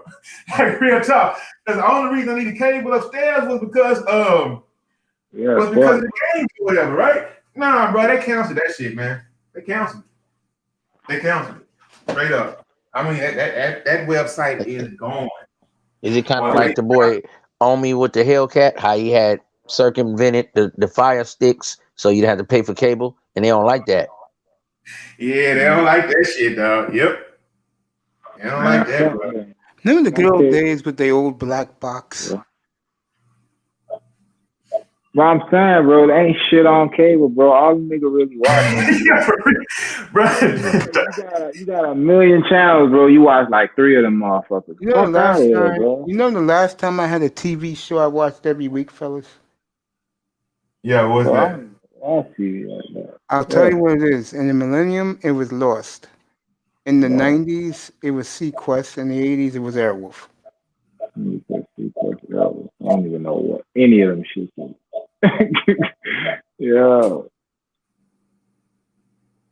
Everything is Netflix, bro. Like you can watch everything on Netflix, Disney Plus. What else I got? I got Prime Video, and I'm about to get that fucking they say there's this thing, Laurel. My homie was telling me about it. If you're trying to get everything, now that crack streams now. Damn, what's that shit called? It's something crazy. Hold on. Hulu? No, it's not Hulu. It's not Pluto. There's a Pluto, but I don't think that's it. Yeah, it's just new. It's new, bro. Like as soon as I hold on, I'm gonna ask this nigga and I'll tell you. But it's supposed to have everything, bro. Like everything that we can't get is supposed to have it, and it's really like free. Yeah, they have NFL on Sundays. I'll get it for next season. Right. Give you guys some pro football up here. Let's see what's happening. Anthony Davis hit it. Laura, let me say this to you, because you brought this topic up tonight. I just look at it like this, bro. You guys know that I understand with those guys who get angry, but you know the sad part is with them is that they shouldn't always make it about that, bro. But they do, bro. Sad. Hey, mate, you're gonna have to be a little bit more consistent, bro. Mate, I've heard you over there, right? Mate, trust me. I told you I had pulled up on Roger Report one day. I was just in the crowd listening, bro. Man, I was like, mate, you were bored. I was like, damn, mate. I mean, Mace was going hard, bro. I mean, man. Hey, mate, man, look, man, get that poison out of you, man. Pump that poison out, man. Shit. Bro, it's not that serious. It can't be, man. I mean, damn. I mean, to see 150 brothers. I don't know him personally, but to see 150 guys, 12 people on the platform, and nobody is checking in, nobody has something good to say, bro. I mean, nobody. Nobody's had a good experience. Come on, I don't believe it, man. Yeah, let me tell you guys a quick story. So I've been a fan of this guy Rogers, but I'm too busy doing me. So one morning I got home early, and I said, "Yo, let me just compliment him on the great job he's doing. I love his topics. I agree with everything he says." And he asked me the question, "Should women be forgiven?" I went absolutely ballistic. And what was your answer, Mace? Hell to the fucking no.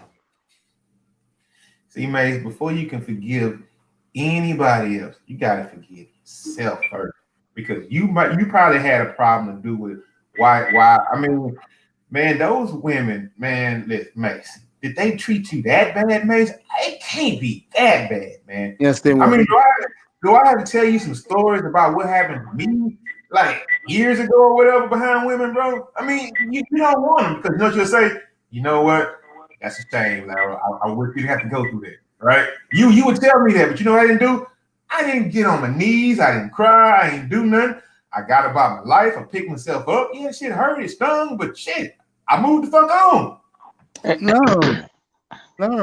The man needed some electricity. I lit up the goddamn skyline on his show, bro. Brother Mace, check this out, player. Yeah, check I'm me in a out. good mood now. I'm in a good Check place me out, tonight. check me out, player. Check me out, Mace. When you were a big guy, yes, you said all the women treated you wrong. Okay, yes, they did. Now you want to get them back for you being a fat ass. Okay, I wasn't gonna say it, but I had to just say it because you call Zion Williamson a fat ass, and I'm like, how you gonna call somebody a fat ass? And you used to be 600. Come on, Mace. You was 749, almost 750. Now reverse it. Reverse, because that's how these niggas do with Kevin Samuels. They like him roasting them women, but these niggas don't check. But that's because they never roasted a woman in real life because they haven't did introspection. You call Zion Williamson a fat ass, okay, but Zion Williamson is a thoroughbred athlete that's just a little thick. You were a fat ass. You were 749. You were almost a 747. You were an airplane. Now you want to get mad. Now you done dropped the 2-something and you slim trim fighting machine. And now you want to blame all the bitches that yelled at you. Okay, if you were a woman, would you want a 747 on top of you? No. You want a drone on top of you, brother. You were a helium balloon. Now that you have lost weight, don't get mad at the bitches. They didn't want your big ass on them. So don't blame the women. Oh, I don't like them. I'm gonna punish all of them for dissing me when I was a big dude. I'm gonna punish them. I'm gonna smother them. I'm gonna cut them up. Mace, if you was a woman, you wouldn't want your big ass on you. You had a small landing strip. For small little planes. You don't want no big ass jetliner on your little landing strip. Okay, so quit blaming the women. Go on and get you one and be cool. You have this thing against women. You know what I'm saying? But there are no perfect women, brother. You're perfectly imperfect. The perfect one is the one that submit to your leadership and do what you need done. You're not just to get the fucking rapper girlfriends, Mace. You're not a rapper, okay? You're a guy on YouTube that needs a good woman that makes good chicken wings like you like, player, okay? And she's nice, and she can put some macaroni on the side, jiggly, hold your hand, let you blow off one. You come on here with a smile. You be cool. Stop blaming that woman. She didn't do it. You did it, Mace. You ate the food and made yourself 749. Don't blame the women, but you got yourself in shape, and I'm proud of you. But don't blame the new women for what happened in the past. Give them a fresh slate, Mace. I know Ism knows this story. Lau, you remember the story? You ever knew the story about me? Ism's about to laugh because he knows the story. You ever knew the story about me, Lau, with the woman, and when she was cooking me some chicken breast? No, I don't know what happened, bro. I'll tell you that story. Oh, Lord. I was dating this chick, so we wasn't feeling each other. So she said, I don't want to see, you don't want to see you no more. I said, okay, go. You can go your way. I got other things to worry about. I got a brand new jersey coming in tomorrow morning, so I'm gonna run get it after work. So a couple of weeks later, I'm happy. I'm wearing my jersey, and the phone rings, and it's the chick. She says, "Can I see you?" I said, "Okay." She comes to my house, and I had some chicken breasts in the fridge, so she made me a chicken breast. So chicken breast, cutting it with the knife and the fork. I'm happy, I said, "This is some of the best chicken breast."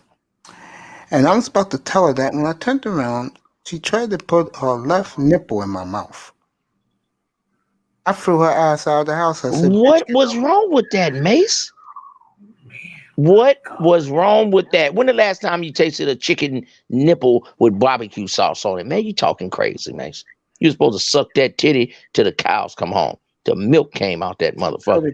I told her, get the hell out. Why? That was not my focus. My focus was eating fried chicken. Oh, God. Well, when your focus going to be busting one off? Mace, how long did it take you to eat that chicken breast, bro? I already know, but Mace, how long did it take you to eat that chicken breast, bro? Well, that was a damn good piece of chicken breast. It went better than them breasts. I'm going to say about 10 minutes. 10 minutes to eat one chicken breast, huh?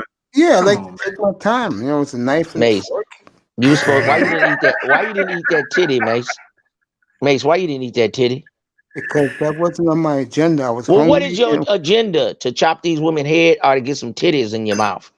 You neither came from one. titties. You came in the world sucking titties. Go out sucking titties. You know, my mind is on doing a pregame show on Friday Oh morning. my God, Mace. Come on, bro.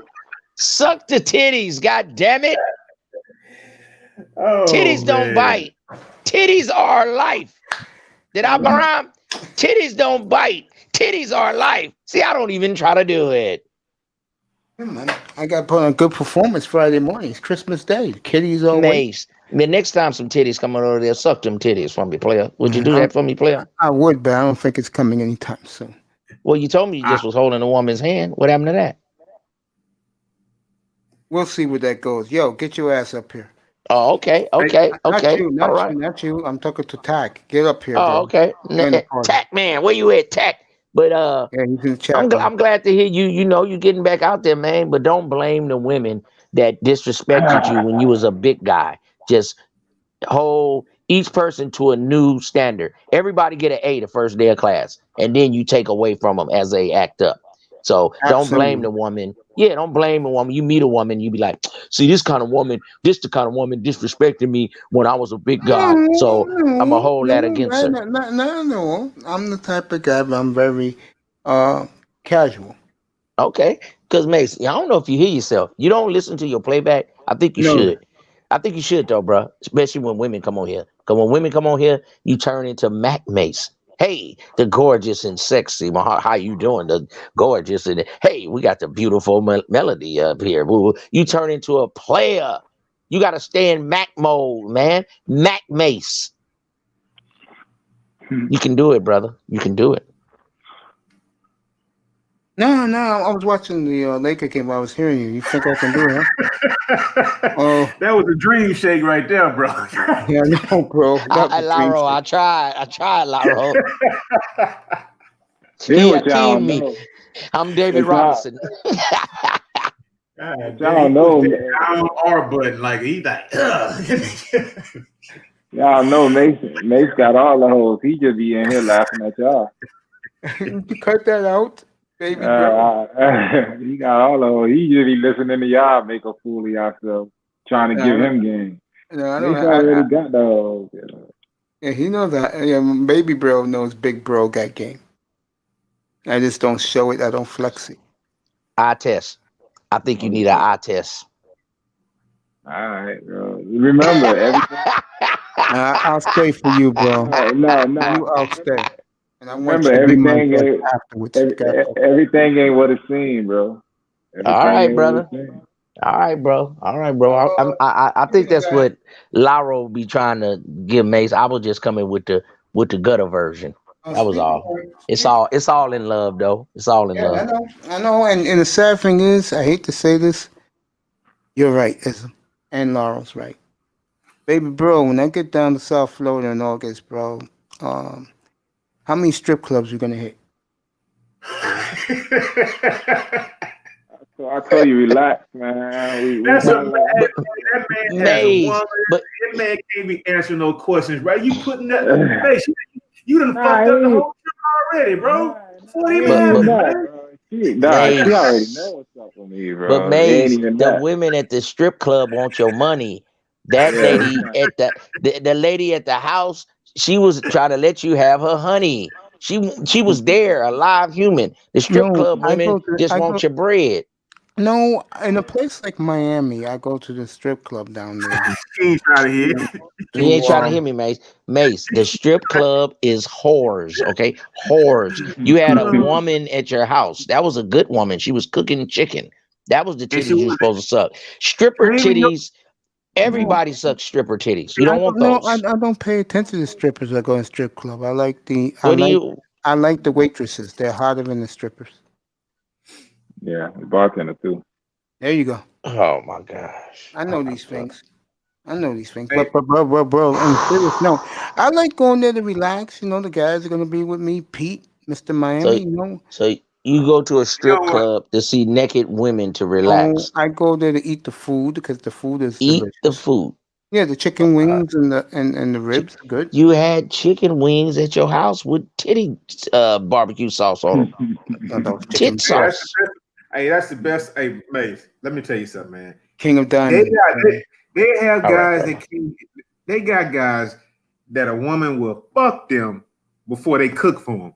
You had a woman coming through the crib that was gonna cook for you and then take care of you, bro. And you turned it away for a piece of chicken. Yeah. Why? And Mace, why are He you never saying it told like you that?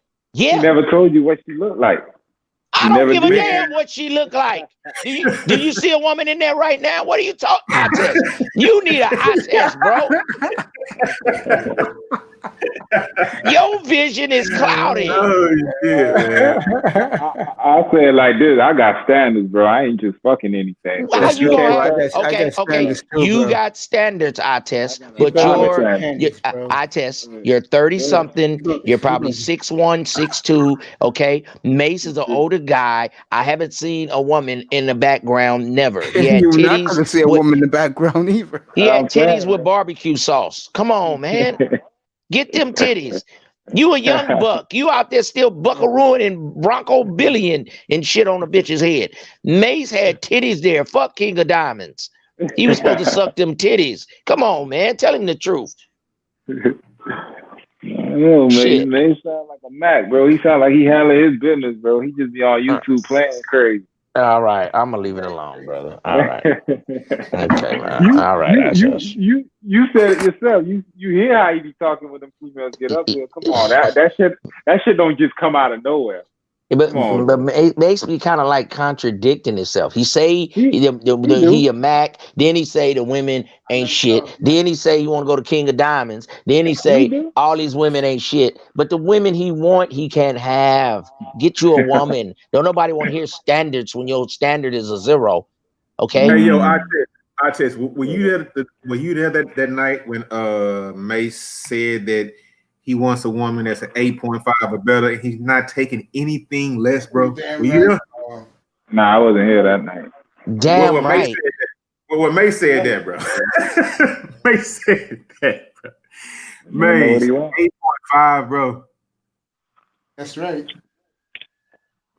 I'll go for a 10. There are no 10s. The woman can only be a 9.1. But Mace, when you have nothing, okay, you can't be on the NBA team if you can't make one shot. Can you just make one shot? How you gonna be 8.5 all-star level? Can you just make a shot first? Can you go in the G League? Can you just get a one man, a heartbeat, a pulse? Mace, do you realize there are some NBA players who can't pull an 8.5, bro? There's some niggas in the NFL that can't pull an 8.5, bro. I mean, if they lead with their wallet, they can. I'm just saying, just off their head, bro. Beauty's in the eye of the beholder. Exactly. 8.5, exactly. It's 8.5, not right. Okay, Mace, on a scale of 1 to 10, and I ain't teasing, the woman that stuck that tit in your mouth, right? What was she from 1 to 10? She was good enough to come cook your chicken now, okay? So don't trash it too bad, right?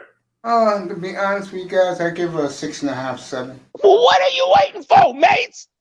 I'm finna catch a flight to New York, man. I'm gonna bring you some smelling salt. I'm finna slap you in the shape. My name gonna be Angelo Dundee-ism. I'm gonna put some smelling salt and slap you around, champ. Come on. 6.5, that's good, bro. I give her a 6.5. But so what's the problem? A little slender. Hey, Mace. Slender? Bro. Hey, Mace, come on, Mace. The names of some famous 6.5s, bro. It's a lot of them. A 6.5. I don't follow celebrity women, so I don't know them. Oh, you don't know them? Okay. The last woman I was very infatuated with, to me, she was a dime piece back in the day, was Nia Long. Okay, that's good. Okay, not Nia Long. Let's say Michelle Obama, right? On a scale of 1 to 10, where would you place her, right? She's too fat. No, Mace, I'm trying to get a feel for your She's scale, too right? fat. Yeah, she's fat. I'm trying to get a feel for you, right? But man, Mace, how you a big dude and you think you just gonna get you a I'm slim not that little big, thing? isn't? Why you think I'm big? I'm 5'7", 167 pounds. I'm not that big. Okay, well, you used to be big, so Yeah, why you blaming 305. Michelle Obama for having a fat ass? I don't care for her. She's not my type. Now, I'll No, tell that's you. not what I'm saying, Mace. On a scale of 1 to 10, where would you rate her? I'll give her a 6. Okay, so you had something around Michelle Obama's range. No. I'll tell you who's my speed, bro. I keep saying it since she was running for the vice president.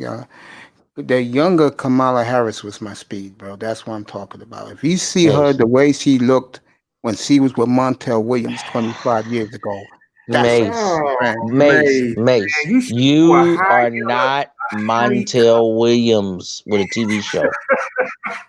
How you gonna get Kamala, bro? I didn't say I wanted her. I said that's my type. That's your type. Yeah. Or Okay, nothing Mace. then. Okay, Mace. Have you ever been with a woman like Kamala 25 years ago? Yeah, about, like I said, 8-9 years ago. Oh, okay, that's what's up. And the reason why that didn't work out was because she got on my nerves. I couldn't take it no more. And that's what all women do, Mace. Welcome to having a woman. They're gonna get on your nerves. Hey, Mace, my nerves get fucked with every day, bro. Yeah. I took that woman shopping. She kept bitching. I said, you know what? You gotta go. Fuck out. I don't want to look at you. So you was black pill for no reason then. You had a beautiful woman on your arm, Mace. A couple of them. Mace. A couple of them. Couple of them. Mace. At the same time. Hey, I just told you he was a player. I had to be honest with you guys, I had a rotation once. It was good, but nothing happened. Hold on. You didn't have a rotation if nothing happen, bro. Yeah, it's like they told me. Women told me. Women say you ain't banging. Just talking to women is not a rotation, Mace. A rotation. No, I'm taking women out, but No. I've dated a few. Yeah, it was good. No. That is dating. That is speed dating. Rotation is when you got to service 2 or 3 women. I don't know this stuff about speed dating. I don't care about that stuff. I don't like that bullshit internet dating, which I think is that's for losers. I don't do those things. I meet my bitches at the mall. I meet them at the market. Okay, brother Mace. I'm trying to help you, brother Mace, but I don't know. I'm gonna leave it alone. I'm gonna leave it. I tried, brother. I tried. No, guys, don't worry about it. It will happen. I keep telling you, whenever you meet the woman you think that you never meet, you're gonna bump into her one day. It always happens that way. It kills me with the brother with the standard thing when you're not like I can only play basketball in Kyrie's or Durant's. Other than that, I can't play. Man, I'm getting on the court with Chuck Taylor's. I need to get on the court. Okay, just get on the court, bro. Okay, with some Dr. J's. Get on the court. I got a Hall of Fame. I have a Hall of Fame room now. Hold on 1 second, Mace. Let me ask you. I have a question for you, and I see Platt came up. Listen, man. Listen. Listen, fellas. Mace had a woman with almost 1 million subscribers come to his channel, right? That woman could have plugged Mace into a lot of things, right? But his venom for black women made that woman not ever, because he went off on one of his black women rants, right? She came to his channel, bro. I mean, she could have been spying to see what the fuck going on, but she came to his channel. You know, she got the little chick next to her name and all that, right? And she came to his channel, and Mace was just, Mace went on a rant, bro. And I knew it was over, dude. Mace, you got to get that hate out that heart, bro. Like, real talk, man. Because that woman, she was looking out for you. Like a lot of us do, right? Yeah, but check it out, though. Look, shout out to the panel, your chat box. What's up with you? What's up, sir? Good morning to you. No, I'm listening, man. I see what's going on. I'm trying to see what's popping, you know. I pulled up. What's up? I'm good, man. I'm good. I'm just chilling, man. Hey, on that, on what Laro talking about, hey, bitches come, they go, bro. It ain't no fucking. Fuck That's that right. bitch. Yeah, there I you go. hear you. I You hear don't you. need nothing off that bitch, bro. Yeah, He man. love her though. He love her though. He bring her Nah, he name up. don't love that bitch. No, I just like to do business with her. That's it. With her. That's all. Yeah. Yeah, straight. Yeah, I get you, Mace. I'm just fucking with you, Mace. But she did come through though, bruh. She came through though, bruh. Really? She did? Well, she'll be back, man. Fuck that bitch. You know You me. niggas put too much value on these hoes, man. These hoes bounce Thank you. around. Thank you, Dick Plant. to dick, pole to pole. Fuck these hoes, That's right, nigga. man. There you go. You know me. The last thing I'm thinking about. I hear you, Plat. I feel you. I'm just trying to get Mace to at Last least thing I'm get in the thinking about. game a little Last bit. thing I'm That's thinking all. about is some I ain't got draw no some hate pants. for Mace. I got nothing but love for Mace. I just want to see him get in the game with a 4.5, 3.5. Just a number. Just get in the game, man. No, I agree with you on that. Now on that, but I'm talking about some random bitch pull up on the stream. These hoes know what they doing, man. These hoes know they know the bags. You know what I'm saying? They know the bags they got on their back. They know what's up. Niggas go check the numbers and shit. That's And right, the bitch never come back. So fuck the bitch, man. Yeah, But as far as getting your fuck I on, feel you. Hey, as it's far shit as I getting your don't fuck know. on, that's a whole Yeah. different dynamic. Getting your Yeah, fuck yeah. on. Yeah, You know, you get your fuck on where you got to get it, man. You might have to start at the, you know what I'm saying, with a low number. You Okay, can't look what's at the that? next What's nigga. that number, Plat? What do you need to start with? What's the starting? Man, you started who fucking with you back, man. You know what I'm saying? You can't See? fuck. Yeah, you can't fuck with your boy. Your boy might be up there. Your boy, it's just like college, man. You know what I'm saying? Nigga might have graduated. I know niggas that's lawyers, but I can't go in the courtroom. I get cut to pieces. You know what I'm saying? That's his shit. That's his field. He a lawyer. He in there practicing law. He did you know what I'm saying? He did everything he had to do to get there. So, man, you might have to start at a low number. That's what's wrong with niggas. They don't want to put no work in, man. Bro, might start at a low number, work yourself up, man. It's the same thing with bitches, man. You got to build yourself up. Very few niggas walk out of the box with a 10, unless you a young nigga. Very few niggas grab a 10 out the fucking box. Now, if you can, that's normally when you can get them. When you get the motherfucker high school sweetheart, you can hop on the motherfuckers. Oh, You know what I'm saying? Hold them down. I know a lot of ugly, bruh. Some motherfucking frog-looking ass niggas, but they got them young. They got them young. Whole fine as fuck. I'm still fucked up. If shit make me scratch, man. I be like, God damn. Yeah, but you know, the motherfucker, I met in high school, man. You know, we was in love and shit and whatever. I got married, had kids, and that's my wife. You know, shit don't make sense, but no, just coming off the gate, you know, bitch 25, you 25, you gotta start with your number, man. That just ain't gonna happen for men. That's the story that's told here. Yeah. Told here. That's lowering my standards. That's lowering my standard. Well, you don't have a standard if you don't have no women. There you go. Hey yo, I test. Hey yo, it's regular. It's regular niggas over here too, bro. I know you hear a whole bunch of bullshit, but it's regular niggas over here too, bro. I mean, so don't take it out on the space, man, because I know what you think about it, bro. And they support hold up, and they support each other. But see, let me tell you something though. What Ism said is true. This one nigga pulled up on my show. He got the 6-pack. He he graduated college. He got his IG together. And I said, you the type of nigga who can claim, I don't want a fat bitch, I don't want an ugly bitch. Why? Because you can do numbers. I said, I can look at your IG, and Melody happened to be up there, and she validated it and said, oh yeah, he could have his share of women. See, niggas like that, they can give me that lip about, I don't want this type of bitch, I don't want that type of bitch. And that's the point. You know, he go through the, whatever he got to go through to be able to do that. Every nigga in his space, I'm not talking about you, Mace. All these niggas in his space, they can't say that. Don't say there's a lot of niggas in this space. They some gruesome ass niggas. And they just gotta deal with the shit, that dynamic, man. These some motherfucking Fruit Loop cereal stains on their motherfucking clothes. These niggas don't wear, they clothes baggy. They ain't got nothing customized. They ain't got no real shoes. Nothing. You know what I'm saying? These some These are some niggas who are grown ass men, but they dress like they in the 4th grade. You're not And they gonna being claim that. and they being baby like it's okay. No, that's not okay, bro. You're not gonna get no. You're not gonna get no hole like that. And then you know what? What I be trying to say to these niggas is you don't want no hole like that, because a hole like that, bro, you think you being pushed by these niggas. That hole gonna have your ass jumping in the motherfucking traffic, nigga. Oh shit! And then when she gone and your pocket's empty, you gonna be like, "What the fuck?" You don't want those problems, bro. You don't want them problems. I'm telling you, man, bro, Mace. I'm telling you, the last thing you want in your life right now is an 8.5, bro.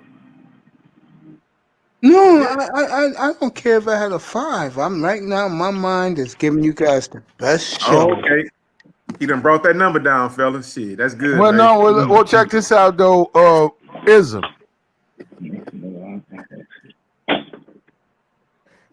Ism. I'm here. I'm in the kitchen. Go ahead. I'm warming up some check food. this out. And the panel, though, the whole panel. Just check this out. You niggas know what it's like to lose a bitch. You know, I'm talking a bitch you fucking with. I'm just saying, you know what it's like. The bitch give you that. I'm with somebody else, or hey, you know it ain't gonna work out of nowhere. You know what that's like? Nope. Okay, well that's good for you. But I'm just simply saying, a lot of niggas ain't prepared for that. That's what I'm saying. You gotta be prepared for that, bro. You gotta be I've prepared had to deal with it. I came home and the whole house was empty. But I'm saying you was prepared for it though, right? Right. If it would happen to if it would have happened to a lesser man, it could have been the end of that man. Do you not disagree? Yes, I agree with you. That's why, bro, you gotta have, like, I call it an exit plan, bro. You can never go into anything with these hoes full-fledged, bro. You gotta have you a fucking, I call it, bro, you gotta have that bread tucked away that she on the, okay, you know what I'm saying? But, bro, you gotta have your, you know what I mean? You gotta have your shit. Or have you a side bitch on deck to just waiting and just want to just put you on your feet after about 3 or 4 months and smack you. Whatever it takes, bro. I'm gonna be real with you, bro. Like, yo, you gotta make sure that with or without that hoe, you good. So you ain't working out for her. You know wait a minute. Is that our test? Saying that? Yeah, that's me. I test. Yeah, bro.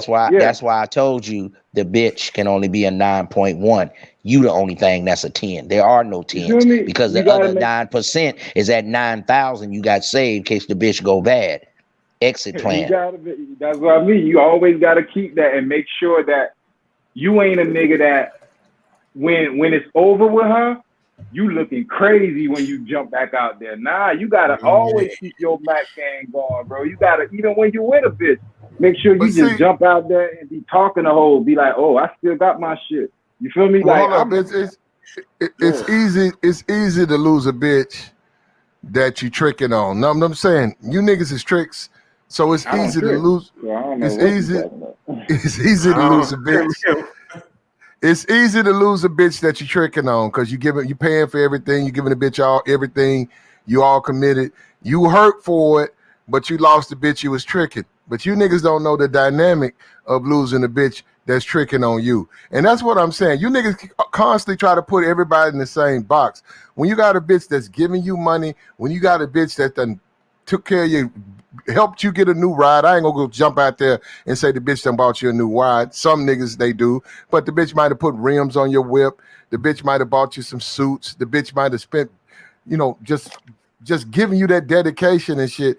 When you lose a bitch like that, it's a different dynamic. And that's what I'm saying. And you got niggas out here who done lost bitches like that or who lose bitches like that, and they still stand up like a man, take it like a man. They don't go after the hoe, and they hold it on. That's why I'm saying I be hearing niggas heartbreaking, and they ain't never had no real heartbreak.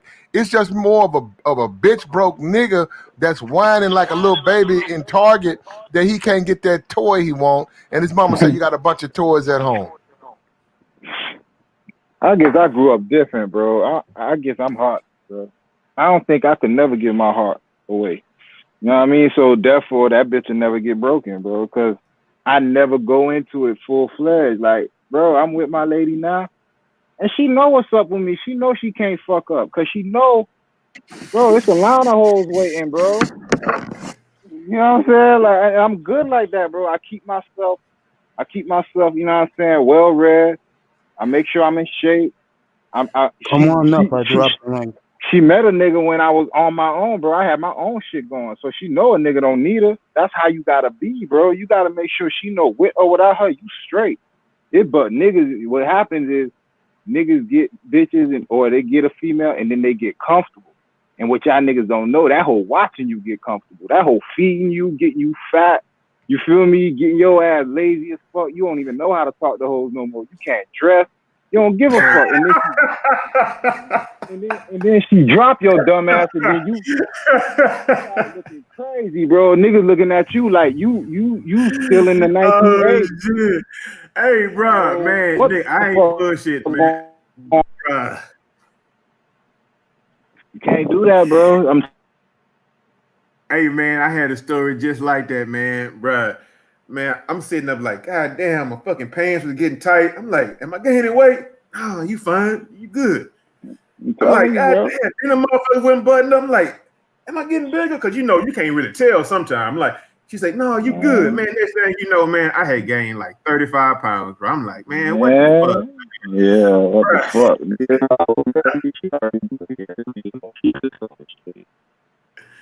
That's what hoes do, though. They'll coach you out of your situation to try to, you know, create that comfort, you know, for them. But, you know, at the end of the day, man, you know, it just depends. Like I said, you know, that's why a lot of these niggas, I recommend a fat bitch because that's where they at.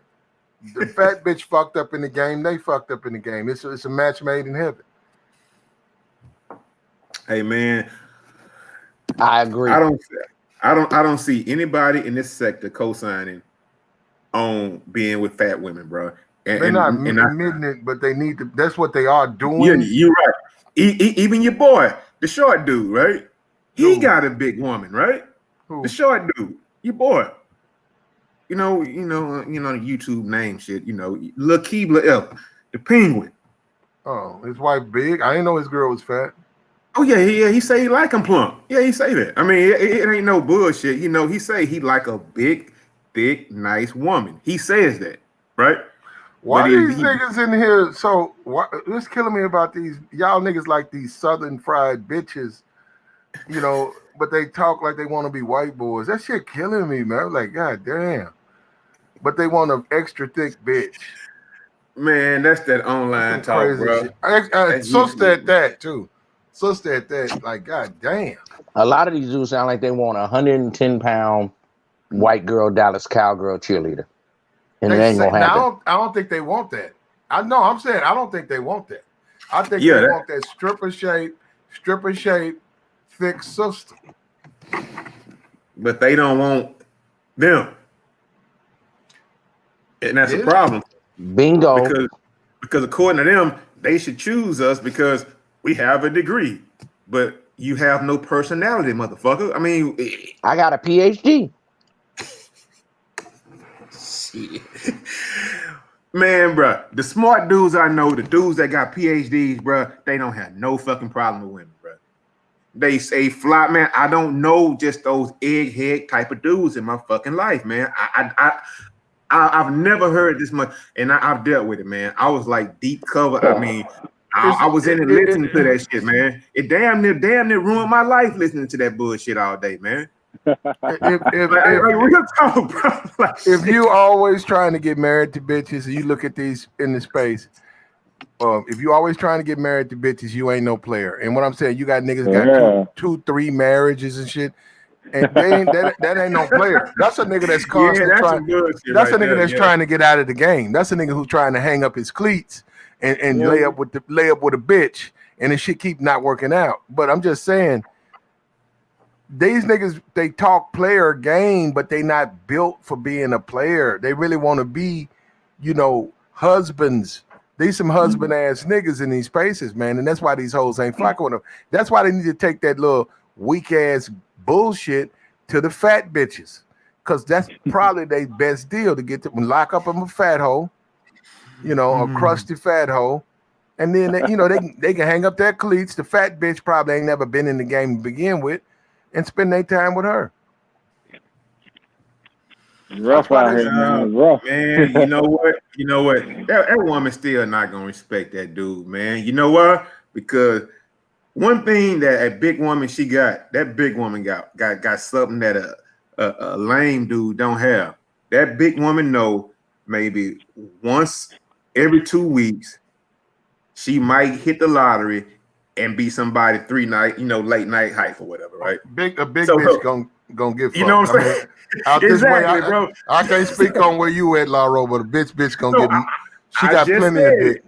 I hear Them the you. main hoes that's pregnant. These quarantine babies is coming from these huge fat bitches. A fat bitch, a fat bitch go Bruh, fuck. I already know. So Look, a fat let's bitch start got talking about it the food. better than the incel, right? Man, a fat bitch. First of all, a fat bitch. If she likes you, that's the key point. If a fat bitch, she fucking. It ain't no question about it. When you pull up, she fucking. She gonna set it up. You can stay all night. She gonna suck your dick. She gonna, you know what I'm saying? She gonna take care of you, man. You know what I'm saying? She gonna understand. Hold up. Play. You got to get this caveat. She gonna suck your dick for an hour straight if you wanted to. Is that what you want? She gonna do anything, bro. She a fat bitch. Anything, bro. She gonna go, bro, for whatever you want, bro. While she's sucking, you want, while she's sucking, if you close your eyes, it's a skinny bitch. What's the problem? You did? A skinny bitch gonna fight with you. A skinny bitch gonna try to a cute skinny bitch gonna try to make you jump through these hurdles. You know, my ex did this, so you got to do. He jumped through 4. You got to jump through 5 to show me that you really mean. You be playing games with the skinny bitch. You be playing games. So the fat bitch come through. That's why all of them got these quarantine babies. And these brothers, I keep telling you, man, you guys keep thinking it's a bunch of fat bitches fucking like 2s and 1s. No, you out of your fucking mind. Shit. No, they going, bro. Anybody, I know y'all remember the woman that said Usher gave her herpes, right? If y'all remember seeing that woman, right? Man, anybody would do anything at 2 o'clock in the morning, bro. I mean, it be fucked up, man. Niggas knocking out 1s and 2s, bro. I mean, and they ain't stop line because they 7s and they 8s. They try to follow through. Them hoes already fucking already. I mean, you got there too late. You called too late. Homeboy locked that bitch up, right? But shit, so he go way down this goddamn list, man. I know this motherfucker answer the phone, and he called that fat bitch. So he might have a player ass nigga, got a nice whip, got everything he want. Man, shit. If she the last one on the line, shit, she gonna answer for sure. That old faithful motherfucker, oh shit, she gonna answer, bro. So I know exactly what Platt talking about, bro. Shit. And I ain't gonna lie, I done hit some, dog. I mean, it is what it is. Yo, I ain't never had no fat bitch. I only had bad hoes. Hold up. No, I'm being real, bro. Hold on. Laro. What about says the young nigga that ain't over 35. Nigga, how old are you? How old are you, Artest? Nah, I just turned 35. You right? Exactly. Says the nigga that ain't over 35. Keep living with your big head ass. Watch what happens. Nigga, talking crazy. But that's what I mean, bro. I got standards, man. I only hit bad hoes, and bad hoes keep coming, so I'm gonna keep it like that, bro. But man, you live in Miami, bro. I mean, damn, bro. You live in Miami, bro. You supposed to be, bro. That's what I mean, bro. I'm one of them niggas. You can't leave your female around too long, bro. Don't leave me in the room with your female too long. I don't care how long you been with.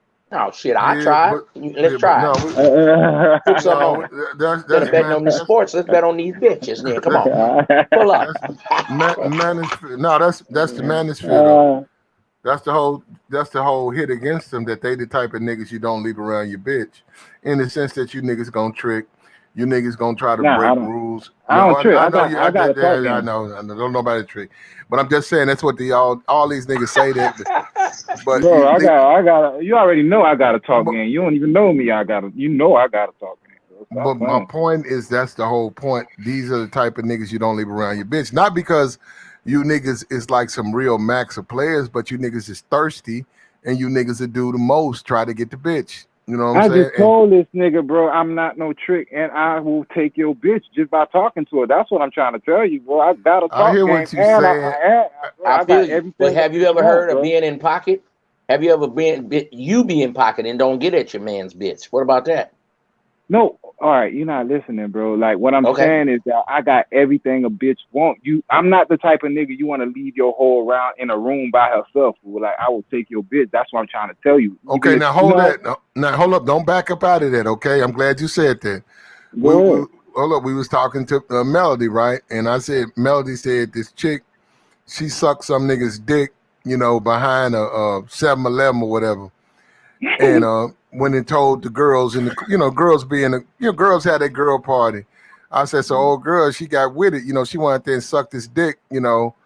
I said when she let y'all know, right, the girls, what you think about a woman like her? And she said, well, I wouldn't do that. And I said, I'm not gonna get into whether she do it or not, but we're gonna get into what she said. I said, would you introduce her to your man? She said, oh hell no. Why? Because she sucked some nigga's dick behind a grocery store. What you just said, bruh. That's why niggas don't want you around that girl. That's my point. All right, you not all right. that's All what I'm right. saying. Let me simplify it. All right. There's some niggas, right? Like I won't do that to my homie. That's one. Yeah, now you're saying that though. All right, no. What I'm saying, bro, I was just trying to make a point when I'm saying what type of nigga I am. My talk game and my shit is so like on point, bro. I'm a nigga that I could just be having a casual conversation with your bitch, fool, and I could take her, bro, because I'm just that. You know what I'm saying? I know you saying that, but I'm saying that's why niggas won't want you around that girl. Period. Because of what that's you're what saying, I mean, bro. If you my homie, I'm not gonna do that. But if I'm just telling you, like how I come across with females, I don't have those type of issues. Like I don't have to trick. I don't have to do none of that shit. All I gotta do is just conversate, and it could go there. That's what I'm trying to tell you, bro. I'm not saying I will take your or my homie, bro. I got you. Bro, You backtrack, but you back. Point. I'm not backtracking. Don't tell me what I'm saying, and don't tell me how I'm acting, bro. I'm being very specific. I'm being very clear, but you trying to put words in my mouth. Oh, I'm not. I'm just telling you how you coming across, and I'm saying, look, I it's like told you what I. Don't tell me how I'm coming across if I'm telling you exactly what it is. I'm telling you, bro. I'm not gonna take my nigga home. I'm not gonna take my homie girl. I'm not gonna do that. But I'm saying I'm a type of nigga, bro. If you leave me in a room with a female long enough, something might happen. That's it, bro. I just got game like that. That's it. That's all I'm trying to convey to you. But you telling me that's why niggas don't want. That's why niggas don't want me around it. I got plenty of my homeboys. They wives be around me all the time. I'll never violate like that. Well, see, that's different. Now you twisting up, but I'm just saying. Don't tell me I'm twisting shit, man. No. At the end of the day, bro, it's like this here. It's like this here. You're right. It's like this here. Niggas who macking on bitches and got game and shit. I don't care nothing about no nigga trying to take my bitch, man, because he can't.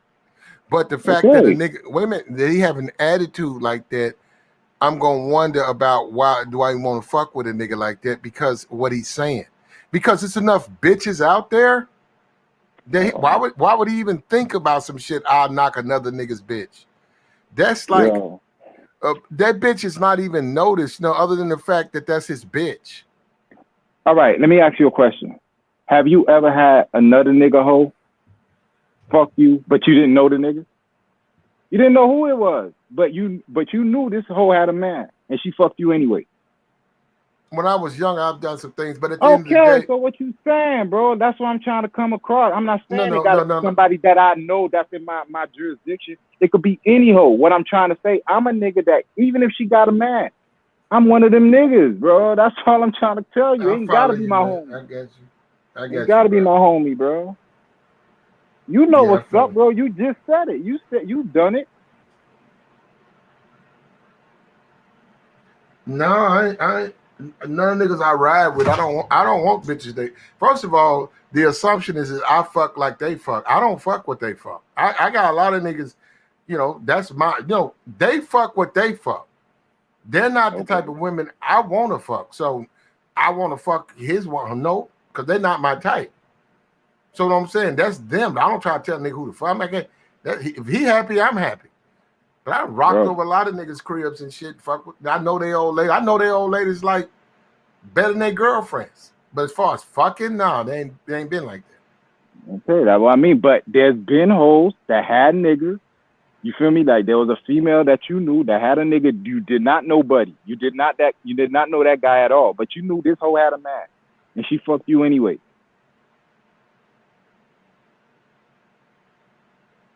What's your point?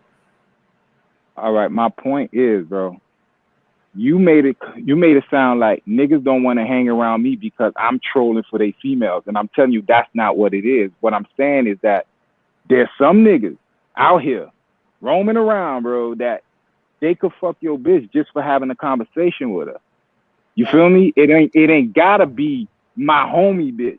It just gotta be, bro, you sit me next to a hoe, my game, my shit is that tight, bro, that a conversation could lead to other things. It don't matter who it is. That don't mean I'm out here, if you my dog, we going out, I'm trying to do that with your female. Nah. Hoes like that, though, don't get claimed. You think so? I know you so. think so? You don't know shit, nigga, because I got doctors and all kind of shit, bro. Doing Now all you saying that shit, you can't. You know what? That's the thing about this space. Which side are you on? Which guys on? Y'all on both sides of this? I thought you said you didn't do it. Now you're saying you do it. Hey, Platt, he not in the space, man. He wanna Mace Miami Dolphin the guy. Yeah, I tell you, Miami. He right there on South Beach out there, fucking on them South Beach bitches. I'm in the city, homie. Oh, you don't go on South Beach? Nah, bro, I'm a city boy. City. Were you in were you in Little Haiti? Nah, I moved up, bro. I can't tell you where, but I moved up.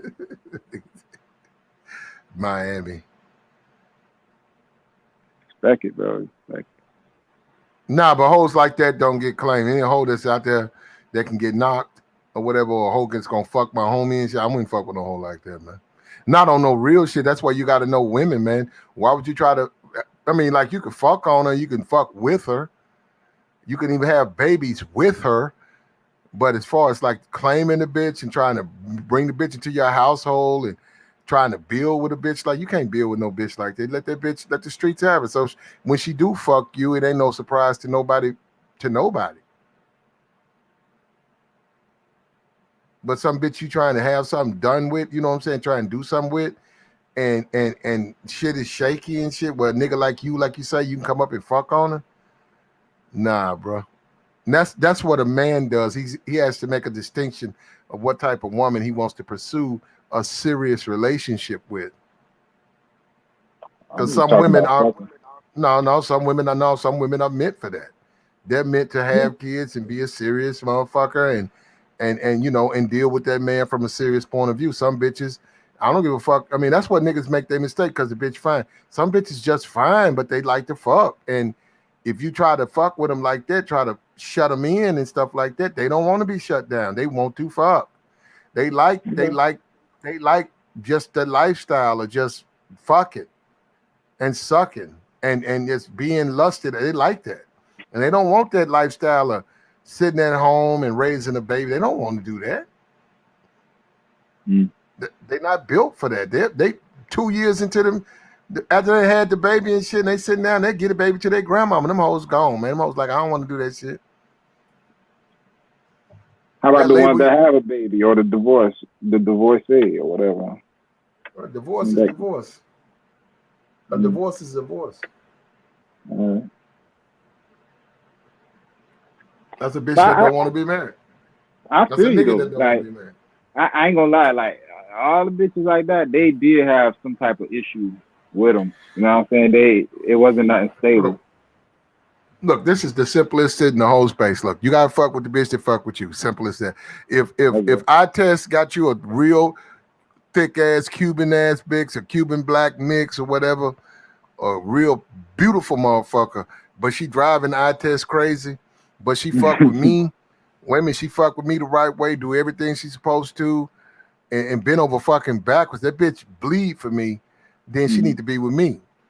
That's It ain't nothing wrong with the bitch. It's something wrong with the nigga. So that's what I'm saying. At the end of the day, the bitch fucking with me. That's what niggas don't understand out here. These bitches, if they doing you wrong, whether you like it or not, your ego keeps you from admitting maybe you wrong. Because they act right for the right nigga. That's the whole point. If you're the right bitch, I'm the right nigga. That's what I've always been pushing that. They don't understand that language in this space though. But that's the way it is. That's why I'm telling niggas, downgrade. I don't want to downgrade. That's why you're gonna suffer. If you downgrade, fuck with the fat bitch, that'll be your bitch. That's the bitch that's gonna fuck with you. Yeah. That's the bitch that's gonna give your big ass a bath. That's the bitch that's gonna go wash them dusty ass sheets. You know But what do I'm you saying? disagree with niggas like getting their shit right? Like they get their shit right for them, and then when the bitches come along, like then they play the game how it go. Cause if you one of them niggas, bro, if you really want whatever, like the bitch you want, bro, first thing you gotta do is like take care of yourself. And once you start taking care of yourself, you notice that she an accessory, bro. She ain't even the main thing. You the main thing. You have to take care of yourself at all times. You come At first. all times, bro. Bitches That's come it. and go. Bitches come And and they go. know So that they like when you take care of yourself. Your bitch like when she see you working out. She like when she see you eating right. She like when she see you reading up on something. No, I mean she don't want. I don't know about you, that. I don't know about that reading up shit. You know, Sound they be like you killing do. me about hoes I fuck with, man. They ain't big on that type of shit. That They them not, like no, them like dry dick niggas, man. No, for real. Cause I was saying that about fasting. Cause I said, man, you a real smart dude. I see why you talk yourself out a lot of pussy. You not smart enough to Oh shit, understand that. man, Platt, you know fast and talk yourself out of all the Yeah, I pussy, said you bruh. kill a Like, party, man. I man. said hoes want to smoke and twerk, and here you come with some bullshit ass. And I said, I see why hoes don't want to fuck you, man. You bore them and shit. They be like, what's wrong with him? Hey, I just, man, look, man, this kind of shit we talk about every day. We don't talk about that other shit, man. And I know you done heard it, bruh. We got a little bit of it with Mace. Hey, yo, Mace. Boy, he gone, boy. Mace, bro. Remember, he been up all fucking day, bro. This nigga. Hey, Platt told him not to do it yesterday, man. Or day before yesterday. I saw him now. He took some breaks. Now he ain't do a full live stream. He took some breaks. I saw him up there. Let me tell you, bro. I left this nigga what at 11, 12 yesterday. Then you know I get my night started about this time. So around like 3, 4, 5, I'm just searching. I kind of dozed off around 7. I Now I see gotta this get nigga fresh on game. live. My bad. Go ahead. No, you can't really see. Look, I don't know why I do this. You really shouldn't do stuff like this because your subs, they sub with you for a reason. And you got to give them something. You know, you don't want to just, I could go live. You know, I really don't have nothing to talk about, but they ain't really fucking with me because I don't have nothing to talk about. They fucking with me because I have something to talk about. You know what I'm saying? So you got to understand that, man. You know, people who fuck with you, they fuck with you for a reason. You can't just whip a stream out because you want to whip a stream out. It don't work that way. That's when you get you a second channel, a third channel, and you have a BS channel. You know, you have a channel where you just fuck off on. That's a fuck off channel. You had a show today? This morning, yeah. What was the topic? What was talking about? Fat bitches. What a stretch. What a stretch. I thought we was talking about airplanes this whole time. Imagine that, fat bitches. Mace is knocked out. Mace is knocked out, Jack. No, but we finna do after the Christmas. I got some shit. Fucking knocked out, Jack. Motherfucking guacamole pepper. Motherfucking bitch out. Knock a motherfucking bitch out. Motherfucking young guacamole. What the fuck? Why y'all avatar? Why you got an avatar like that, man? Jack is a fool. Mate, you gotta wake up and smell the motherfucking game like smell the motherfucking coffee. There you go. There you go. Mace, wake your ass up, man.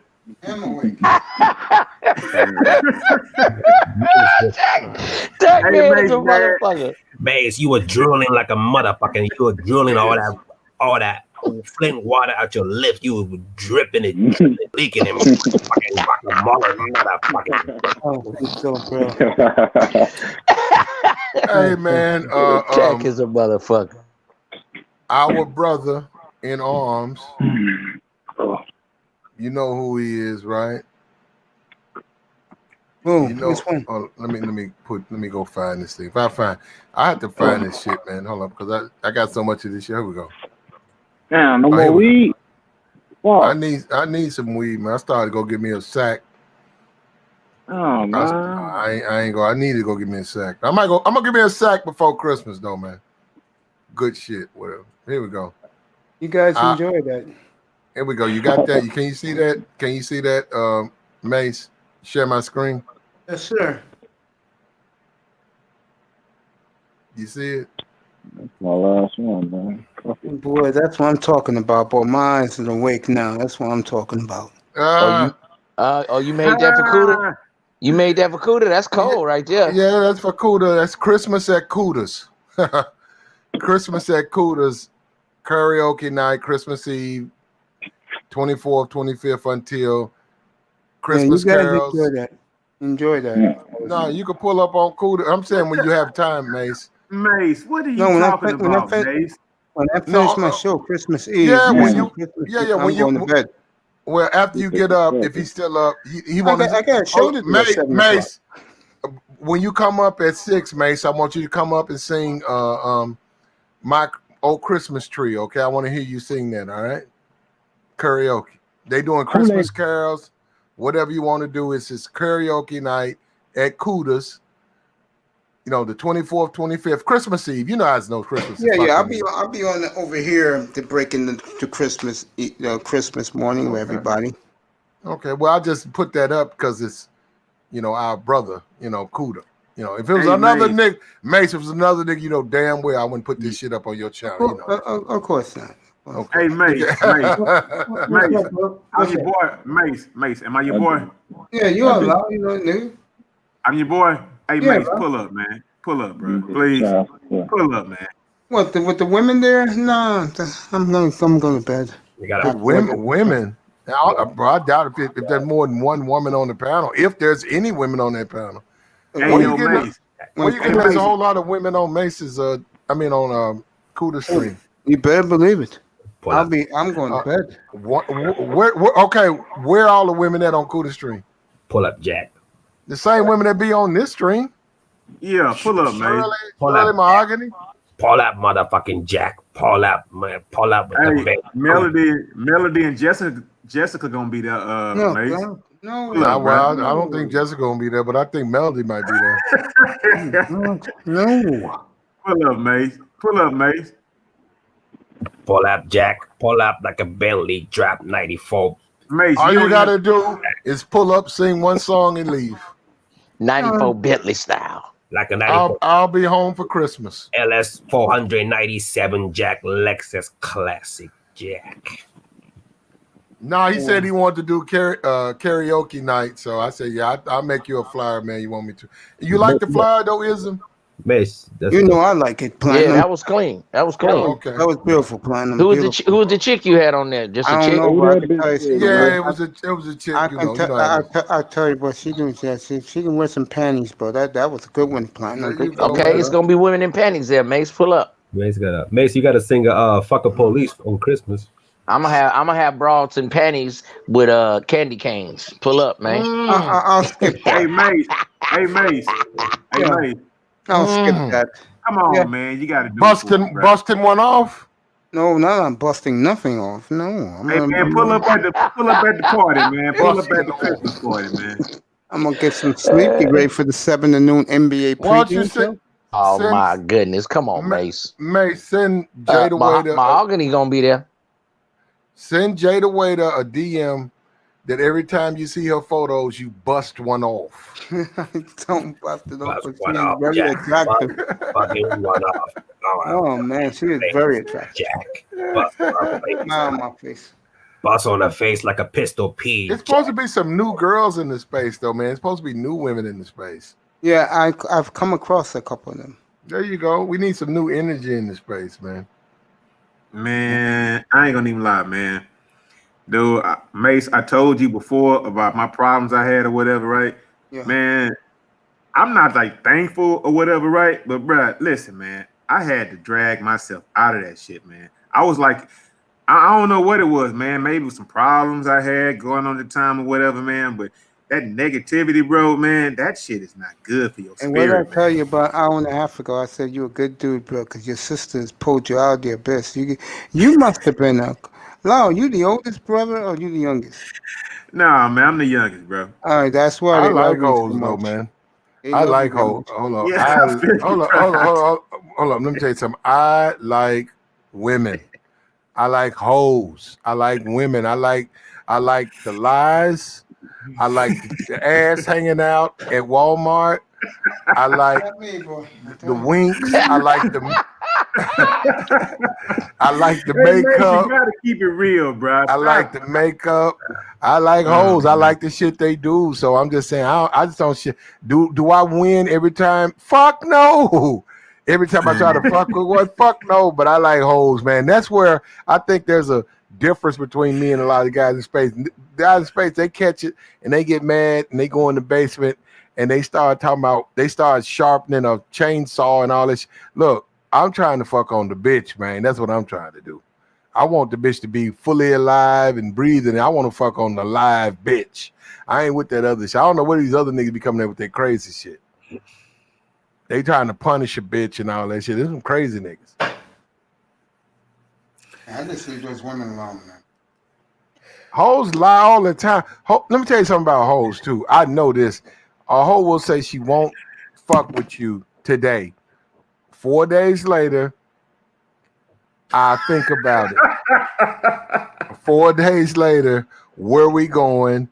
4 days later, I don't do that. 4 days later, she sucking dick. 4 days later, you doing the most. And then 4 days later, she back mad at you and ain't gonna fuck with you no more. Right? 4 days later, she block you. You right. She block your shit. But you got your fuck on. And then you got to hit the email up. Damn, you got me blocked and shit. Oh shit, then you unblocked again, bro. Yeah, man. No, I was schooled on that by a hoe. A hoe told me, if I block you, don't pursue. She said, because then you're gonna look real fucked up. So she said, if I block you, it's over. And then unless I contact you, don't contact me. So you just gotta take that lick. So yeah. I've been blocked. I've been blocked by bitches before. I've been blocked by like 3. I know the 3 that have done it. And I have went on to, meet them and shit and talk to them about it. And they give me a line of bullshit about why they did it. Because I'm like, I won't even try and do it. They give me this thing lying. But no, just not interested no more, man. This you gotta let hoes wanna fuck, man. They wanna hoe. And if they feel like you holding that back, they're gonna block on you. Oh man. I won't find that out, so. Hey, Mace, like I said, man, you probably got another 25. Mace, at the minimum, bro. You don't want to live the next 25 to 35 summers of your life mad at women. That's a lot of time, bro. That's a lot of years. You might live into your late 80s, bro. You don't want to carry that with you all your life, man. I'm telling you, Mace, don't want to do it, man. I know this dude, right? He had he had diabetes. He looked fucked up too. It sort of like distorted his face. And he had one fucking hand, but he had a bloody bandage. And he argued with the hospital. I used to be a security guard, right? This little building, right? It's like assistant living. So he argued with the hospital. He said, I want out. And they said, well, you need to stay in. We just cut your hand off. He said, no, I want to go back where I live. And I don't want to stay in the hospital. I'll be back tomorrow. I want to go, they gave him the little blood tank. And anyhow, the nigga bandage was bloody. Because I saw that. I never seen somebody with a missing fucking hand and a bloody bandage. You know what I'm saying? That shit was bloody. And I said, bruh, how you got out the hospital? He said, I told him I didn't want to be up in there. And he said, I don't want to be up in there because I can't, if I'm up in there, I can't do what I'm doing. I said, what you doing? He said, I'm fucking. And he was tricking off his money on bitches, right, up in his room. And I said, all right. Yeah, and I was like, okay. And he was going to give him hoes $80, $40, $50, $60, sucking him off and shit like that. And then they come get him in the morning and shit, fix his bandage and shit, tighten him up. And then they bring, he come on back. And about 2 months later, they cut off a leg. So he was in a wheelchair. The motherfucker had one hand, one leg. And he was dying, he was like a diabetic and the shit went terminal. But he refused to stay in the hospital, man, because he wanted to fuck. And I was like, I understood that. I was like, okay, he tricking and shit, but then he ain't gonna be living for another 3 months. And he was spending all his bread. So he was serving them hoes up, bro. Getting his Platt, dick sucked and all that shit. Platt. One thing I know about that, man. Listen, from what I know, if you got diabetes so bad that you missing a hand, some fingers, some toes, a leg, a foot, bro, your dick ain't getting hard, bro, because your body ain't getting no circulation. So that thing ain't gonna move, bro. Well, I don't know that. Yeah, I didn't get into that type of discussion. I mean, I'm just saying. So I mean, he's probably horny, right? Because I mean, I once knew a dude who was in a wheelchair, had 3 fingers missing, had a leg missing. I mean, just fucked up in the game, skin all crackly looking and all that shit, man. But shit, he still wanted to get his dick wet. And like, nigga, we can't get a crackhead to fuck you, bro. I mean, I've seen dudes out there, man. Look, man, I ain't even want to do him like that. We not finna just drag you around and get you, man. Nah, man. You didn't take care of your boy? Yeah. Well, it was an in-law, so I didn't get into it. But when I heard the story, I'm like, nah, bro. I ain't a part of that. But he still wanted to get his fuck on. He ain't here now. But shit. Well, when you want to get your fuck on? Hey man, look, man. I probably would if I was in that circumstance and situation, bro. But I don't know that circumstance and situation, so I don't even want to put myself in that position, bro. I don't even want to comment on that. I probably would, most likely. Hell yeah, I would. Cause if you a man, just like all these niggas that's lying talking about, I don't have to deal with a woman talking about monk mode. That's some bullshit. I mean, if you can put that shit in a bottle, please, we can sell that shit, bro, on a dark market somewhere. I know all these How niggas. soon do you want it, Law? How soon do you want it? Mace, we could Mace, you can't tell me nothing when you say you don't want a woman. Mace, I know you do, bro. No, how soon do you want the monk mode from me, man? How soon do you want it? That shit, a bunch of niggas and shit ringing bells, walking around with no drawers on. I can't fuck with that monk shit. Hey man, that's what's going on right now in this space, and none of them niggas got on no drawers. You seen them little movies or whatever? What's that video with the monks and shit on the video? What's the name of that song? Do do do do do. You know what I'm talking about. What's the name of that song they use with monks? Oh man, them niggas don't wear no drawers and shit. They had them robes and shit on, and they be a whole bunch of dudes up in eating a bowl of rice and shit. They can't have any food. They deny themselves sensation. That's the whole point of being a monk. Then you meditate. Man, they got some motherfuckers that say that they will never speak again ever in life because they believe in something. I ain't shitting on it. But that happens in this world somewhere, bro. I mean, it's a lot of people around this motherfucker, bro.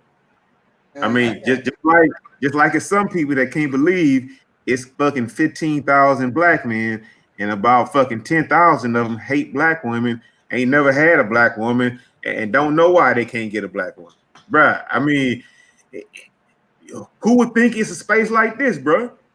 I mean, Platt, you done been all around YouTube, bro. Man, once I stopped this coming to this shit every day, bro, I found so many different shit, man. They got some shit, some channels out there, and they talking about hashtag retire your mom, right? So, bro, it's a whole. It's a lot of hurt niggas in the space, man. Bro, man, but it's a lot of people. You know what? I talked to Dusty. I told Dusty, I said, bro, you laying up with your old lady. You got your baby there. I said, a lot of these niggas ain't never spent a weekend with a bitch. You gotta understand. That's what you're dealing with. I said, so you can't really speak on where they coming from. I said, I know it seemed like nothing to you because you've been, Dusty out there or whatever. He got a bunch of kids. He got a bunch of hoes. But that ain't the typical. Well, that actually is the typical. That ain't this space. It's not typical in this space. A lot of these niggas in here dry dick, and they fucked up in the game, man. And they've listened to a lot of niggas who lied to them and get a bag off them and tell them a bunch of bullshit. about women, and they buy into that shit, and that's what's Hey fucked man, up. in this space right now, it's probably a dude talking to about 5,000 people, bro. And I've been over there before, man. I just went over there and read the comments, bro. You got the hardest niggas that be in this space. Oh shit, I got this, I got that. I'm successful. I got all that shit, man. They over there trying to hear all that laughing shit about, oh man, so you getting off by hearing about a bitch's downside? Like Plat say, man, look, Plat, I hear you, bro. Man, Mace, that's not cool, bro. I never That's said not- it was cool, but I that's understand not why they're cool, there. man. I never said it was To cool. hear a comedian, because that's basically what it is right now. He's a comedian that's trying to poke fun at black women. But here's the thing, though, he might want to fall back a little bit, though, bro, because if the wrong black woman get a hold of that, bro, because he's still small right now, relatively speaking. If the wrong black woman hear that, he'll be gone tomorrow, bro. But at the end Like of the real day, talk. though, at the end of the day, that's nonsense. You know what though? These niggas is ugly though, because I see these niggas. Niggas like goofy. that. Ain't no hoes fucking with niggas. I seen these niggas. There ain't nobody fucking with these niggas like that, man. Bro, I'm out here. I know women. I know men. These ugly ass niggas on here claiming they can crack at black women. Don't know black women want these ugly ass niggas. Don't get me So they started. sit there and make jokes and shit. Don't get me started. Don't know black women want these ugly niggas. I seen these ugly ass niggas. Bruh, you know what? I hold my tongue on the fact that I try to do YouTube videos. So I ain't necessarily just gonna just crush these niggas like that. But you know what I'm just saying? I be looking at these niggas who claim they could criticize black women. I be like, man, you tripping. Because they ain't dealt with no real bitch, not no fine bitches. Even with their YouTube money, even with their YouTube clout, they ain't dealt with no. Look at these niggas, man. These niggas is losers, bruh. They are losers. When I came into space, they was losers. They losers now. Hey, how long this space been around? I'm curious. Well, I've been around for like about 16 months. I've been around. I don't know how long the space been around. Hey, yo, I tell you, I've been around for about 2.5 years, but this space has been here, as far as I know, since 2013, 2014, bro. So is it growing? Bruh, right now, once it went to YouTube about 4 or 5 years ago, man, yeah, it's growing. I told you earlier, man. Look, it's just regular dudes like what you hear right now. It's guys that's like Mace that hates black women, right? You got guys like Ism, guys like Platt. You got guys that went to college and played football that been fucked up in the game. I mean, it's just a bunch of black men. That's why I love it, right? But we don't use it for the right reasons. That stock talk we had earlier today, that's what I'm on right now, bro. I mean, I should have been on this shit last year, man. I could be retired if we was on this shit last year right now, bro. Like real talk. So, man, I'm gonna leave that goofy shit behind me, bro. I'm over here because we talk about sports. Hold up. Go ahead. When I met Ism on Kuda channel, whatever, woo, I said I want to bring him into space. So I went out my way to help him get, establish himself, create a position, a name, or whatever, come into space. Because I said we need more players in the space. I knew he was a Mac and a player, and I said because these niggas keep boxing me in like I'm the only nigga in here talking game. I'm the only nigga here who know how to crack at a bitch. I'm not. But actually I was. So I said, I bring them in here, right? Now I see niggas, and I see these bitch ass niggas claiming they like him and they want to fuck with him. These niggas is simps. Oh yeah, I saw. I'm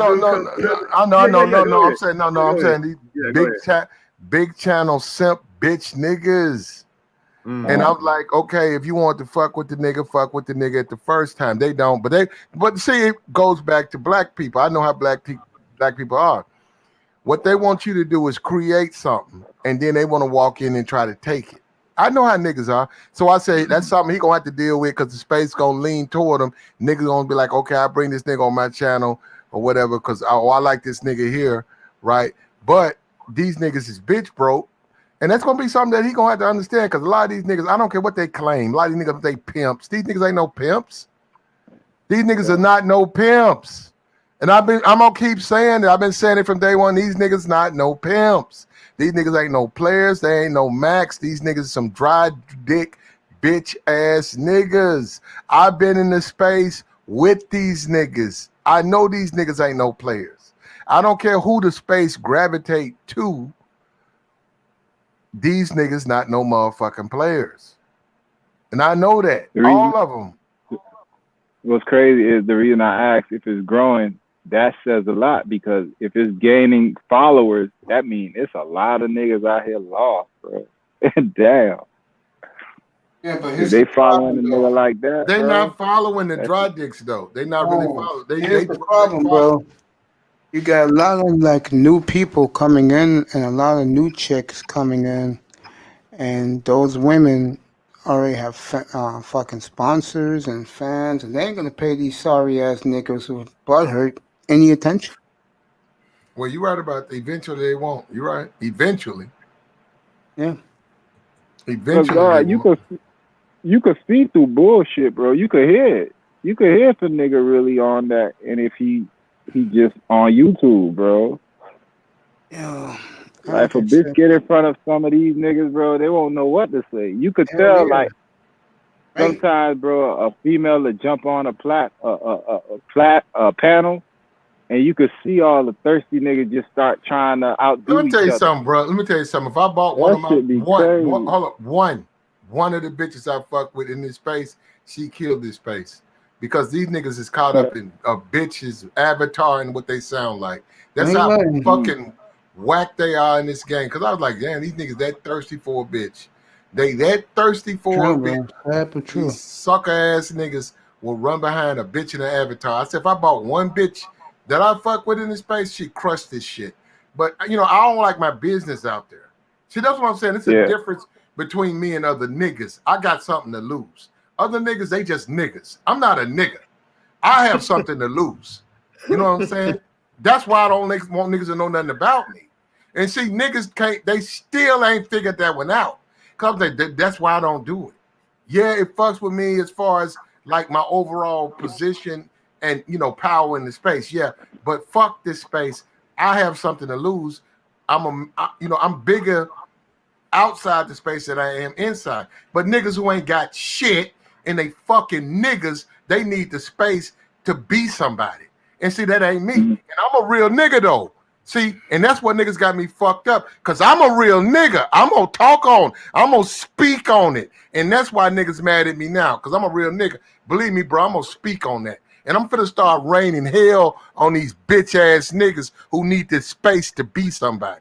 Cause that's coming. We in the holidays. So I'm gonna let niggas have their little Christmas and have your little fun. But you come 2021, I'm finna be a hell on these bitch ass niggas. And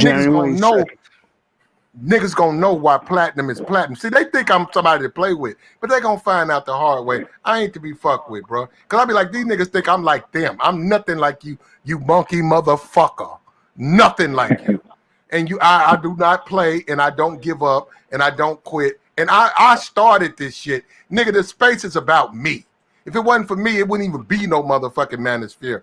Every nigga in this space is talking relationship. Why? Because of platinum. Who started it? Me. And everybody in the space know it's me. I started all this shit. All these niggas was doing was whining about bitches. I was the only nigga in the space talking about hollering at a bitch. So how nigga gonna turn around and try to act like it didn't start with me? Fuck out of here, nigga. I know what I'm gonna do. I got a lot of motherfucking belts and pelts to claim. And I ain't no motherfucking YouTuber nigga, bro. I'm a real nigga. And like I said, I don't need this motherfucking space to be nobody. I am platinum elite, but I'm bigger outside of it. And that's why I don't reveal myself. Why don't you cam up? Because I don't want to. Well, show this. Nigga, fuck you. I'm going to do my thing. That's a bitch nigga to me. Camming and kissing ass to try to get motherfuckers to like him. That's a sucker ass nigga. But you wait. I ain't done with it. It's going to get worse before it get better. That's the type of nigga. I'm a leader. I'm not a follower. I lead this motherfucker. There you go. And it's always been that way.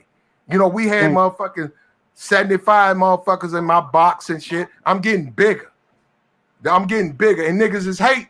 They gonna hate more, and I'm gonna get bigger though, because I ain't begun. And I know the whole space. That's the whole thing. There ain't a nigga in the space that don't know me. And I'm microscopic. But they know who I am. You know what I'm saying? Ask the biggest monkey motherfuckers in the space who platinum is. They gonna tell you they know who he is. Yeah. And they can't believe that a guy like me rolls with him. There you go. It's true. I'm the last guy niggas in the manosphere thought would be hanging out in Platinum Elite. And well, I'm up here. Yeah, man. That's right. That's why he's I'm up here, right? Yeah, man. Yeah, bro. Okay, I fuck you know with how I you. feel about you. I'm a real nigga. No, I don't know look you at are Platinum. I don't look at niggas' numbers and shit. I That's fuck right. with you. I see my nigga Mace over there. I know them. Man, I come on YouTube. I said Mace got 4 in the box. That's my nigga. I said I'm gonna fuck with my nigga though. I don't let you struggle, man. I got you. I've been there. I've been that nigga with 1. I've been that nigga with 0 in the box. I had 0 Friday night. Yeah. Hey, yo, mate. And that's another thing. Hold up. And I built myself. See, I ain't no nigga that niggas took on their motherfucking hip and gave them a channel. You know, kissed their ass and now they got 5,000 subs and they think they this and that. Yeah, no, bro. I built my shit up. But this the difference. I know all these niggas. They could do it, but they don't do it for me. So what that tell you about niggas in the space? That's right. Yep, true. Yeah, kiss ass niggas. But that's okay. What they don't understand, it's a plan behind this shit. So I know what I'm doing. I'm gonna bring some more motherfuckers in the space though. And I'm gonna bring a few bitches in here. No, they come. The only thing about bitches a little bit different though, because bitches they're I ain't that quick. Like we just talked about bitches. We know how they do. So alone, man. Leave Mace alone, man. Bitches will be gone, bro. Them bitches got wings. Them bitches be long gone. So oh man. Hey yo, Mace, look, bro. You got Platinum up here, bro, and you done had N.B.A up here, right? Right? Yeah, and I had what's the name too tonight. I had N.B.A. Buckner up here too. Hey, all right. Well, okay, there you go, Mace. Nama, N.B.A and Platt. They all came and fuck with you, bro. I mean, the space, we care about you, bro. So don't think it's anything bad, Ism bro. up here. Hold up, now, nigga. Ism up here. My bad, my fault. Ism up here too, man. Ism, we my all man too. Yeah. I test up here, man. That's my new brother. Yeah, Jackman's my brother, bro. It's my other brother. Yeah, man. bro. I mean, come on, man. Hey, Mace, man. All that negativity, bro, it ain't good, man. Ghost is coming up here, so is Aqua Dragon. They'll be up here in a second. I'm the how can I say this? Hey, Mace, you ain't gonna get no sleep before your appointment in the morning, bro. Hey, Mace. Hey, Brother Mace. I when I was on you earlier, I just want to see you happy.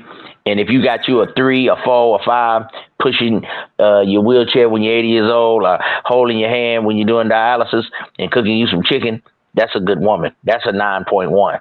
Okay, the woman that's there for you, brother, that want to see you win, that help you set up your stuff. Ain't nothing wrong with that. The woman is a helpmeet. We all need help. You know, you can sit up with our big head ass for so long, but having a good woman to lay down to, that can put some extra years on your life, brother. That's all I'm saying. The joy of a woman is enjoyable. Being around your brothers, that's cool. But sometimes having the joy of a woman, you know what I mean? It's a beautiful thing, brother. And don't be like looking at that as a down thing. It's beautiful. Mace, you're a beautiful brother. You should have your beautiful sister to have your back. Not what she look like, but what she do for you and help you, brother. That's what we want to see for you. See you win, man. Man, that's that game, Jack. That's the motherfucking game. No grumpy old men zone, bro. Jay Speed's in the house, so is Aqua Dragons. Isn't dropping that motherfucking game, Jack. Tack man, that's my nigga right there. Young guacamole motherfucking peep the motherfucking game. At the end of the day, bro, that's what you got to do, though. But that's part of being a man, though, man. Since you evolve as a man, you know, it's other things come into play. Look, man, we all been boys, man. We all been children. We all been 19 and 20. Who don't want the flyest bitch? You know what I'm saying? The biggest ass, the horse leg, thick mother. Who don't? I mean, you know what I'm saying? Who don't? I don't know, nigga, who don't. You know, nigga get capped out trying to get at hoes like that, trying to fuck with hoes, trying to. She with a particular nigga get snuffed out behind it. Well, we come, man, we're grown ass men, man. You need a bitch to change your pamper. You need a bitch to push you around Walmart, you know, and the whole that do, you gotta show love to, man. You gotta respect, because a whole lot of bitches won't. And then niggas gotta understand the difference. She might be a fat bitch, she might be an ugly bitch, but then that's your bitch, and that's what matters to you. And the space is not meant like that. The space think they gonna be getting dimes. Well, first of all, they think they're gonna get dimes all the time, a nonstop. And that's where it's crazy. It's a few niggas built like that. It's a few, but the space is not built like that, man. Thank you. And you tell them, Mace. If they say anything about your bitch, you tell them in the words of Sugar Free, I'm the only nigga call this bitch a bitch. It's my bitch, nigga. Yo, Yeah. go come up if you want. Aqua Dragon. You know what I'm saying? Yeah. Yeah, man. That's a good woman. That's a good woman, man. They want to be there for a player, man. You know what I'm saying? Brother, see his mortality, you know, in the future. I mean, you ain't just like 22 and bucking Bronco. Shit, we need some help. Shit, you know what I'm saying? Help a brother around the house, clean up and do some cooking and set up some things, man. And that's a beautiful thing. You need a secretary, man, and she can take dictations. Jack. But I know a hoe right now. She wanted me to ride with her out of town, do this and that. I told her I didn't want to do it. You know what I'm saying? That's not me. Thick, pretty motherfucker. And you know what I'm saying? I wouldn't do it. She gone. You know what I'm saying? She gone. I saw the bitch IG. Some nigga, I don't know. I go look his IG up. I saw him in the car with her. And I'm saying that's a part. But and again, you gotta understand it's a time and a place for everything. Sometimes, you know, that's something you did or whatever, but you don't keep chasing that rabbit, man. You don't keep chasing that. I call niggas like that smoke chasers. You know what I'm saying? I got my little names and shit. I call niggas who constantly trying to do shit that, you know, sometimes it's just time and a place, man. When niggas out of time and place, I call niggas like that smoke chasers. And they you know what? They lose their bitch too quick. Old crushed ass nigga with old 20-year-old hoe in the wrong spot. Then they gonna be an old crushed ass nigga in a hotel room alone. You know what I'm saying? Facts. In a minute. He can be riding back in that station wagon by himself. Because he's just not ready for that, man. He can't bring to the game what the bitch need.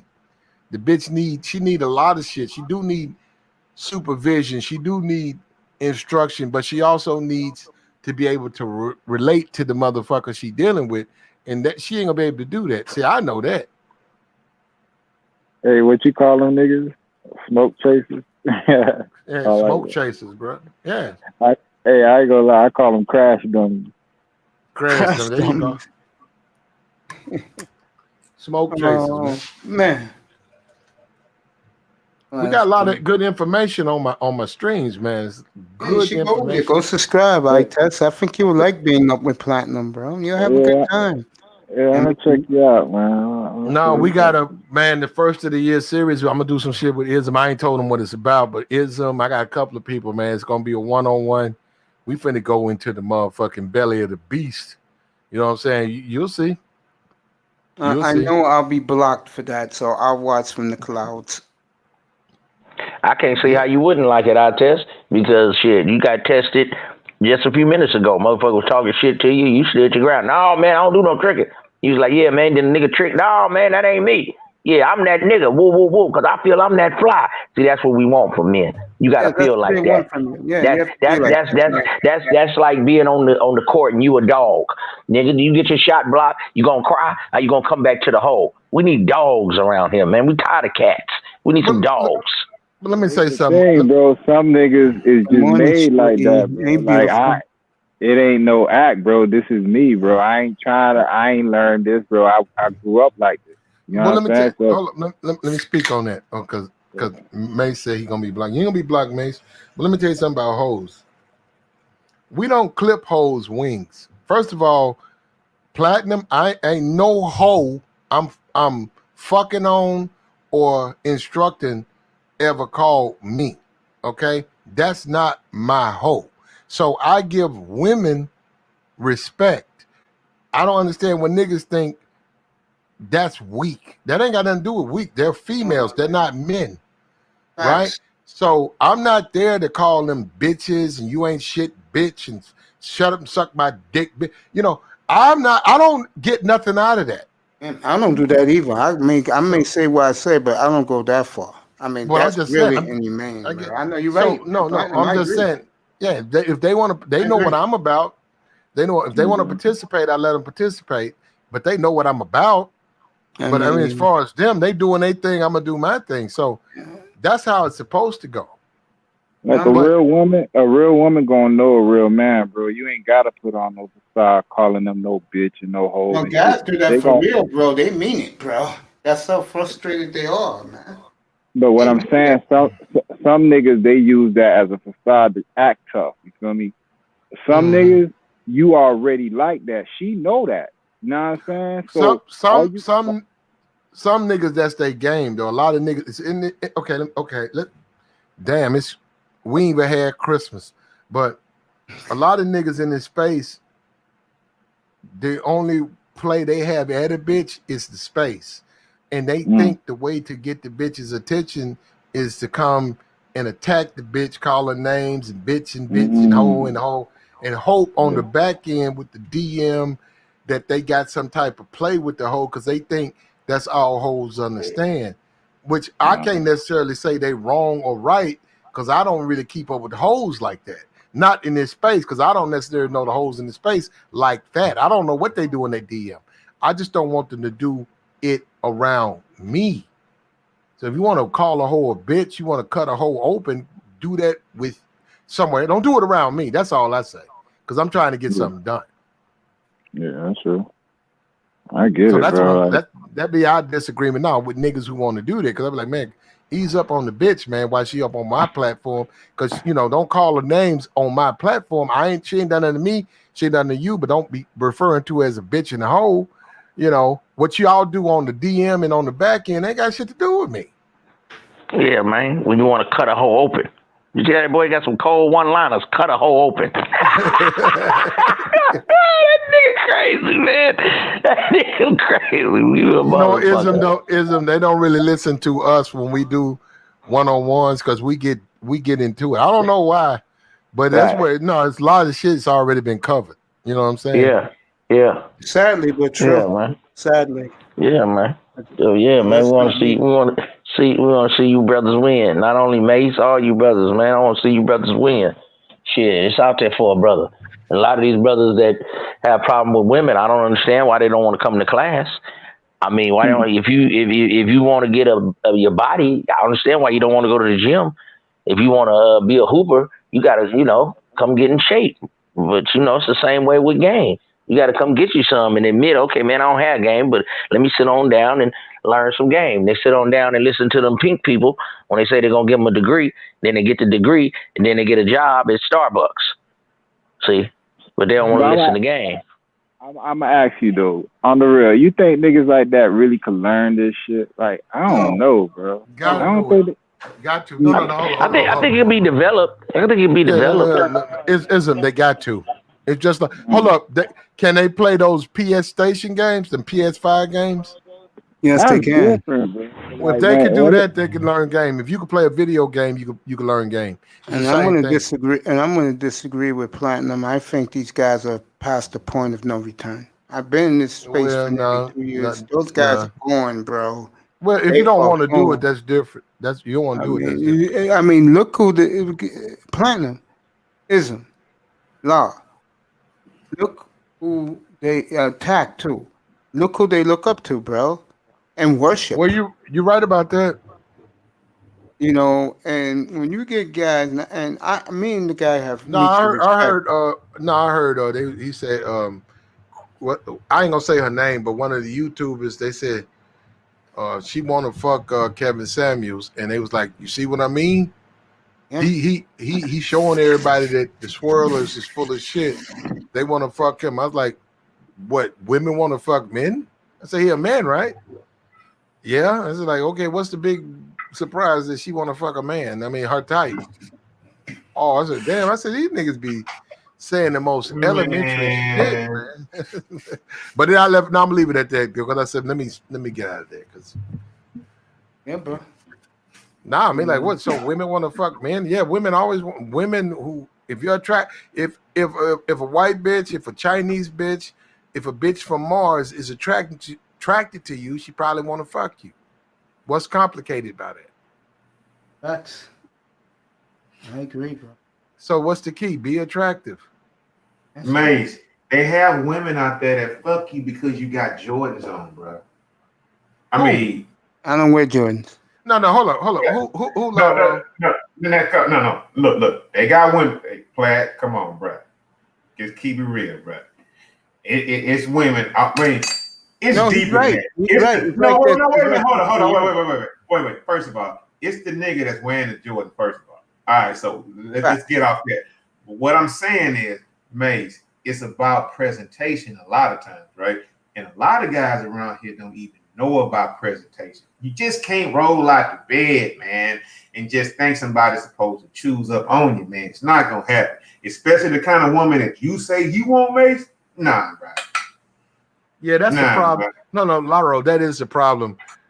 That is the problem because you got two dynamics: a guy who A, don't want to have his shit together, and B, has unrealistic standards. So you're right. That's two problems instead of it being one problem. Yeah. So you're right. You're right. And that's probably what drives people bats because they can't believe people could be that stupid. Like, can you really be that stupid? Like, you don't dress, but you want bitches who like men that dress. Then what's up, church? You want bitches that's really out of the league of you, period. Even if you dressed, you couldn't fuck with bitches like that. It's true. You want bitches that's fucking on rap, multi-millionaire rappers, right?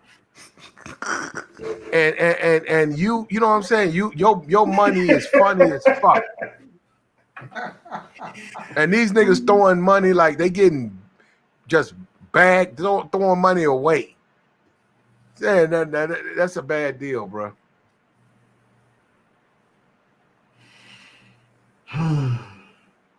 Mace? I'm right here, bro. What you think about what Platt just said? Absolutely correct. I agree. Oh, okay. Are you gonna follow some of that advice? Yeah. Well, that's what's up, man.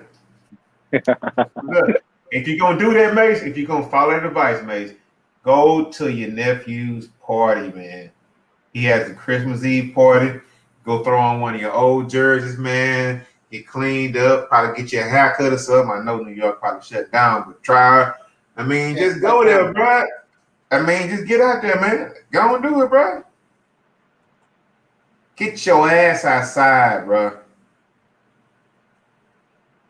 No, you really want me to go out and hang out, bro? That's your nephew, bro, and he having a Christmas Eve party. Shit, I'd be there. Overnight. You might as well go. I mean, shit, those are real people, right? So you might as well go. What you want to do? Come here and talk sports to, I mean, everybody going to be doing something Friday night. You might be talking sports to two people versus being with your family, bro. Thursday night, my plan is to go into the middle of the night and bring everybody to Christmas morning with some Christmas music. Then I'll go to take a quick nap and take a shower when I get up, and probably put on a polo shirt, and we'll do. I'll hook up my good mic, and we'll do Christmas morning together. I'll go for the N.B.A. card, 7 to noon, and I'll be back at 3 to do the pregame Vikings and Saints. No, she can do all that and still go to the party, bro. You know, well, hold up. You know what they got a habit of doing? This one thing you got to do as a young YouTuber, as a small YouTuber, a lot of the older YouTubers or bigger YouTubers will listen to your streams, and they'll steal from your streams, right? That's No, true. no, they do. I'm saying they're bigger than you, right? So they Yes. got a bigger platform. So when they come out with what you do, it doesn't come across that they're stealing from your stream. God damn. Am I still up here? Yeah, you are. Yeah, it doesn't come across that they're stealing from your stream. So what a lot of them will do is they'll, you can catch them by the wordplay. So in my opinion, right, because most of the people in this space are, over 30 or whatever, right? They don't really use cap, right? We know that's well, actually Soldier Boy is about 28, 29. I don't know how he is, but he did the little interview. We cap this, cap. And lately, let's say like about 3 weeks ago, I started using that a lot. Right now, I'm gonna be for real. I can't take that I bought into the space, but I'm noticing now all of a sudden a lot of the bigger guys are saying cap, right? Because it's not really. I'm saying from a age standpoint, it's not normally in their words they use, right? So no, I'm just saying it's funny how people. Man, let me tell you something, bro. It's a lot of people. I can't believe it, but it's a lot of people listen to my shows, man. They don't ever let me know they listening, and I can tell by what they do, by the way they say shit. Because I'm listening to one they up there talking about cap this, cap that. Now I said, oh, okay. Now we capping. We weren't capping till now, but now we capping. Everything's cap now. And then like I said, they get bigger. So by them being bigger, it looks like it's coming from them. Yeah. I agree with that. Look at Mace. It's like you just trying to go to sleep, Mace. No, I'm up. And I'm going to be seeing something real nice in 3 hours. Right. Yeah. Let's So hope what's she's up? taking care of me today. Yeah, I thought Kuda was going live, damn it. I was looking over there too. He's not live tonight because Yeah, he was on maybe. last night. He'll be back tomorrow night with that karaoke he's gonna do. Well, Yeah, with the Christmas thing.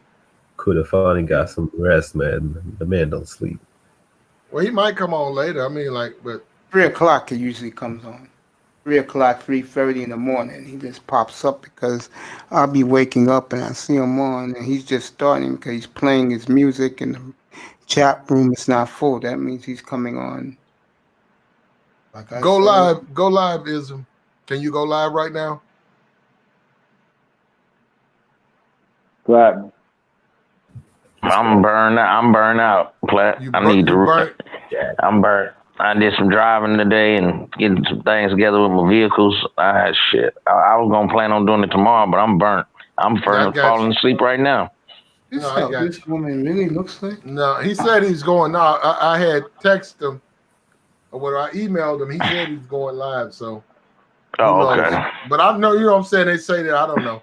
It is what it is. So, seems like that morning slot been pretty good for you. When I wake up, Plat, you be having a few people up in the morning. Seems like that slot been pretty He good. scared me in the chair, bro. I'm sitting in the chair and platinum them at 7.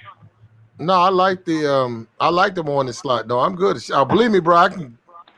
I'm good. I can go at it now, but no, I didn't want to. No.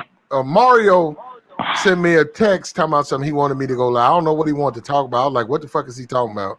But no, I wasn't gonna go live today because I had one live this morning. And I got stuck in traffic today and shit, man. I was yawning in traffic. I'm like, damn, I'm tired. Usually I'll be excited, to catch Kuda stream. Well, actually, Thursday, Friday, and Saturday. Really, Thursday, Friday, and Saturday is gonna be slow days because people traveling, fucking with fam. I say maybe Sunday, Monday. Sunday and Monday is probably when it's gonna take back off, and then the first, after that, it's gonna be regular. Back to normal. Yeah, back to normal. But after Christmas and shit, yeah, all these days gonna be slow days. Really. They said that art. Shit. I was getting shit ready for my Christmas over here. Everybody around here, and usually come through, pull up. Maybe my Family. daughter or something. Yeah, You got family. Then I get some Yeah. cooking. Well, actually, Mhm. it's actually ism. That's actually good to get away from this because Mhm. it's like a reset, like on the computer. Right. Because sometimes you can get too. I found myself doing it. Sometimes you can get way too much involved in this space, Mhm. and it's not good when you do that. You know, I'll be on tomorrow. I got NBA 6:30 to 1 a.m. Then on Thursday I got the 7 in the morning show. Then on 1 o'clock in the afternoon, then the nightcap. God damn. Makes I me coming got you. hard and heavy. And I'll be Hey, back you know, Friday. I'll be back Friday morning at 7 to do the Christmas Day NBA preview. Yeah, I can fuck with you on some of that.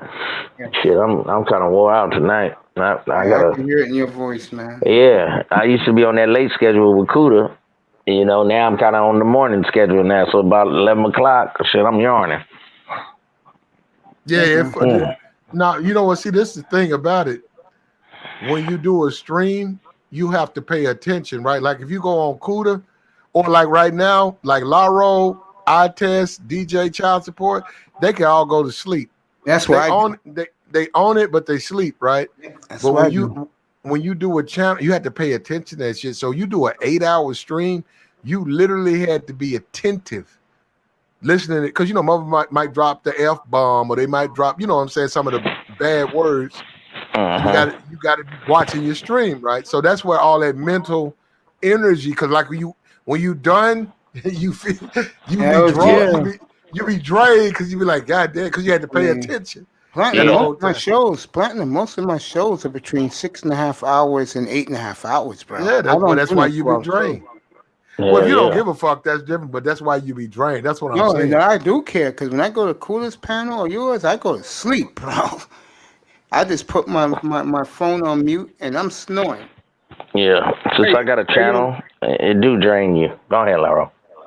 No, go ahead. You got it. Go ahead. Welcome to the family. I was just saying, since I got a channel, man, I try to participate on other people's stuff. I don't know. I only can come up for 30 minutes an hour. I'll be drained. It is mentally draining. Like Plaid said, I didn't know it till I started doing the channel. Shit, I used to stay on Cuda to the end. I'd be the last motherfucker up there.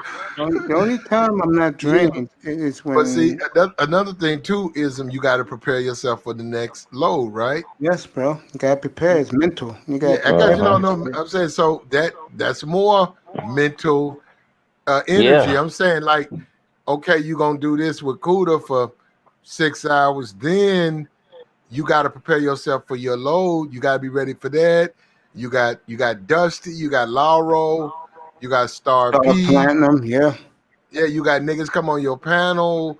They want to talk about who shot John. You like, no, I want to talk about how to Mac on a bitch. I want to talk about who shot John, Now I want to talk about how to Mac on a bitch. Then all of that, I'm saying you trying to keep the panel going. You know, you respect the niggas. They hope they respect you, which they don't.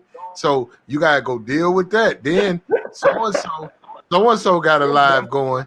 You go get on that. You gotta deal with them and that shit. Then you gotta mentally come on. You know what I'm saying? Then you got your regular life. You gotta deal with that mental shit. That's what I'm saying. So it's a lot different than people think it is. I always say, man, it ain't as easy as you think it is. Hey man, look, I don't know what y'all make, but man, and y'all, I support, right? But man, it got to be more in it than fucking some super chats, just for all that fucking time and energy that y'all putting in this motherfucker, man. I mean, god damn, bro, shit. Now you see what I'm saying? No, I'm saying, you see what I'm saying? No, I'm telling you, I've had to deal with it. You got niggas lie on you and lie about you. You got to deal with niggas hating. All that shit. Nigga they wanna do a live stream about you.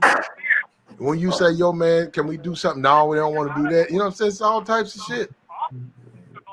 Yo, I asked, you remember earlier, I was asking like how long you been in it and all that. So like all this is like it's fascinating to me, and I'm still curious. Like, how did it start? Like, what made you want to get into it and like and how did it develop into where it is, and what's the end game? Because from what I'm getting from it, like it's just a bunch of people starting channels and they giving their opinions.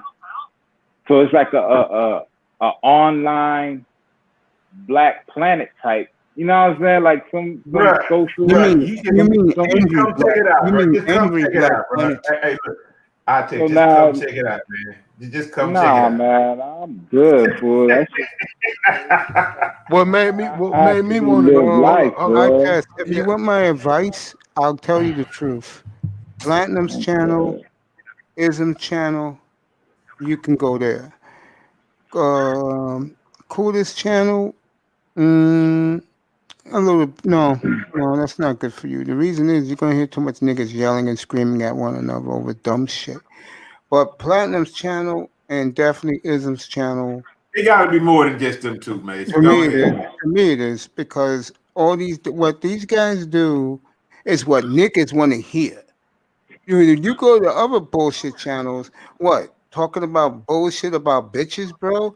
What these No, two but guys do, hook. What these two guys do, Laro, they teach you the game, and if you don't have it, you fail. Our test don't need the game. Our test No. cool. You don't understand what I'm saying? Oh, you want him to see the negative. You Blaze, want him what to I'm see the trying to negative. say is, if our test want to get some good laughs off and hear how they and see how fucked up these niggas are Oh really yeah, out yeah, here. yeah, yeah, yeah, yeah, yeah. Okay. If you ever want to just get a good laugh sometime, man, just come listen to this shit. Let's yeah, come listen to it.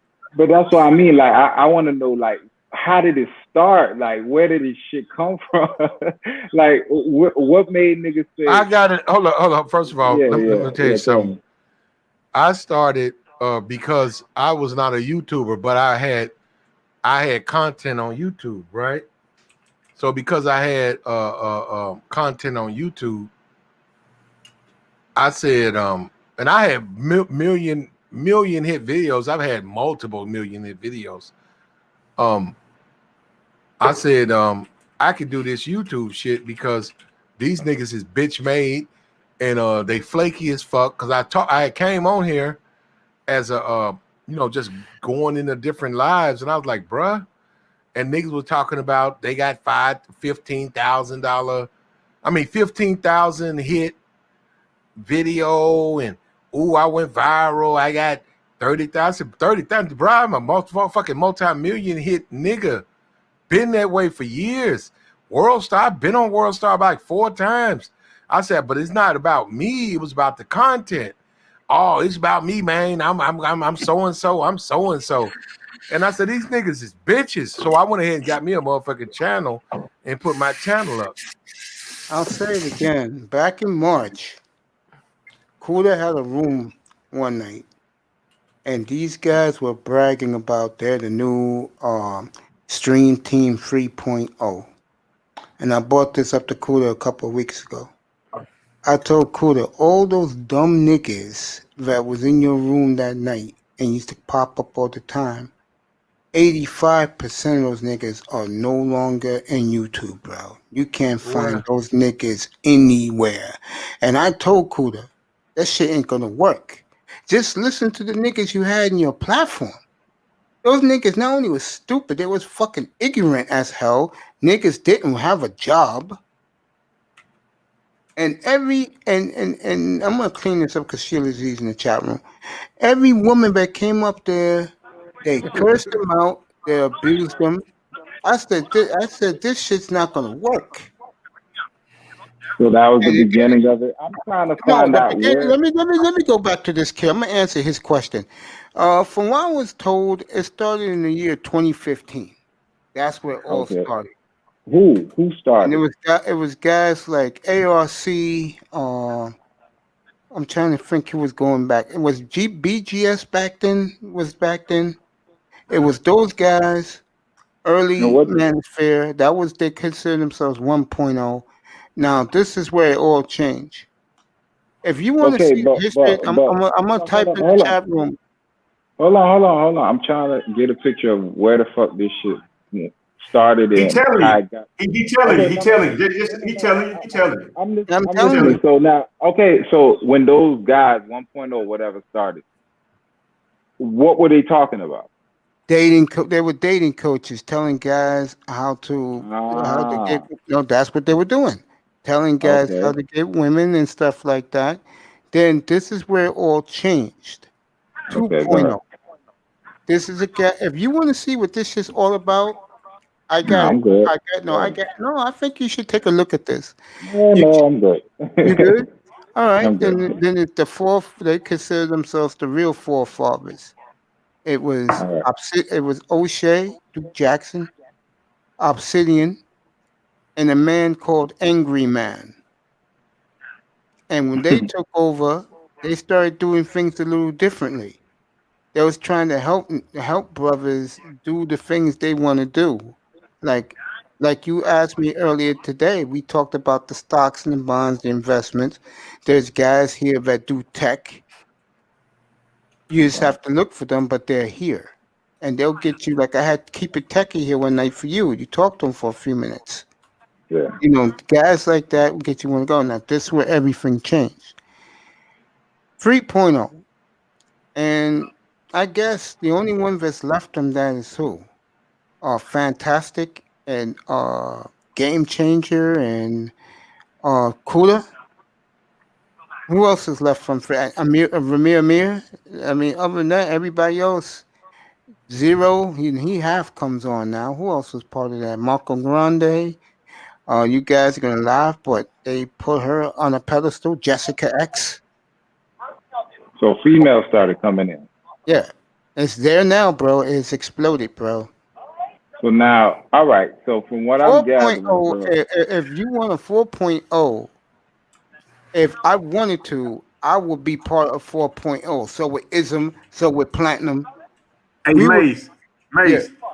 Let Artist ask you questions. Hey, Mace, let Artist ask you questions, man. He asking you, and you on point so far, bro. Artist, keep on asking, bro. Yeah, keep asking. So from what I'm getting is, it was all supposed to be a whole, I guess, atmosphere where niggas learn how to talk to females, and it just morphed into something else. So that was basically the crux of it. That was the genesis of it. That was supposed to be the premise of it, right? Yes. So it's turning into all. By the way, I tell you, you will be great in this space, bro. I'm just telling you already, because you look at this shit with virgin eyes, bro. I mean, I'm just saying, bro. Real talk, bro. He'll be great. He'll be great on this, but I will warn him. And Law, you haven't done that. Ism, Platinum would, and I'm doing it now.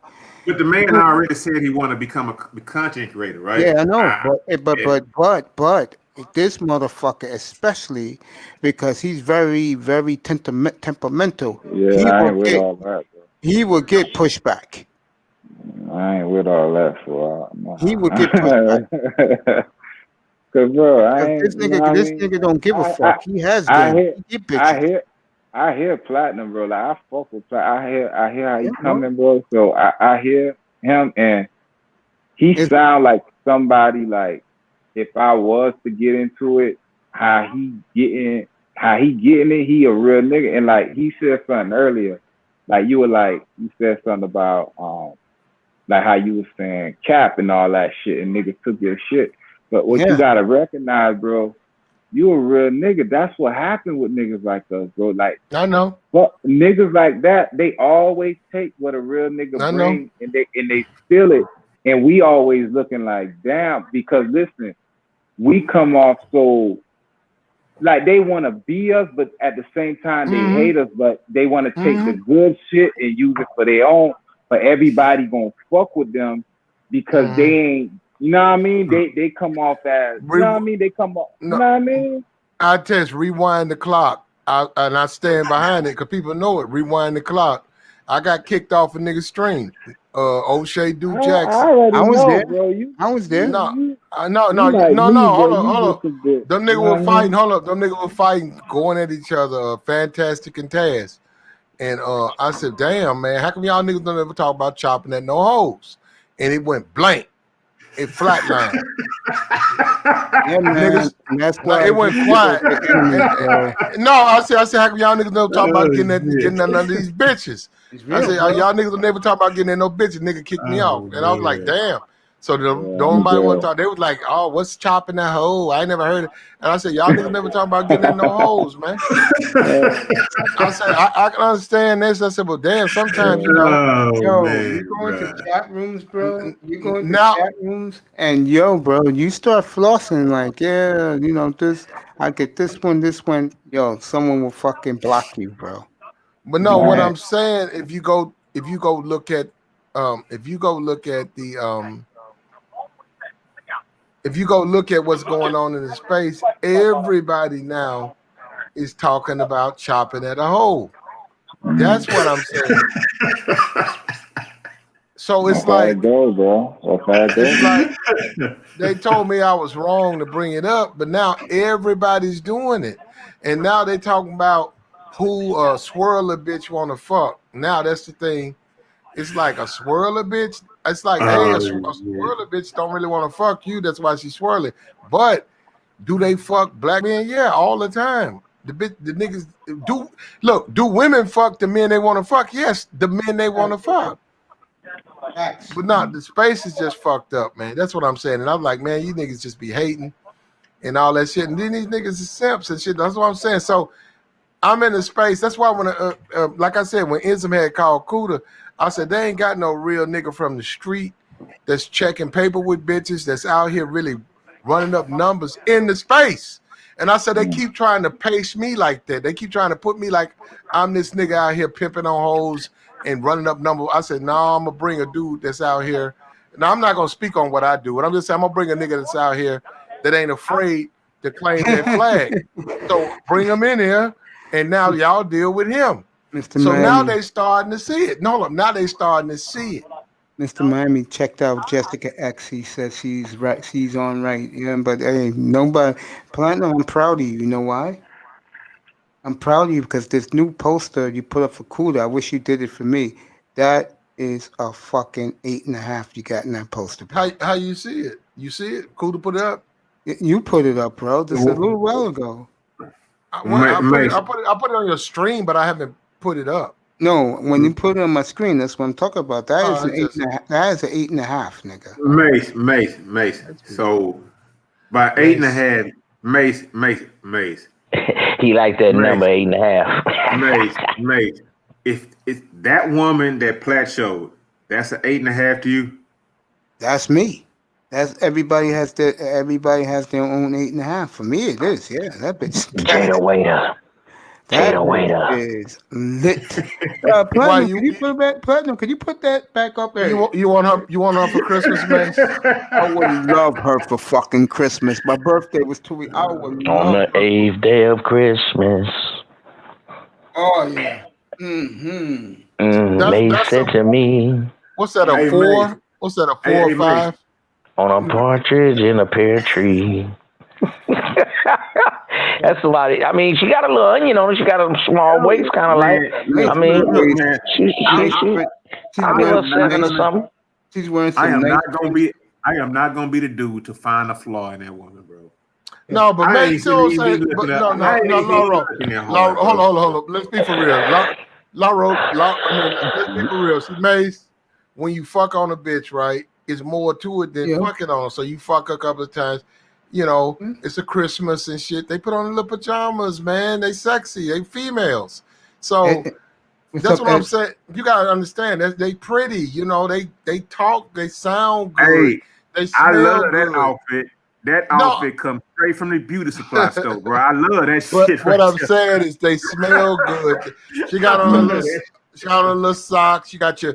Well, you niggas don't say. Hold on. Let's go ahead and paint the picture. She got on her little pajama set with her little socks. She got 2 little girls look just like her. Mace look just like her 2 little baby girls. You got your tree out there, your Christmas. You don't have time for niggas. I'm saying you at the house. You don't have time for the bullshit, nigga shit. You like, man, I'm just chilling with the fam, man. That's what I'm saying. Hey, man, that's gonna be Friday night, man, around here, bro. Like some people around here and some love, man. Some love, Mace. Go to your nephew's party, bro. Get your ass outside, bro. Mace, go to the party, bro. You sound soft on me, bro. Mace, That's soft on me. I'll give you $100 if you show me a picture of you at that party, bro. Fuck it, Mace. I'll give you $200 if you show me a picture of you at that party, bro. Like real talk, man. I'm serious, man. Mace, I'm telling you, I'm good money, bro. If you do it, if you show me a picture, I got you, bro. You want to come up, but you're getting your microphone straight. I think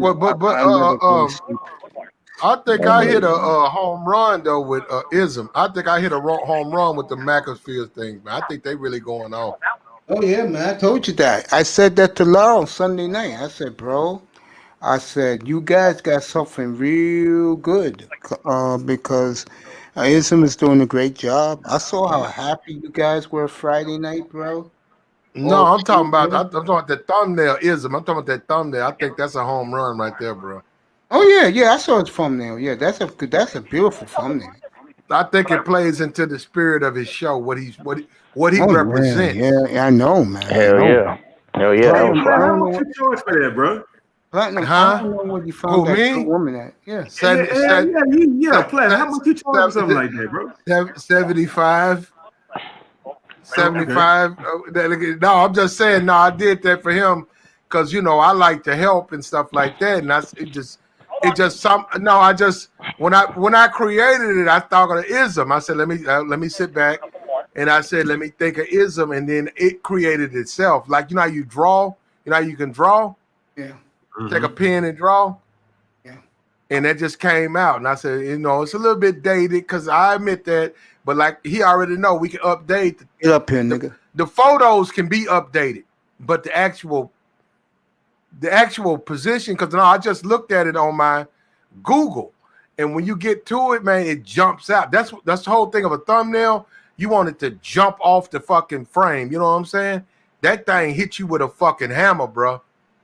Yeah, and I paid my $75, Lyro. I paid $75 for Archer to be quiet. I waited till I was on his show and Archer was going crazy. I said, "It go $25 for Archer to be quiet." And then he got out the penalty box and I kept paying money so Archer would have to be quiet. It was hella funny. He was like, "Oh, that's fucked up." What my true payment is though, real when people tell me they like it though, because I appreciate that they, that they noticed it or whatever. But no, that's that's his channel, and I hope he hold to that thumbnail for a minute, because I think if you put about good 25 loads with that nail, it's gonna hit. It's hitting niggas over the head with that. It's come up. Yeah. I like it. That signature. For real, bro, because people gonna be sharing it. They gonna all pull up. They gonna want to see what it's about, and you right about that. Presentation means a whole lot, bro. Yes, it does. I mean, my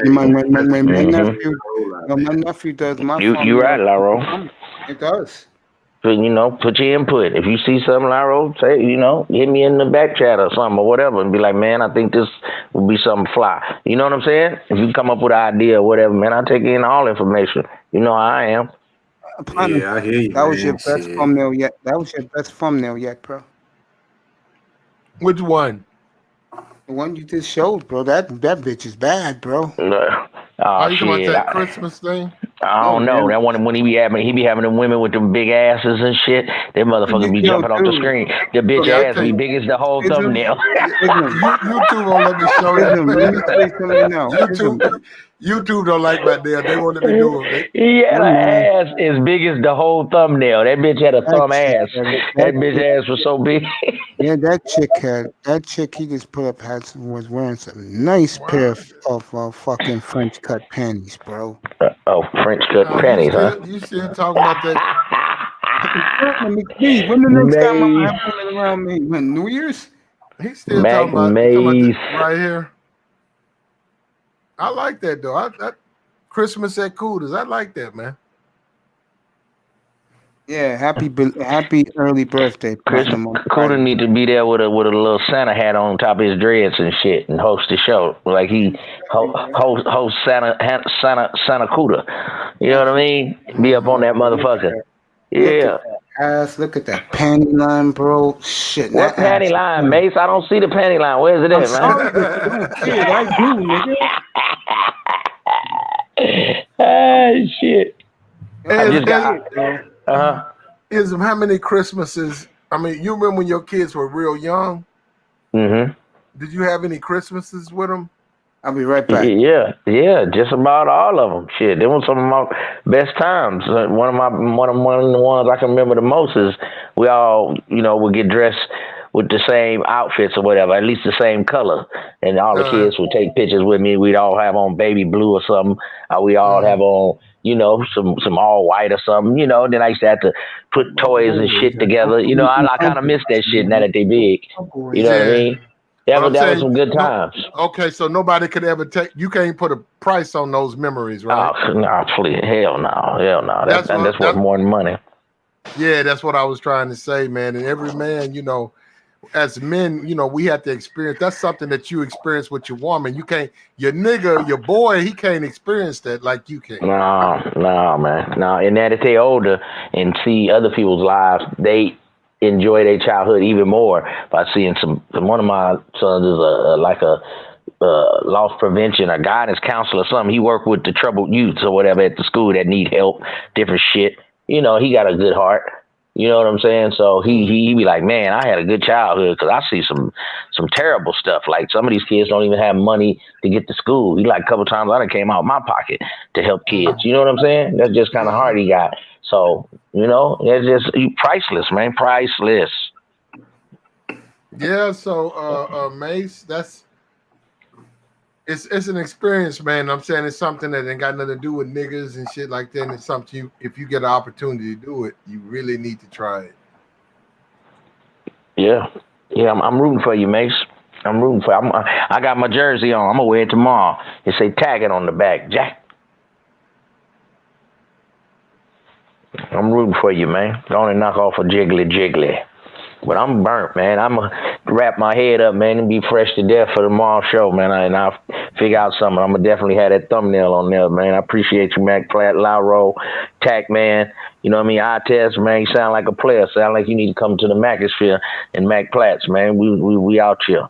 Jack. I got you, bro. All right, man. I'm going to tap in with me tomorrow, everybody. Jack. All right. For sure. I know it's about to happen, but yeah, I'm about to fall out of here too, man. Shit, it's time to hit that goddamn bed, bro. All right, my brother. All right, salute. Okay.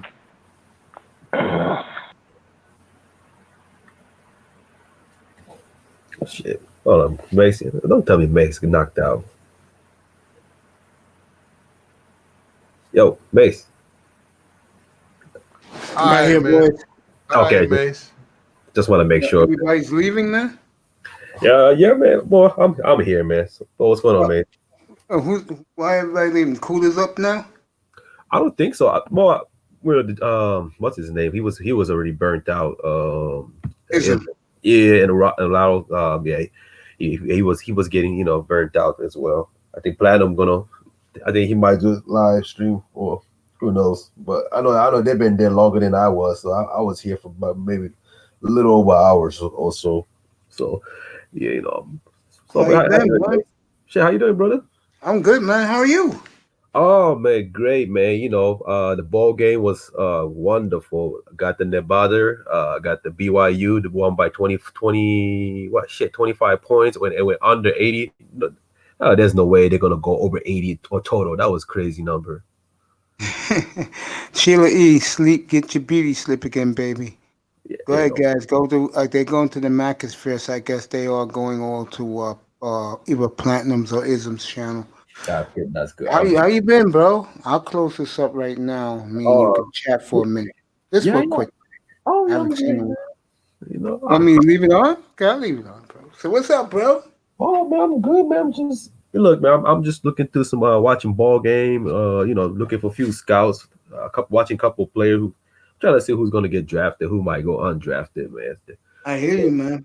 Yeah, just watching. Everybody in my room know the utmost respect I have for you when it comes to your scouting talent, bro.